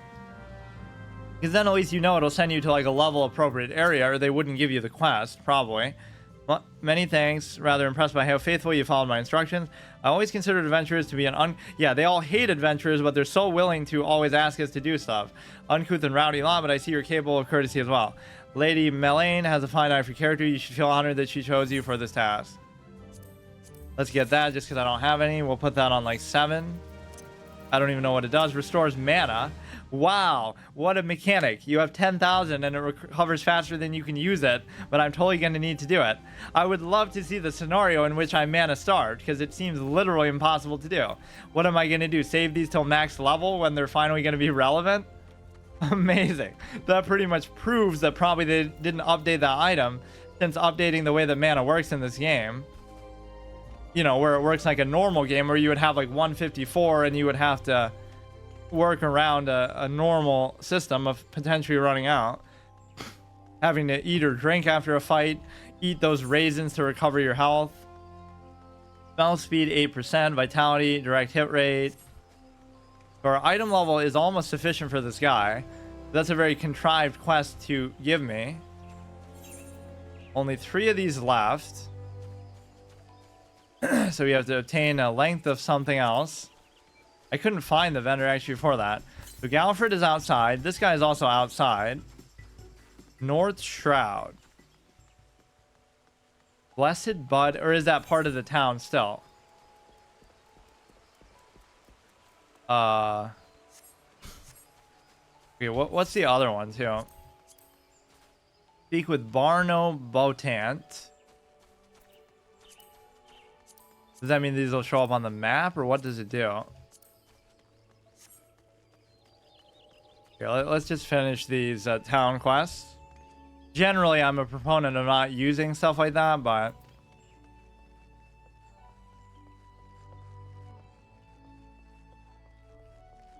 where was the one that's supposed to give me? His name starts with an A, like the other item for this guy.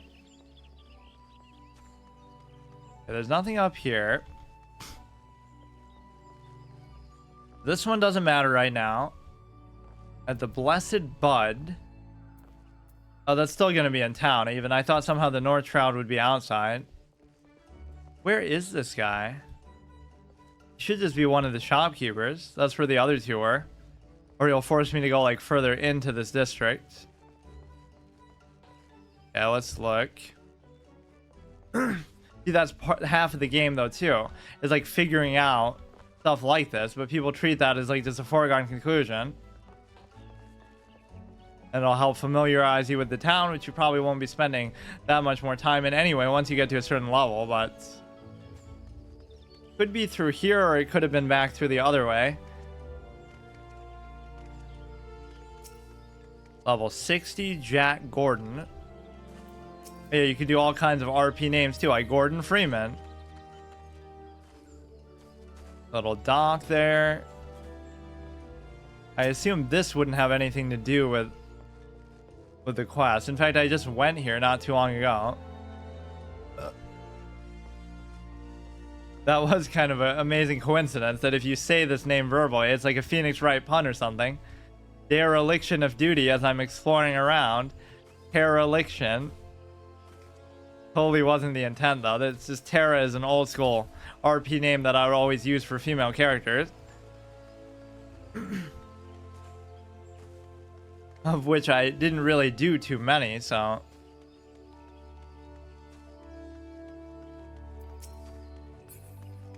For male characters, I have so goddamn many, but I guess arson is one that I use a lot. And it's not like ARSON like you're an arsonist, it's ARSEN. So I was, even in one game, I can't remember, it said that name is not allowed. And I thought, oh shit, I thought it's because it sounds like the word arson. So no, that's not allowed. But it was actually because it contains the word arse in it, ARSE, which is not at all what the intention, neither of those are actually the intention behind it. I just thought it sounded cool to evoke, you know, similarities to being an arsonist or obviously the stupid meme of it containing the word arse. Maybe I should jump up through there? No. So much of this Easter shit, man. So unnecessary. Just random eggs laying around everywhere. So I have no idea actually where this other guy is. I should always be able to read the quest text. Bids you to fulfill an order. Even so, you have little choice. So from Alaric, I feel like I recognize the name and I've seen him, but I have no idea where he is compared to the market district. So many people in this amphitheater all the time.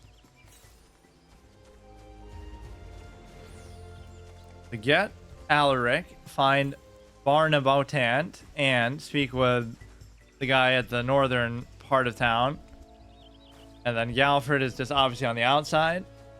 They really want you to spend a disproportionate amount of time in town, which is the kind of thing I normally like too, but I didn't think it would be this much. Or it's like I kind of do it on my own anyway, so they don't need to force me to. Which they're still not, but 100% quest completionist run. I think I actually did pick up every single one that I could have too.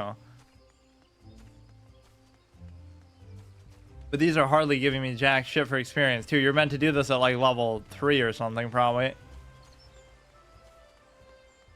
You're probably supposed to get to like level 5 before even leaving town. The way you can kind of cheat it in WoW is you could do like /target and that would like tell you if the guy's on screen that you're looking for.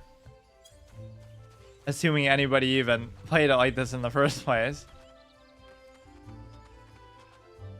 3 vials of ether. Okay, this is a dead end. Better works than what? Beta works better than alpha.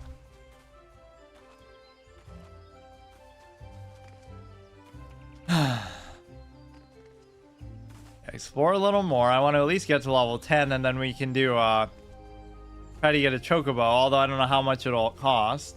Probably way more than I'm gonna have. In fact, I spent a little bit too much on the little staff, but it's the only weapon upgrade I've gotten so far. Alaric, where the fuck could Alaric be? Probably just gonna be in different of those little phase zones.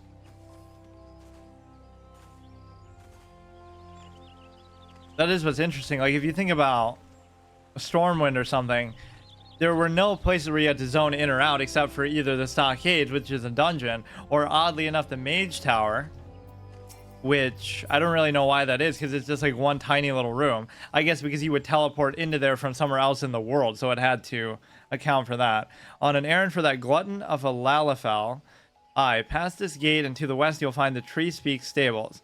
If memory serves, that iron snaffle of yours looks like the kind they use in Chocobo Birtles. Bodwine would be the fellow to ask of that, of course. He looks after Chocobos. It could be well that he has need of the snaffle. And while we're there, we could almost just buy one ourselves because it's such a ridiculously low level requirement. Huh, well, this is at least on the outside.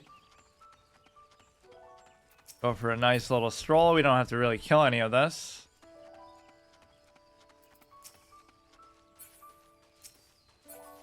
There's such a like sci-fi vibe to a lot of the UI that almost makes you think it's like the Surge or something. I feel like they've gotten like that over time, right? Instead of going from medieval fantasy, they've gone to like low tech or high tech fantasy. You see that in a lot of imagery of even like Final Fantasy VII with the, you know, or even the newest one, 15, like you're riding on these little bikes and stuff. Where's that damn thing gone this time? Looking for a chocobo, though one of the birds is becoming a proper bloody handful. No, it's the snaffle for her birdle that I'm after. Bugger's gone and vanished. Our snaffles are made special, see, to fit each chocobo's beak. So replacing every tiny snaffle like the one in your bugger me is that. Self-same one that we lost, but why is it so sticky? Are those teeth marks? Small metal bit used in a set of chocobo reins appear to be several deep bite marks in the iron. Stranger, I don't know what foul beast gods found this in or where Providence delivered you, the hero that slew it. To me here today, but you have my deepest thanks. With the staff, I can get back to training that yellow-feathered menace of mine. Take this with my thanks. Disciple of War, or this one. It kind of simplifies it into two categories, not just giving you a ton of random individual gear options. Kind of interesting that they separate that to a whole another screen. Looking for an adventure to help. If you got yourself useful, call some middle-ends for us. We train a lot of chocobos, and the young ones go wild when they sniff of a middle-end. Some even throw their bloomin' riders. Let me tell you, it ain't easy training chocobo when she drops your head every time she sees the shadow. We've been getting nowhere with the birds lately. If you could rid us of a few middle-ends, we'd be in your debt. Beyond is searching for an adventure to deliver an item. It uses that can text a lot. They're searching for somebody to do something. If you want for work, I need an adventurer willing to dirty their hands. I speak not of dark deeds. I speak of picking up some shit off the ground. I mean to deliver something. I myself would not dare venture deep into 12's wood. But you seem more than capable of defending yourself. It was like some kind of meme in Burning Crusade, I think. In Negran, like there's some quest where you have to pick up shit. So it's like when they get you to pick up shit, you know it's either great game design or some kind of psychological experiment.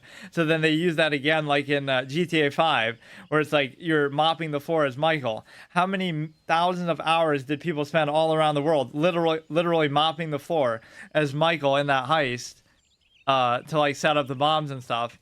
So Rockstar tricked people to mop the floor in a video game for hundreds of collective hours of human lifespan. My colleague Gillian will furnish you with the item in question and provide all the necessary directions. You should be somewhere behind the stables, supervising the field hands.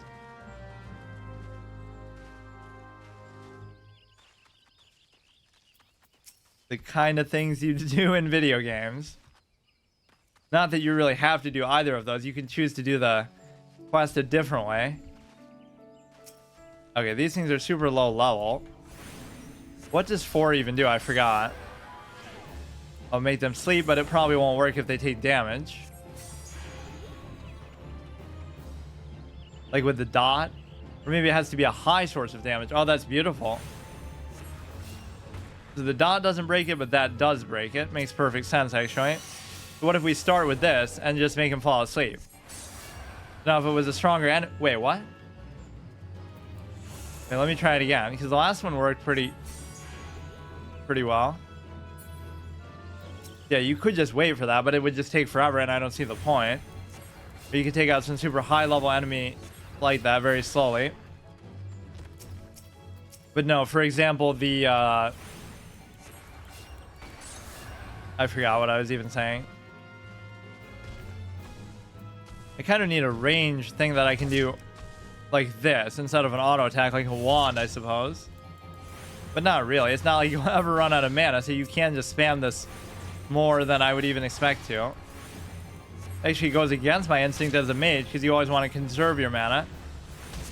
I really should have chosen the black mage just for my stereotype of playing classes like that, but... Oh, these are the Zal things from the beginning. that hijacked our caravan route. Just finish this one first. They look so scary, but they're only level 5. I don't think he even gave me a quest to do that. Like, let's put this guy to sleep in case the other one's aggro too. They don't. That is a little bit scary. But now at least we can deal with a pack of 2 things at once if we have to.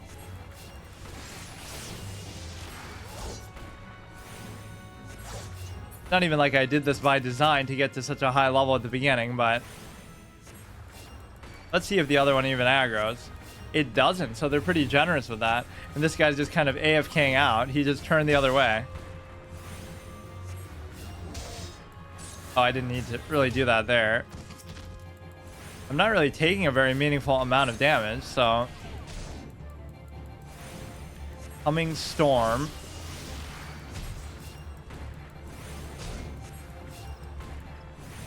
Yeah, let's see if we can take out this big pack here, which is probably a big mistake. Although you don't really have to. Like, they won't all aggro together. You can see those in the distance, but you can't actually target them. I think they're all like level 10s. These are aggressive though, on sight.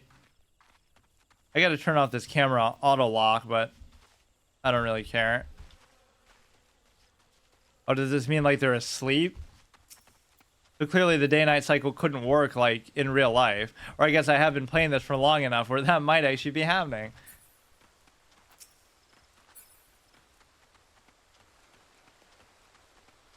Oppo. Okay, let's turn this stuff in at the ranch here.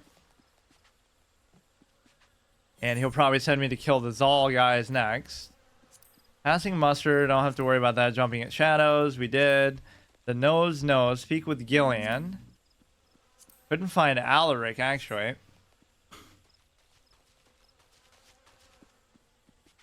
Somebody's up on top of this mountain. You can play these like an open world game, like where you're not going there because you see the icon. You're just going there because you would look everywhere anyway. Or like whatever quest you find, you just, you know, go with what you get. Or you don't even have to still do them. Hallmont, a guard at E10th Spire, seeks a diligent adventurer to scrub clean a pair of begrimed road signs. You've come to lend a hand, have you? Then, you've come in an important task, seemingly never-ending list. Need you to head west along the road and scrub down the malmstones. I swear by Nofika, those signs accumulate dirt and grime with almost unnatural haste. Speak with Quijana at Tree Spark Stables once you've seen to them. You'll be glad to hear the malmstones are clean for the next 3 bells at least. Fall damage, Far Cry 3 type of thing is going to get me killed. Where like you jump off a tiny little cliff and it kills you. I don't think I've even seen that there really is fall damage yet. The closest we saw was the enemy actually jumping down after me. Thank you for the help. We can finally get back to training the young birds. Chocobos are skittish by nature, you see. Training them takes a deal of patience. It doesn't make the task any easier that soldiers and adventurers tend to ride them towards danger rather than from it. Any road, we're grateful for the help. Small token of our gratitude. I don't think I've ever heard that expression, any road. Bodwine seeking an adventurer to make a delivery. Haven't forgotten how you helped us. I hope not. Even if you have short-term memory, it was literally 3 seconds ago. Speaking of which, if you got time to spare, could I trouble you to get some aphids? You can find them living in the tangled undergrowth near Blessed Bud. But don't be surprised if your presence attracts a starving ladybug or two. They're rather fond of wee vilekin, you see. When you've gathered the aphids, deliver them to Captain Guttrit over at the Etat Spire and tell him the stable sends its regards. Merchant and Mender. I don't think it really matters. And my bag's not going to fill up. I'll get to max level before we have to worry about that. Dusty Malmstone.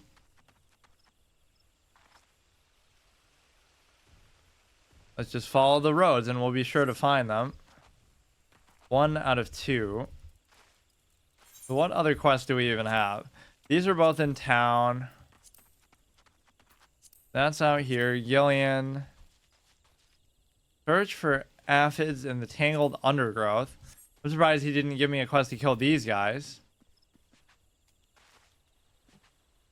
This is like another one of those special events that I don't really want to do. Deshuba. Fate join. It's not like they're super high level or something. What is this? You seek here Nolanel, then seek no more, for you have found him. What can I do for you, friend? So brother Isumiyan bid you to come learn the element of earth. Power of earth is a solid foundation on which a conjurer stands. I could happily lecture you for days on its intricate variations and properties. I rather suspect the busy life and adventure would not afford the time required for such extended discourse. Accordingly, I'll go on a rant about telling you about it. I shall offer you an opportunity to experience the qualities of earth firsthand in combat.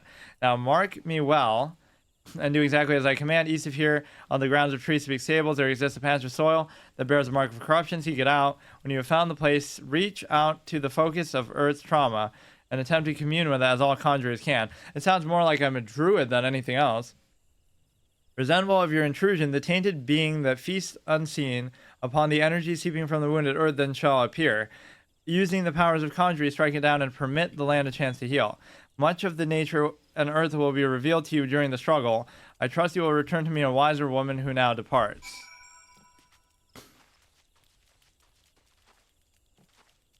So it's somewhere near the stables, a clear sign. They're still sort of underestimating my level, but you kind of it ends up catching up because all the stuff that you do now will give you less experience than they expected to. I'm kind of feeling out these aggro ranges. They're not really too unforgiving. It might have to do with them being lower level than me, but... Wait. Isn't this the same one we just did? Maybe not. We didn't have to go far then to do that. See, without even having to look for it, you just naturally find it. How satisfying.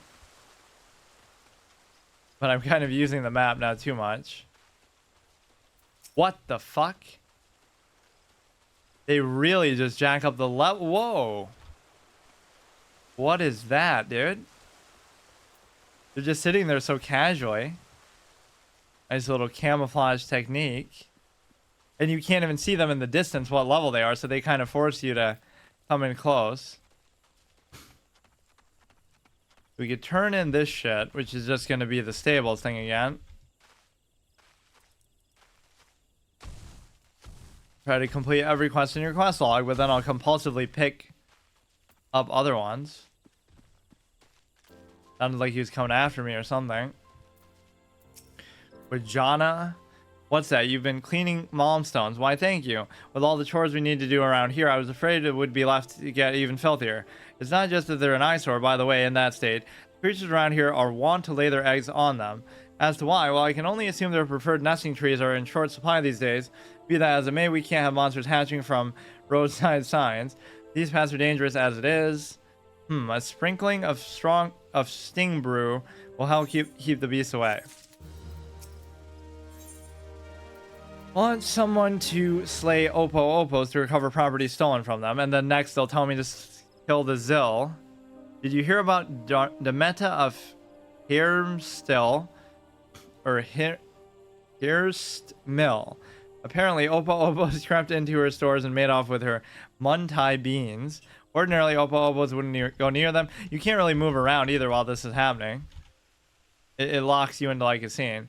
Wouldn't go near them, what with their foul odor and even fouler taste, but food has become scarce of late. Truth be told, a good many of us are glad to get rid of the stench. Though I can't stand to see Demeta so dispirited. Would you crack down on the thieving Opos and recover the beans? 6 bags were taken.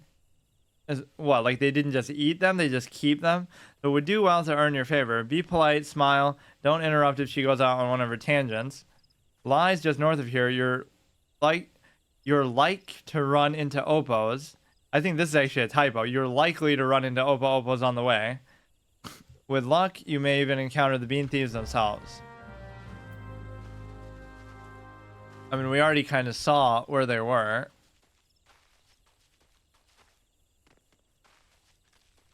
Kind of close to the Zill. I think a little bit to the left here, maybe. Or maybe now, I forgot. Totally gonna pull like 3 of those at once. I need like an AoE that'll be like sleep, psychic stream or something. Tangled Undergrowth. This was the other kind of like an old gods quest. Why did that music start before I even did that? Dew Drinker Ladybug. This is really the boss fight that we get. Just a souped up ladybug.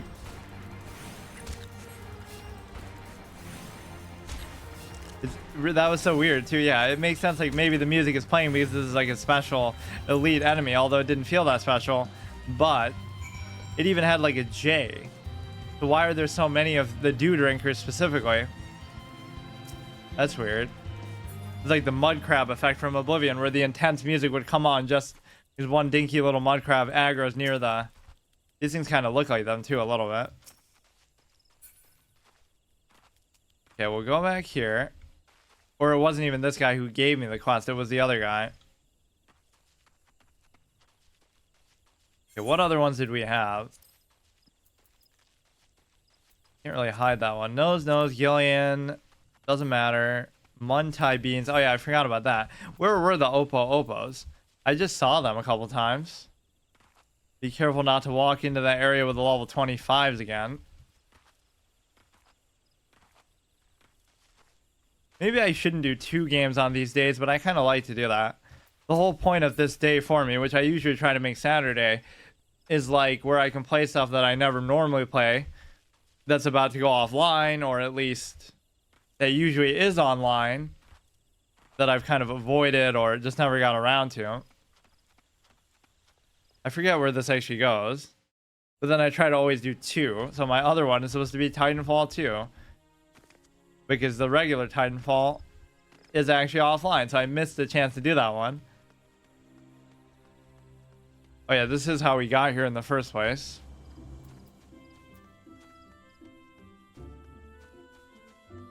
I never thought to look in this direction because I thought it would just be random enemies and wilderness. I didn't know there'd be the stables and stuff. Those level 12s are there just to scare you, I guess. But they don't do a very good job protecting the wildlife around. I see you have a certain range only at which you can target stuff. Is that the guard who killed it?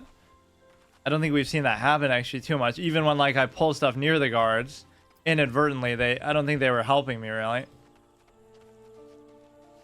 You almost had to do that in EverQuest, like fight near the guards, like I was doing in the desert. Otherwise, you get really punished hard. So you have to turn in the one thing to the guy as far as the old gods quest. We also have to find the Opos, which I kind of forgot where they are now. Tangled Undergrowth, but we already did it. Or do I maybe have to pick something up? Fate joined.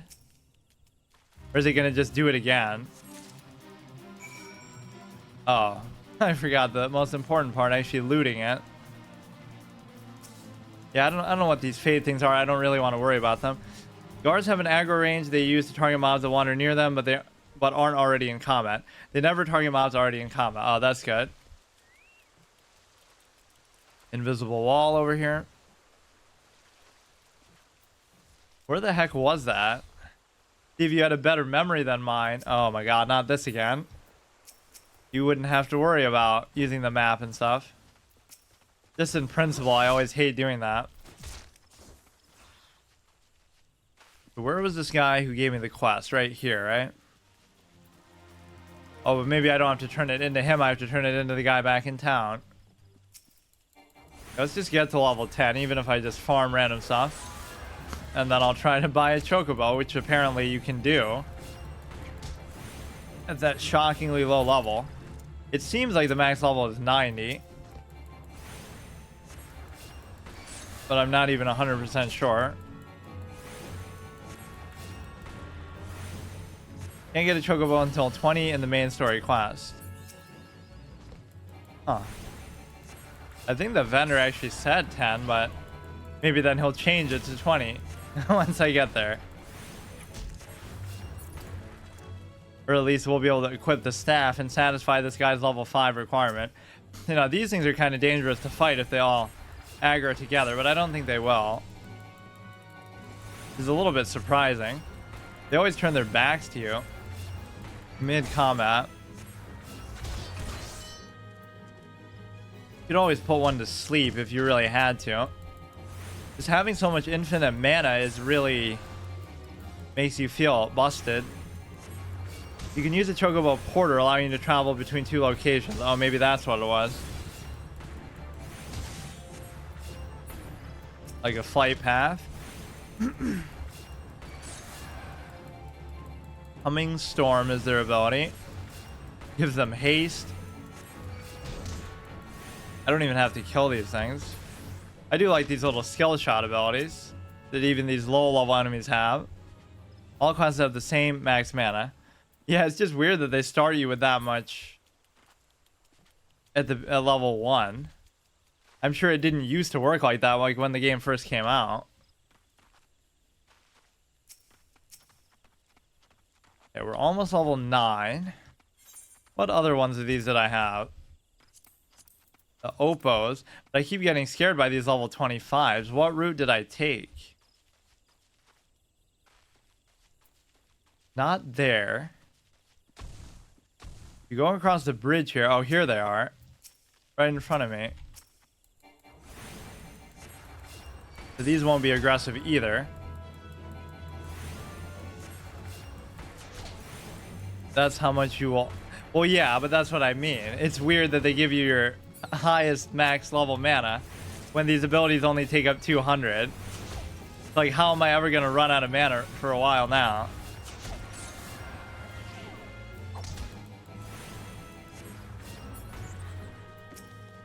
Midge Swarm. 2 out of 6. I guess they won't have a 100% chance to drop them because he was saying it's like you might be lucky enough to find them. It's not as much mana as it looks like, especially once you get your abilities.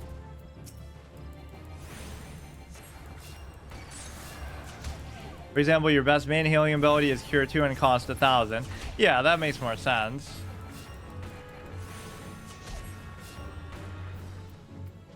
Not even really using the dot because these things don't really have enough health. Oh, did I just accidentally aggro 2? Oh, I should pay attention to see, like, once you level up if your health and stuff goes back to full. And by stuff, I mean just your health for now. Because nothing else really matters. Okay, that was a little bit of a risky play, but I am a little bit over leveled for these.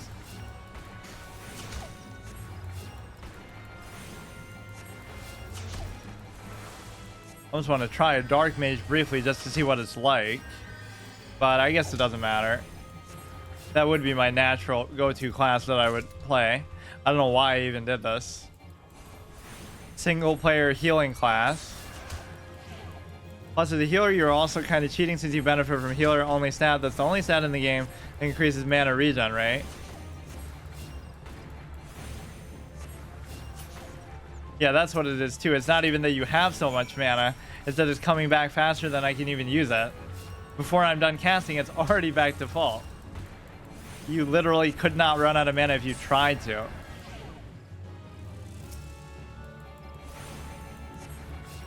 Which means as long as nothing's doing more than I'm able to heal through, I could heal forever. That dot does take a little bit longer to do damage than I give it credit for, so I shouldn't really do that. Even your health regen is pretty damn fast. By the time you get Cure 2, you'll find out what having mana is. Oh no, I played a mage in WoW, so I'm just used to, like, even at a low level, I always had to fucking sit down and drink and stuff. It's always what people memed on the class for. So we can go turn that in. Let's try to find the... What was the other thing I was looking for? We got the beans. We got that. I guess there wasn't actually anything else that required me to kill stuff.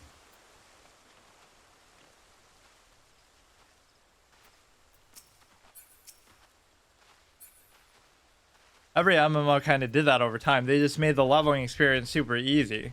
because the whole idea was like only the end game matters, so they just want you to get to max level as quickly as possible. If you played mages in WoW, yeah, see, that's what I thought would be more up my alley. Would be a fun one. It swaps between fire and ice spells in order to constantly never stop casting. You never have to. Well, yeah, see, in a weird way, I kind of liked having to worry about mana.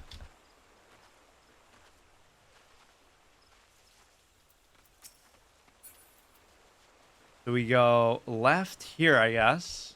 Looks like you're going off the map. Oh yeah, he was up in like the little spire thing. I forget how you actually got there.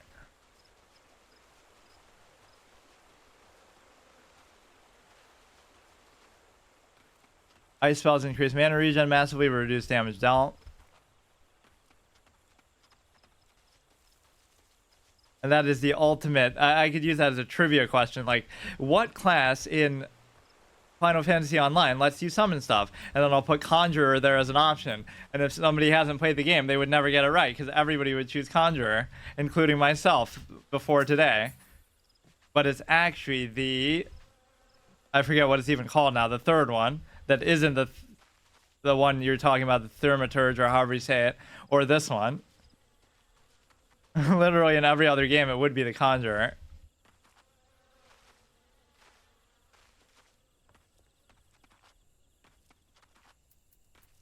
Okay, so turn this in. Oh, I skipped the text too.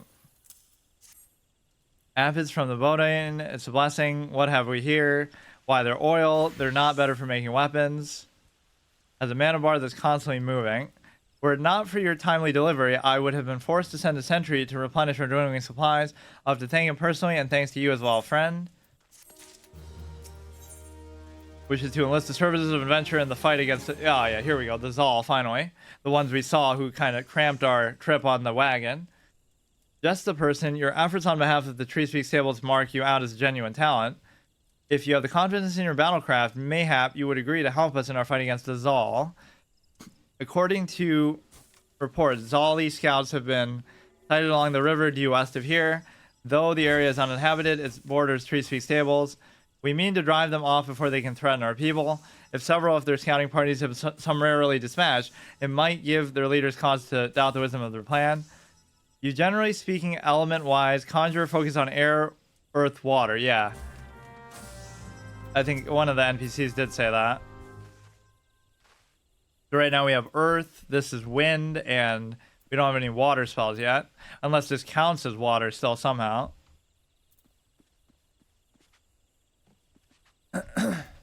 This is just a crowd control. But it looks like a lot of other people can use it. Like, what is WMH? Makes it seem like white mage, but...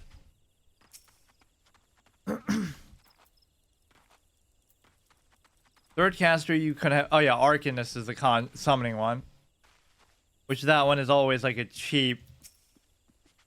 People kind of made fun of me a little bit in Diablo Immortal, because that's exactly what I was saying. It just make it too easy, because you can just hide behind your pet the whole time. It's a little bit unfair. I mean, even here I could just keep healing myself, but at least... It makes you feel like you're at a disadvantage, because the whole point of a healing class is, oh, you got to co-op, you got to, you know, be the pocket healer for somebody else. But when you're playing solo, it doesn't feel maybe quite as busted. Pets don't function as extra HP bars. Well, if you can get them to attack the pet instead or whatever.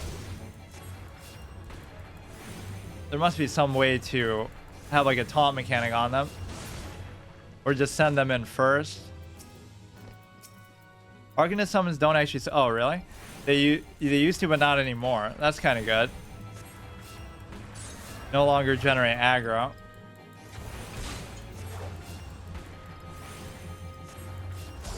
If you kill like a specific kind, the Dullaton. But it's only said 1 out of 2. Play all Slowbeaks. Basically, let's just kill all of them, but we can't aggro more than one.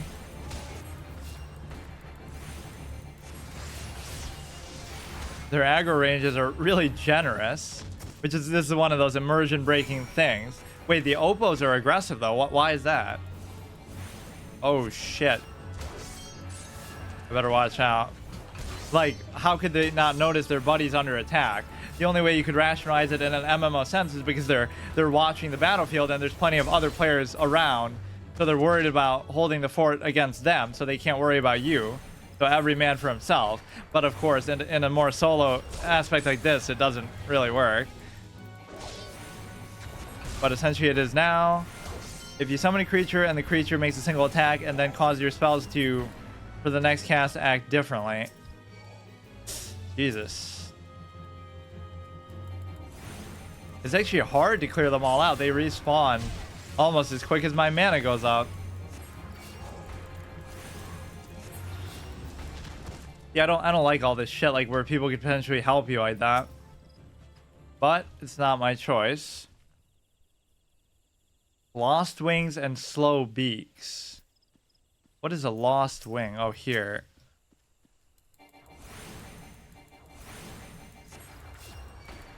I mean, I was trying to, but they keep respawning in like fucking 0.5 seconds. As if you're sort of drawing on the summon's energy.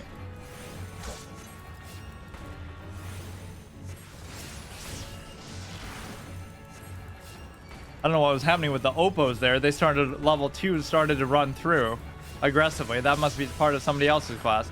It's literally impossible to keep up with these spawns.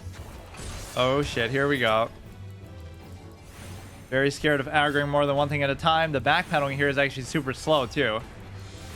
Now how did he aggro from all the way there? It's actually fine, but...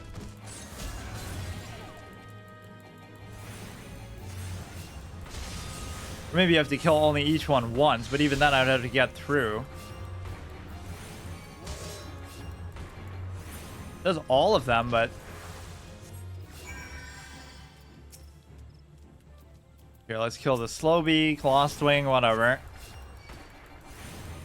You see, it doesn't even seem worth it to do your 3 for now. I wonder what the first water ability we're gonna get is. Asuna at level 10.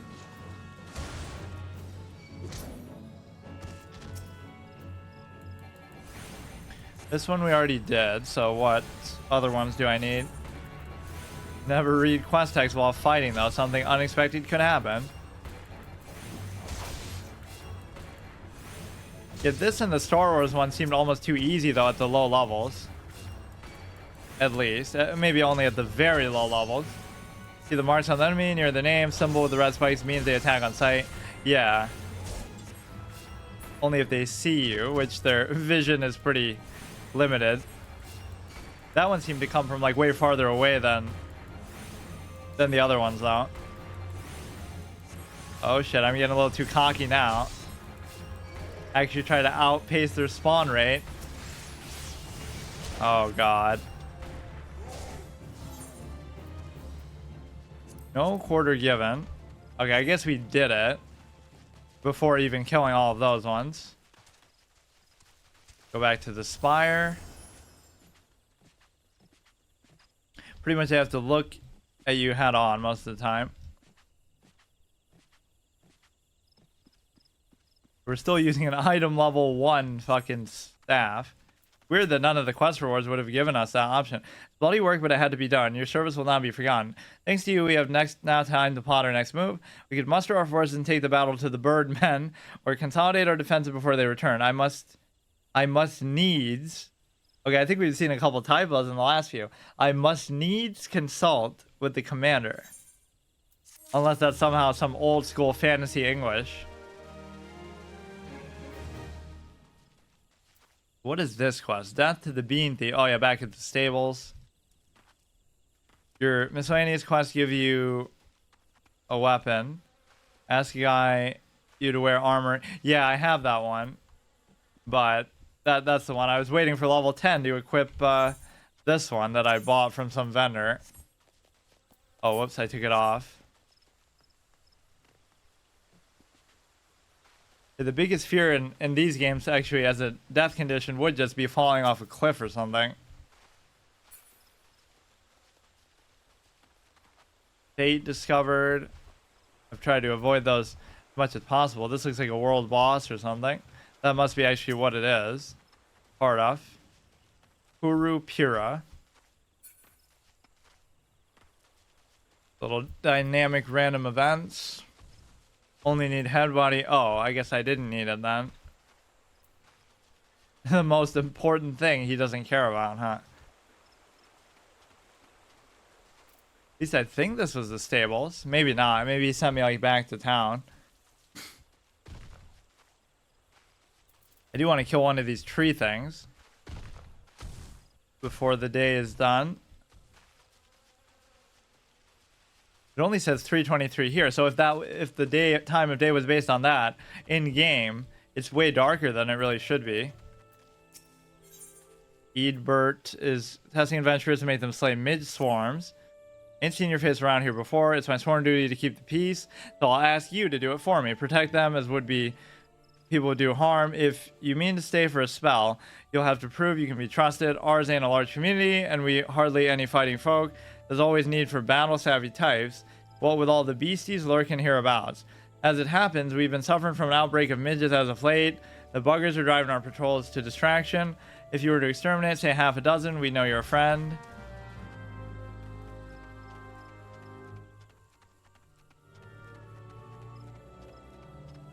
Oh yeah, it's supposed to be mine, but it's actually still an hour off.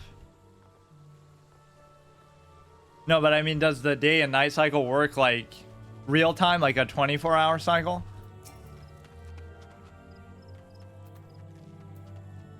The meta. Sigh, I suppose there's nothing to beat one. What's that, young lady? You have something for me? My missing bags of beans, but how? You didn't track down those wretches Opos, do you?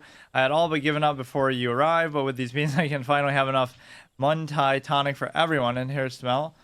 As long as I have enough miqo'te leaflets to flavor it, there should be no complaints. Speaking of which, my son drank unflavored tonic the other day. One of his friends challenged him to do it, he said, and you know what? He drained the whole cup in one gulp without making so much as a face. Oh, he goes stronger and braver by the day, nay, the very hour. Either that or a secret recipe is rather more delicious than I imagined. Now that I think about it, many good people have described taste as unforgettable.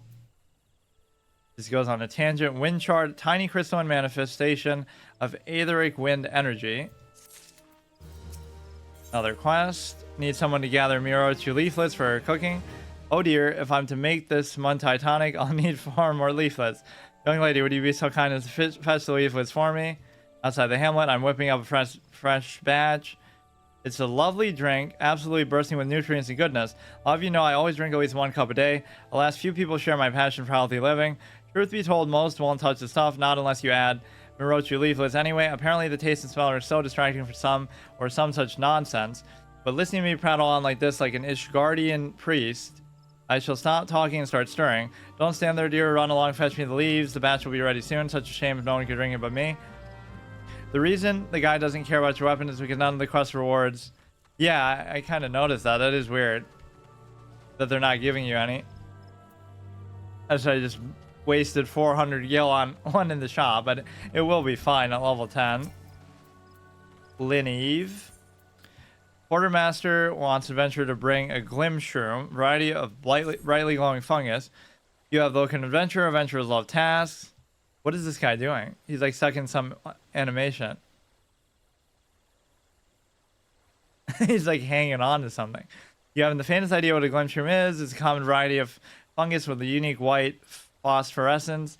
What did you say? A glowing mushroom. Yes, I suppose you could put it that way. The colony rock face south of the Peace Garden. And do not simply pick the first one you come across. The brightest glowing mushroom you can find. Yes, please. Well, I love to harvest them myself. There's a small number of Zal scouts. Got like a little near automata face thing going too. Now this will be the chocobo like waypoint thing. Maybe that is what he was talking about. You have to be at level 10 to use this, not to actually buy one. If you came looking for Porter, I must disappoint you. Fickle creatures.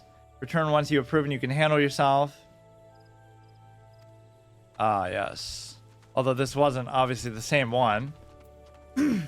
I guess we'll just get to level 10 out of principle. Not stuck, it's a mount.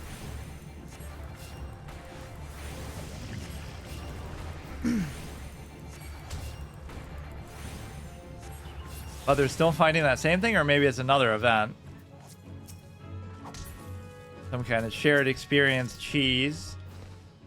Okay, you get 4 leaflets. Get level 10 and then fight one of these as the final boss. Although this dude's level 17. I can't tell what it even is.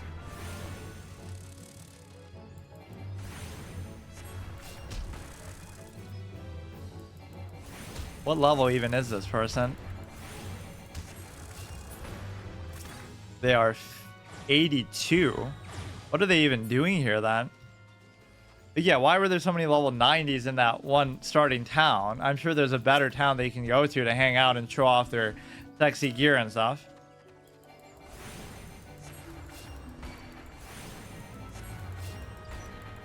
Making like a little sassy animation.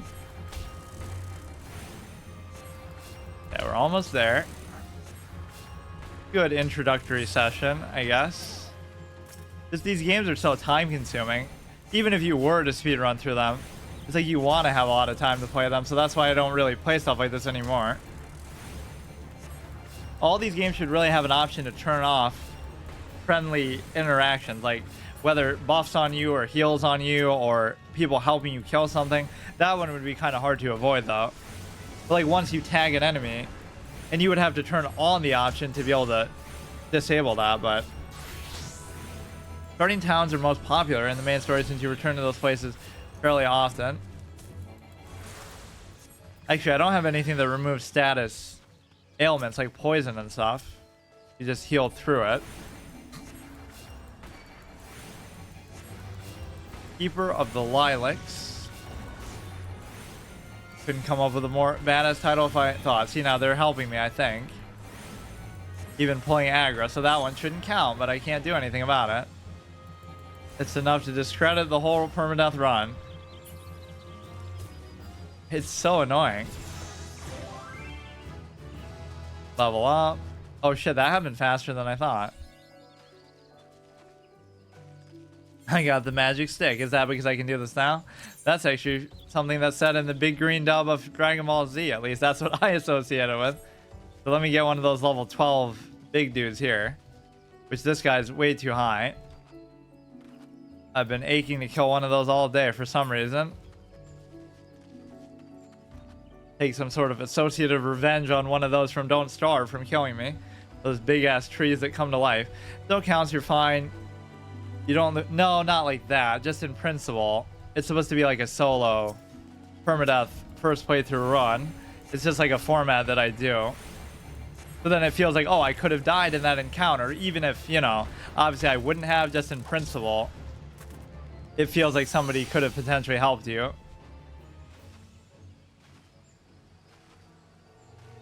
Which I could have easily played on a server probably with less people then, but...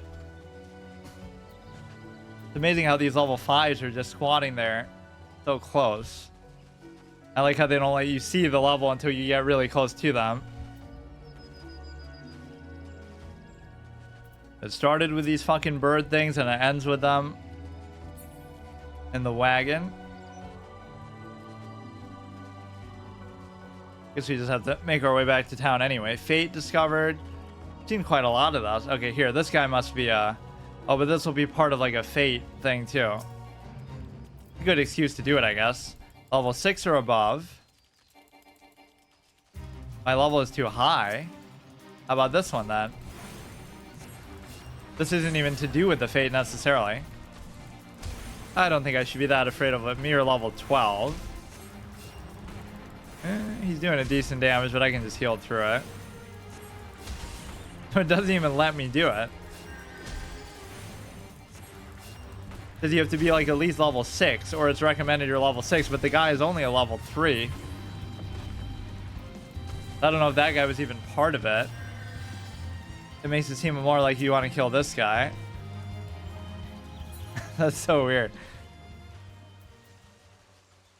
Right side of the screen, level sync. You can sync your level down to match the fate. Oh, really? Let me see.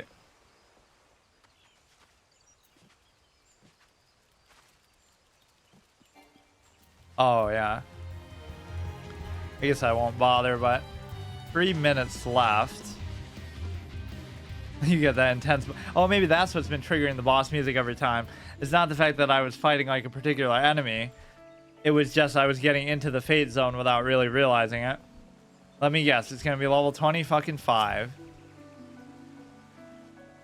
I thought that's how I came this way, though. Oh, no. I went through like the yellow path by the stables. Yellow gate. That's too bad. I thought I'd be getting a chocobo, although really you shouldn't get one that early anyway. I think I said that in another one of these too. Like, when do we get a mount? Even though I'm such a low level. This guy's showing off their... Oh, that was somebody else though. Level 90. I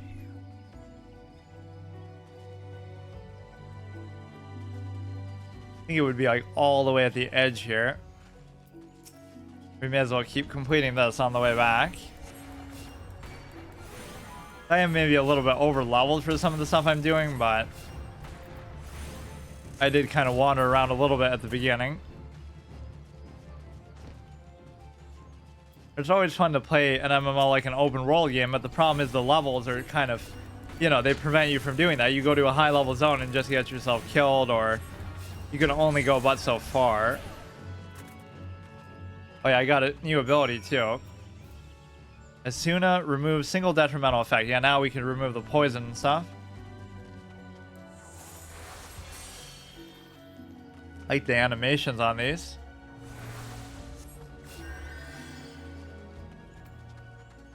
The combat is pretty much like every other MMO.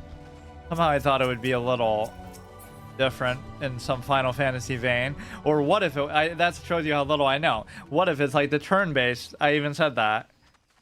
Old school Final Fantasy, like that. It would be cool to see an MMO actually done in that style. Where like you enter into an encounter and then it's just all back and forth. You take a turn, they take a turn.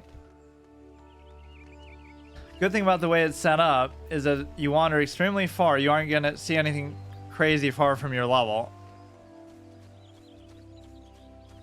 Really? But I just saw the level 25s and stuff. Let's see, go back to the... I guess there's nothing else really to do then. If I can't even... Or maybe I'll just ride a chocobo for the fuck of it. See if I can remember where that guy was. He had me all excited too. He said level 10. I barely even use the sprint ability, but that is very handy. Or you need like some kind of blink ability that the thaumaturge guy... I don't know how the hell you say that. Thaumaturge... would probably have. Yeah, I even had the balls with this one to say, oh, I'm not even doing like a class permadeath thing. Like if I die, I can still try again, but I have to choose a different class. Here, I just said it's one character, and I guess it wasn't really that hard. I mean, obviously at the beginning, it's not going to be, but arguably it can be sometimes harder though, because not only do you not know what you're doing, but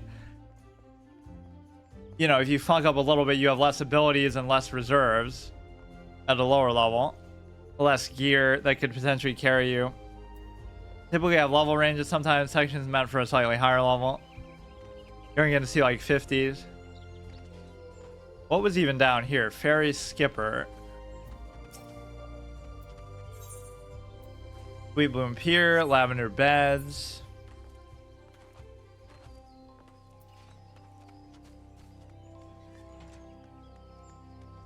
Oh, I didn't even finish that. Mirror True one. So this I even did, I think, without ever subscribing. So this is all just a free-to-play experience, too. The earliest levels of the game. So they let you do a lot. Oh, it said like 9 days left of playtime, though. Or something. So you could just get to max level in those 9 days and then make a new account and then do it all over again as another class. Jokes on them. But no, it definitely doesn't make you feel like you have to do that to try it. Mainly, I just didn't care about like the new expansions and stuff, so it doesn't really matter. Although I did buy the game itself. I think it was like 30 bucks. Where was that chocobo guy anyway? Oh, here he is. We even have a quest from him. Maybe to try it for the first time. We need somebody to test our new system of fast travel. Well, Matt Traveler, might I interest you in a Chocobo Porter? Oh, that really is what it is for, too. Yeah, I think I bought it for 30 bucks on Steam. That's not the free trial purchase game. Oh, yeah, maybe that's true, too. That shows you how much I delayed doing it then, too. I have 9 days left, so I planned to do it like a few weeks ago. Do not tell me this is your first visit to the shop. I shall update my register with your name so you may have access to the location in the future. Yeah, this guy doesn't even sell them at all, in fact. Brent Ranch Meadows, 1 minute 5 gil. Do I actually get to watch it like the Griffin rides in WoW? That's always like a nice way to show off. And what they did in WoW was kind of interesting. Like you would go over areas that you could never go to normally. So it would kind of show off some weird thing going on with like 2 dragons fighting or something. And you could never go to that location or see that any other way. It's like a good, you know, kind of like how in Ocarina of Time, how they start the game with Navi in first person just to kind of show off the perspective and stuff. This is a little bit slow though. What the fuck? What is this, dude? I can sprint faster than this. I mean, I'm sure there'll be a better... This is like making a meme out of it. This is not a fast travel. Now this dude's gonna kick me off my fucking thing and kill me. Oh, you're just immune to attacks then? I mean, they don't fly, clearly, but... Not exactly fast travel.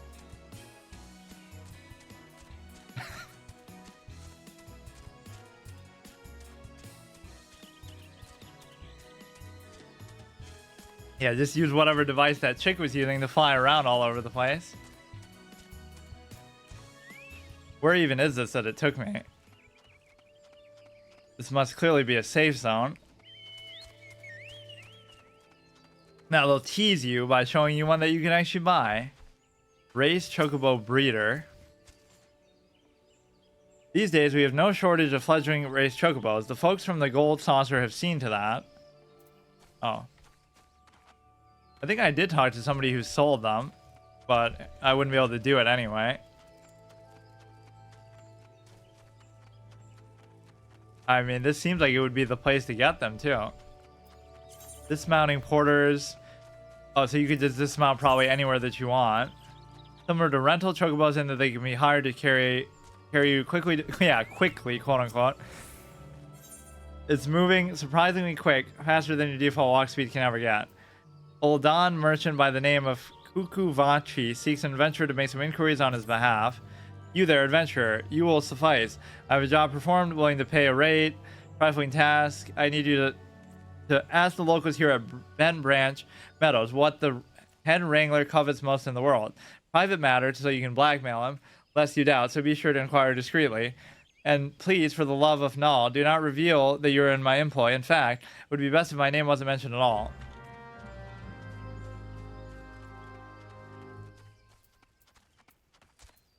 This guy's not marked as a vendor. Trick to Chocobo is not, as some assume, to slavishly appear an established set of procedures. No, one's main concern should be to maintain a safe and happy environment for the birds. Never seen a Chocobo up close before? Then have a care you don't stray too near and catch a friendly kick in the face.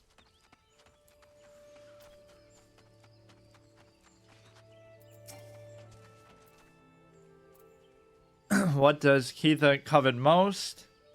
Why would you wish to know? Wait a minute, the Oldan merchant put you up to this? He's wasting time with that approach. If the man is serious about owning a chocobo, he should be better served by convincing Keitha of his intent to provide the bird with the proper care and attention. 1 out of 3. There's really nothing even to do here right now. Yeah, why hire the chocobo when you could just use this? But I even said I want to try to avoid using those. Delivery mogul. Maybe you could get one of these to grab onto as a flying mount too. The final one, content in Final 14 is locked behind the story, especially dungeons and raids. Yeah, I don't really have much interest in doing that kind of stuff right now anyway, like the end game raids and stuff. Chocobo Porter.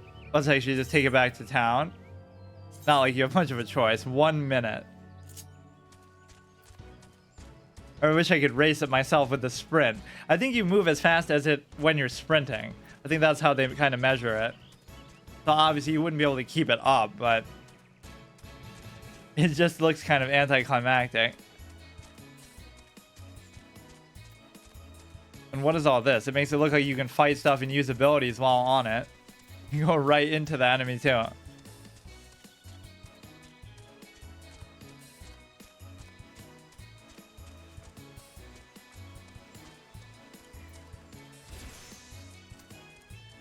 So it's free to no, it's not free to play then. It's just it felt like that because I bought the game. So I wonder what they would let you do for free. Maybe just get to a certain level, like level 10 or something. I guess I forgot that I even did that.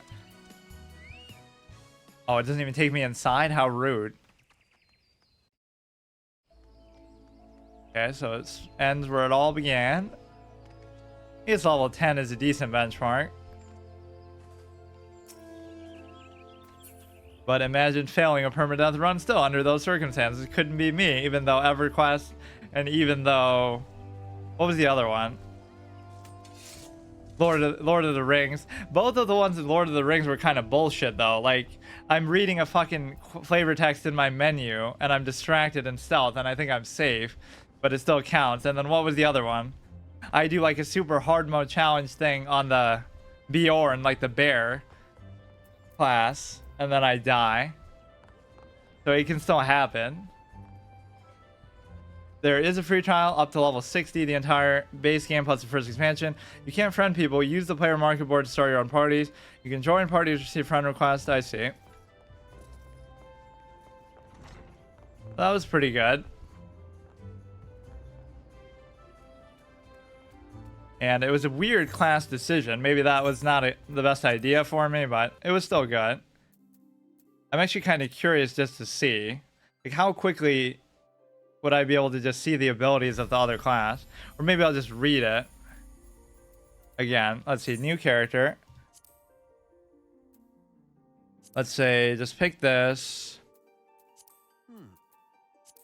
Do the other one, and then go with, like, the other class. Don't care, don't care.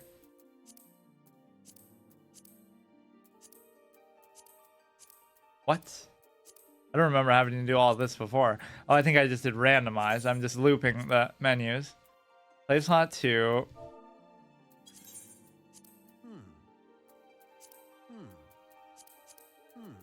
Disciples of Magic. Oh, I guess it doesn't really tell you the exact abilities, or I didn't even read these.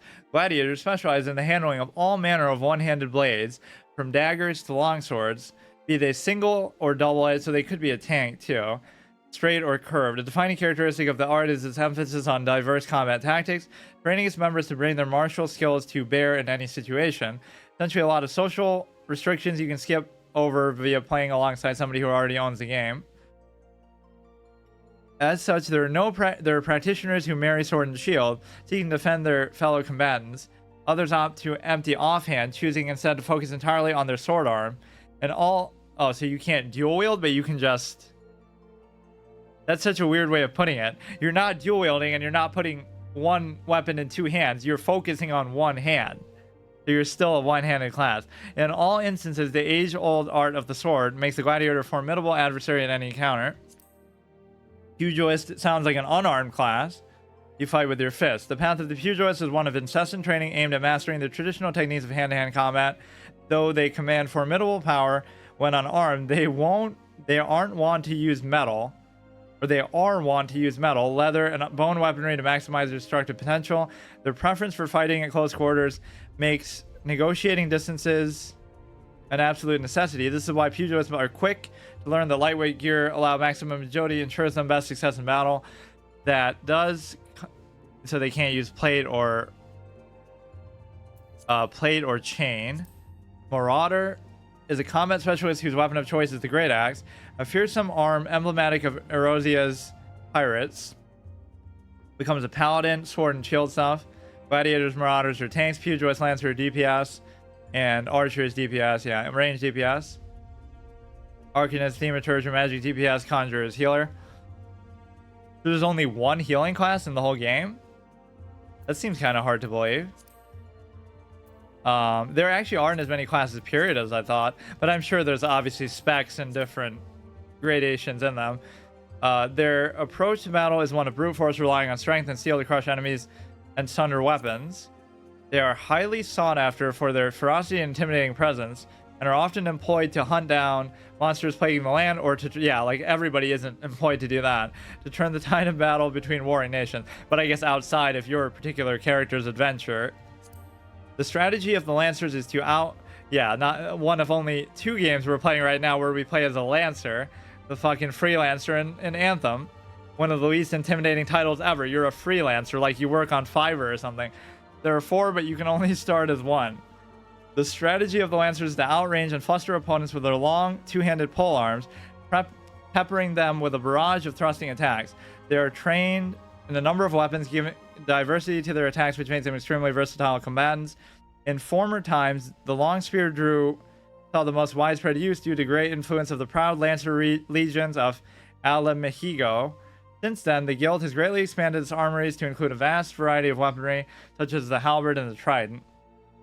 Maybe it's explaining that, like, over the expansions, or maybe not, because I don't know if I even technically have them or not. With just buying the base thing, maybe I don't have the most recent one, but I have the rest of them. I don't even know.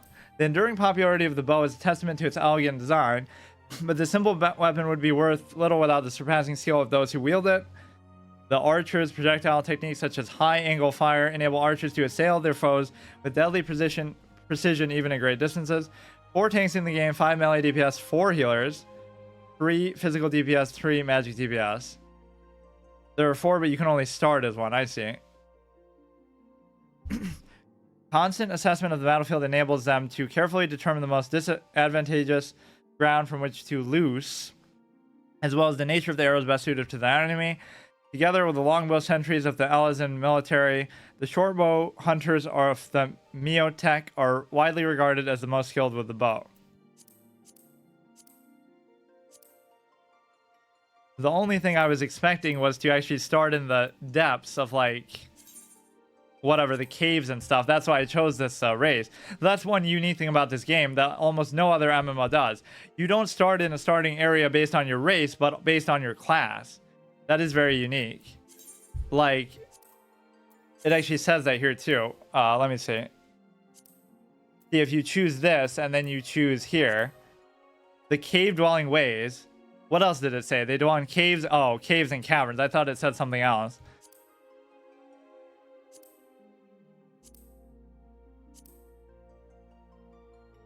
Okay. So that was pretty good.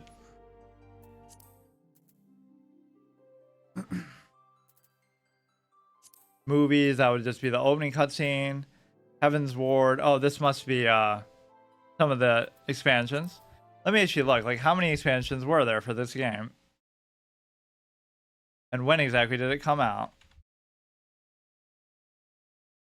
Each class you have becomes a different one at level 30, finishing job class. For example, Conjurer becomes White Mage, Thaumaturge becomes Black Mage.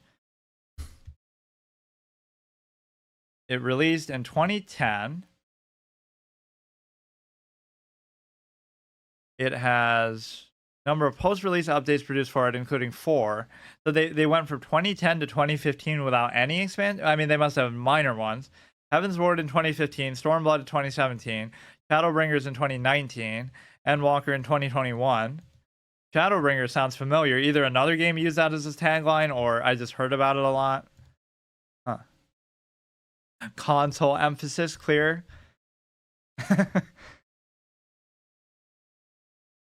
The images from kind of the old school game. Yeah, see, the graphics seem kind of like an in-between phase. They're obviously not what they were when they first came out, but they're obviously not up to date entirely either, so. Oh, it's doing like a cutscene. Definitely they chose the right music for the menu. Kind of Kingdom Hearts vibes with the dearly beloved thing on the title screen. 14 had a 1.0 version of the game that was terrible and had to be pretty much destroyed and recreated later. Endwalker, so that's the most recent one. $40. I can't even remember what I paid. How much does it cost with all expansions? $39.99. Oh, maybe I bought the 19 one. A Realm Reborn. 2010 to 2023. Yeah, even their site is kind of scuffed like that with the UI. Like they're stuck in a old age.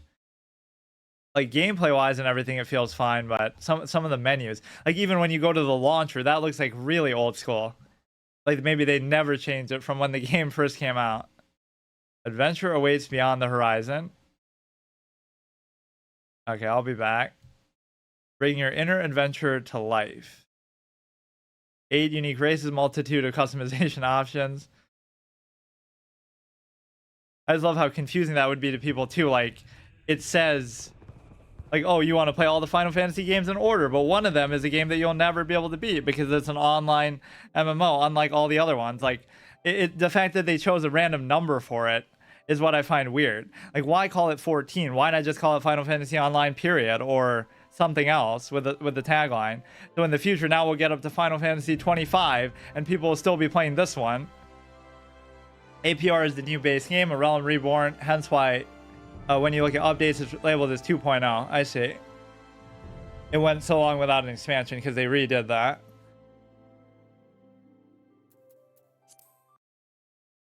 Because there was other online Final Fantasy games. Well, yeah, but they could come up with like a subtitle for it, I guess. 14 isn't the only online one, plus it's not the first time they added a number to a Final Fantasy game that had no real connection to the other previous titles besides Chocobo Magic. Oh, so is that really the consensus, that it really has nothing to do with them? Not the first time, that had no real connection. I mean, technically none of the titles arguably have any connection to each other sometimes, it feels like, but yeah, just like generally the same universe.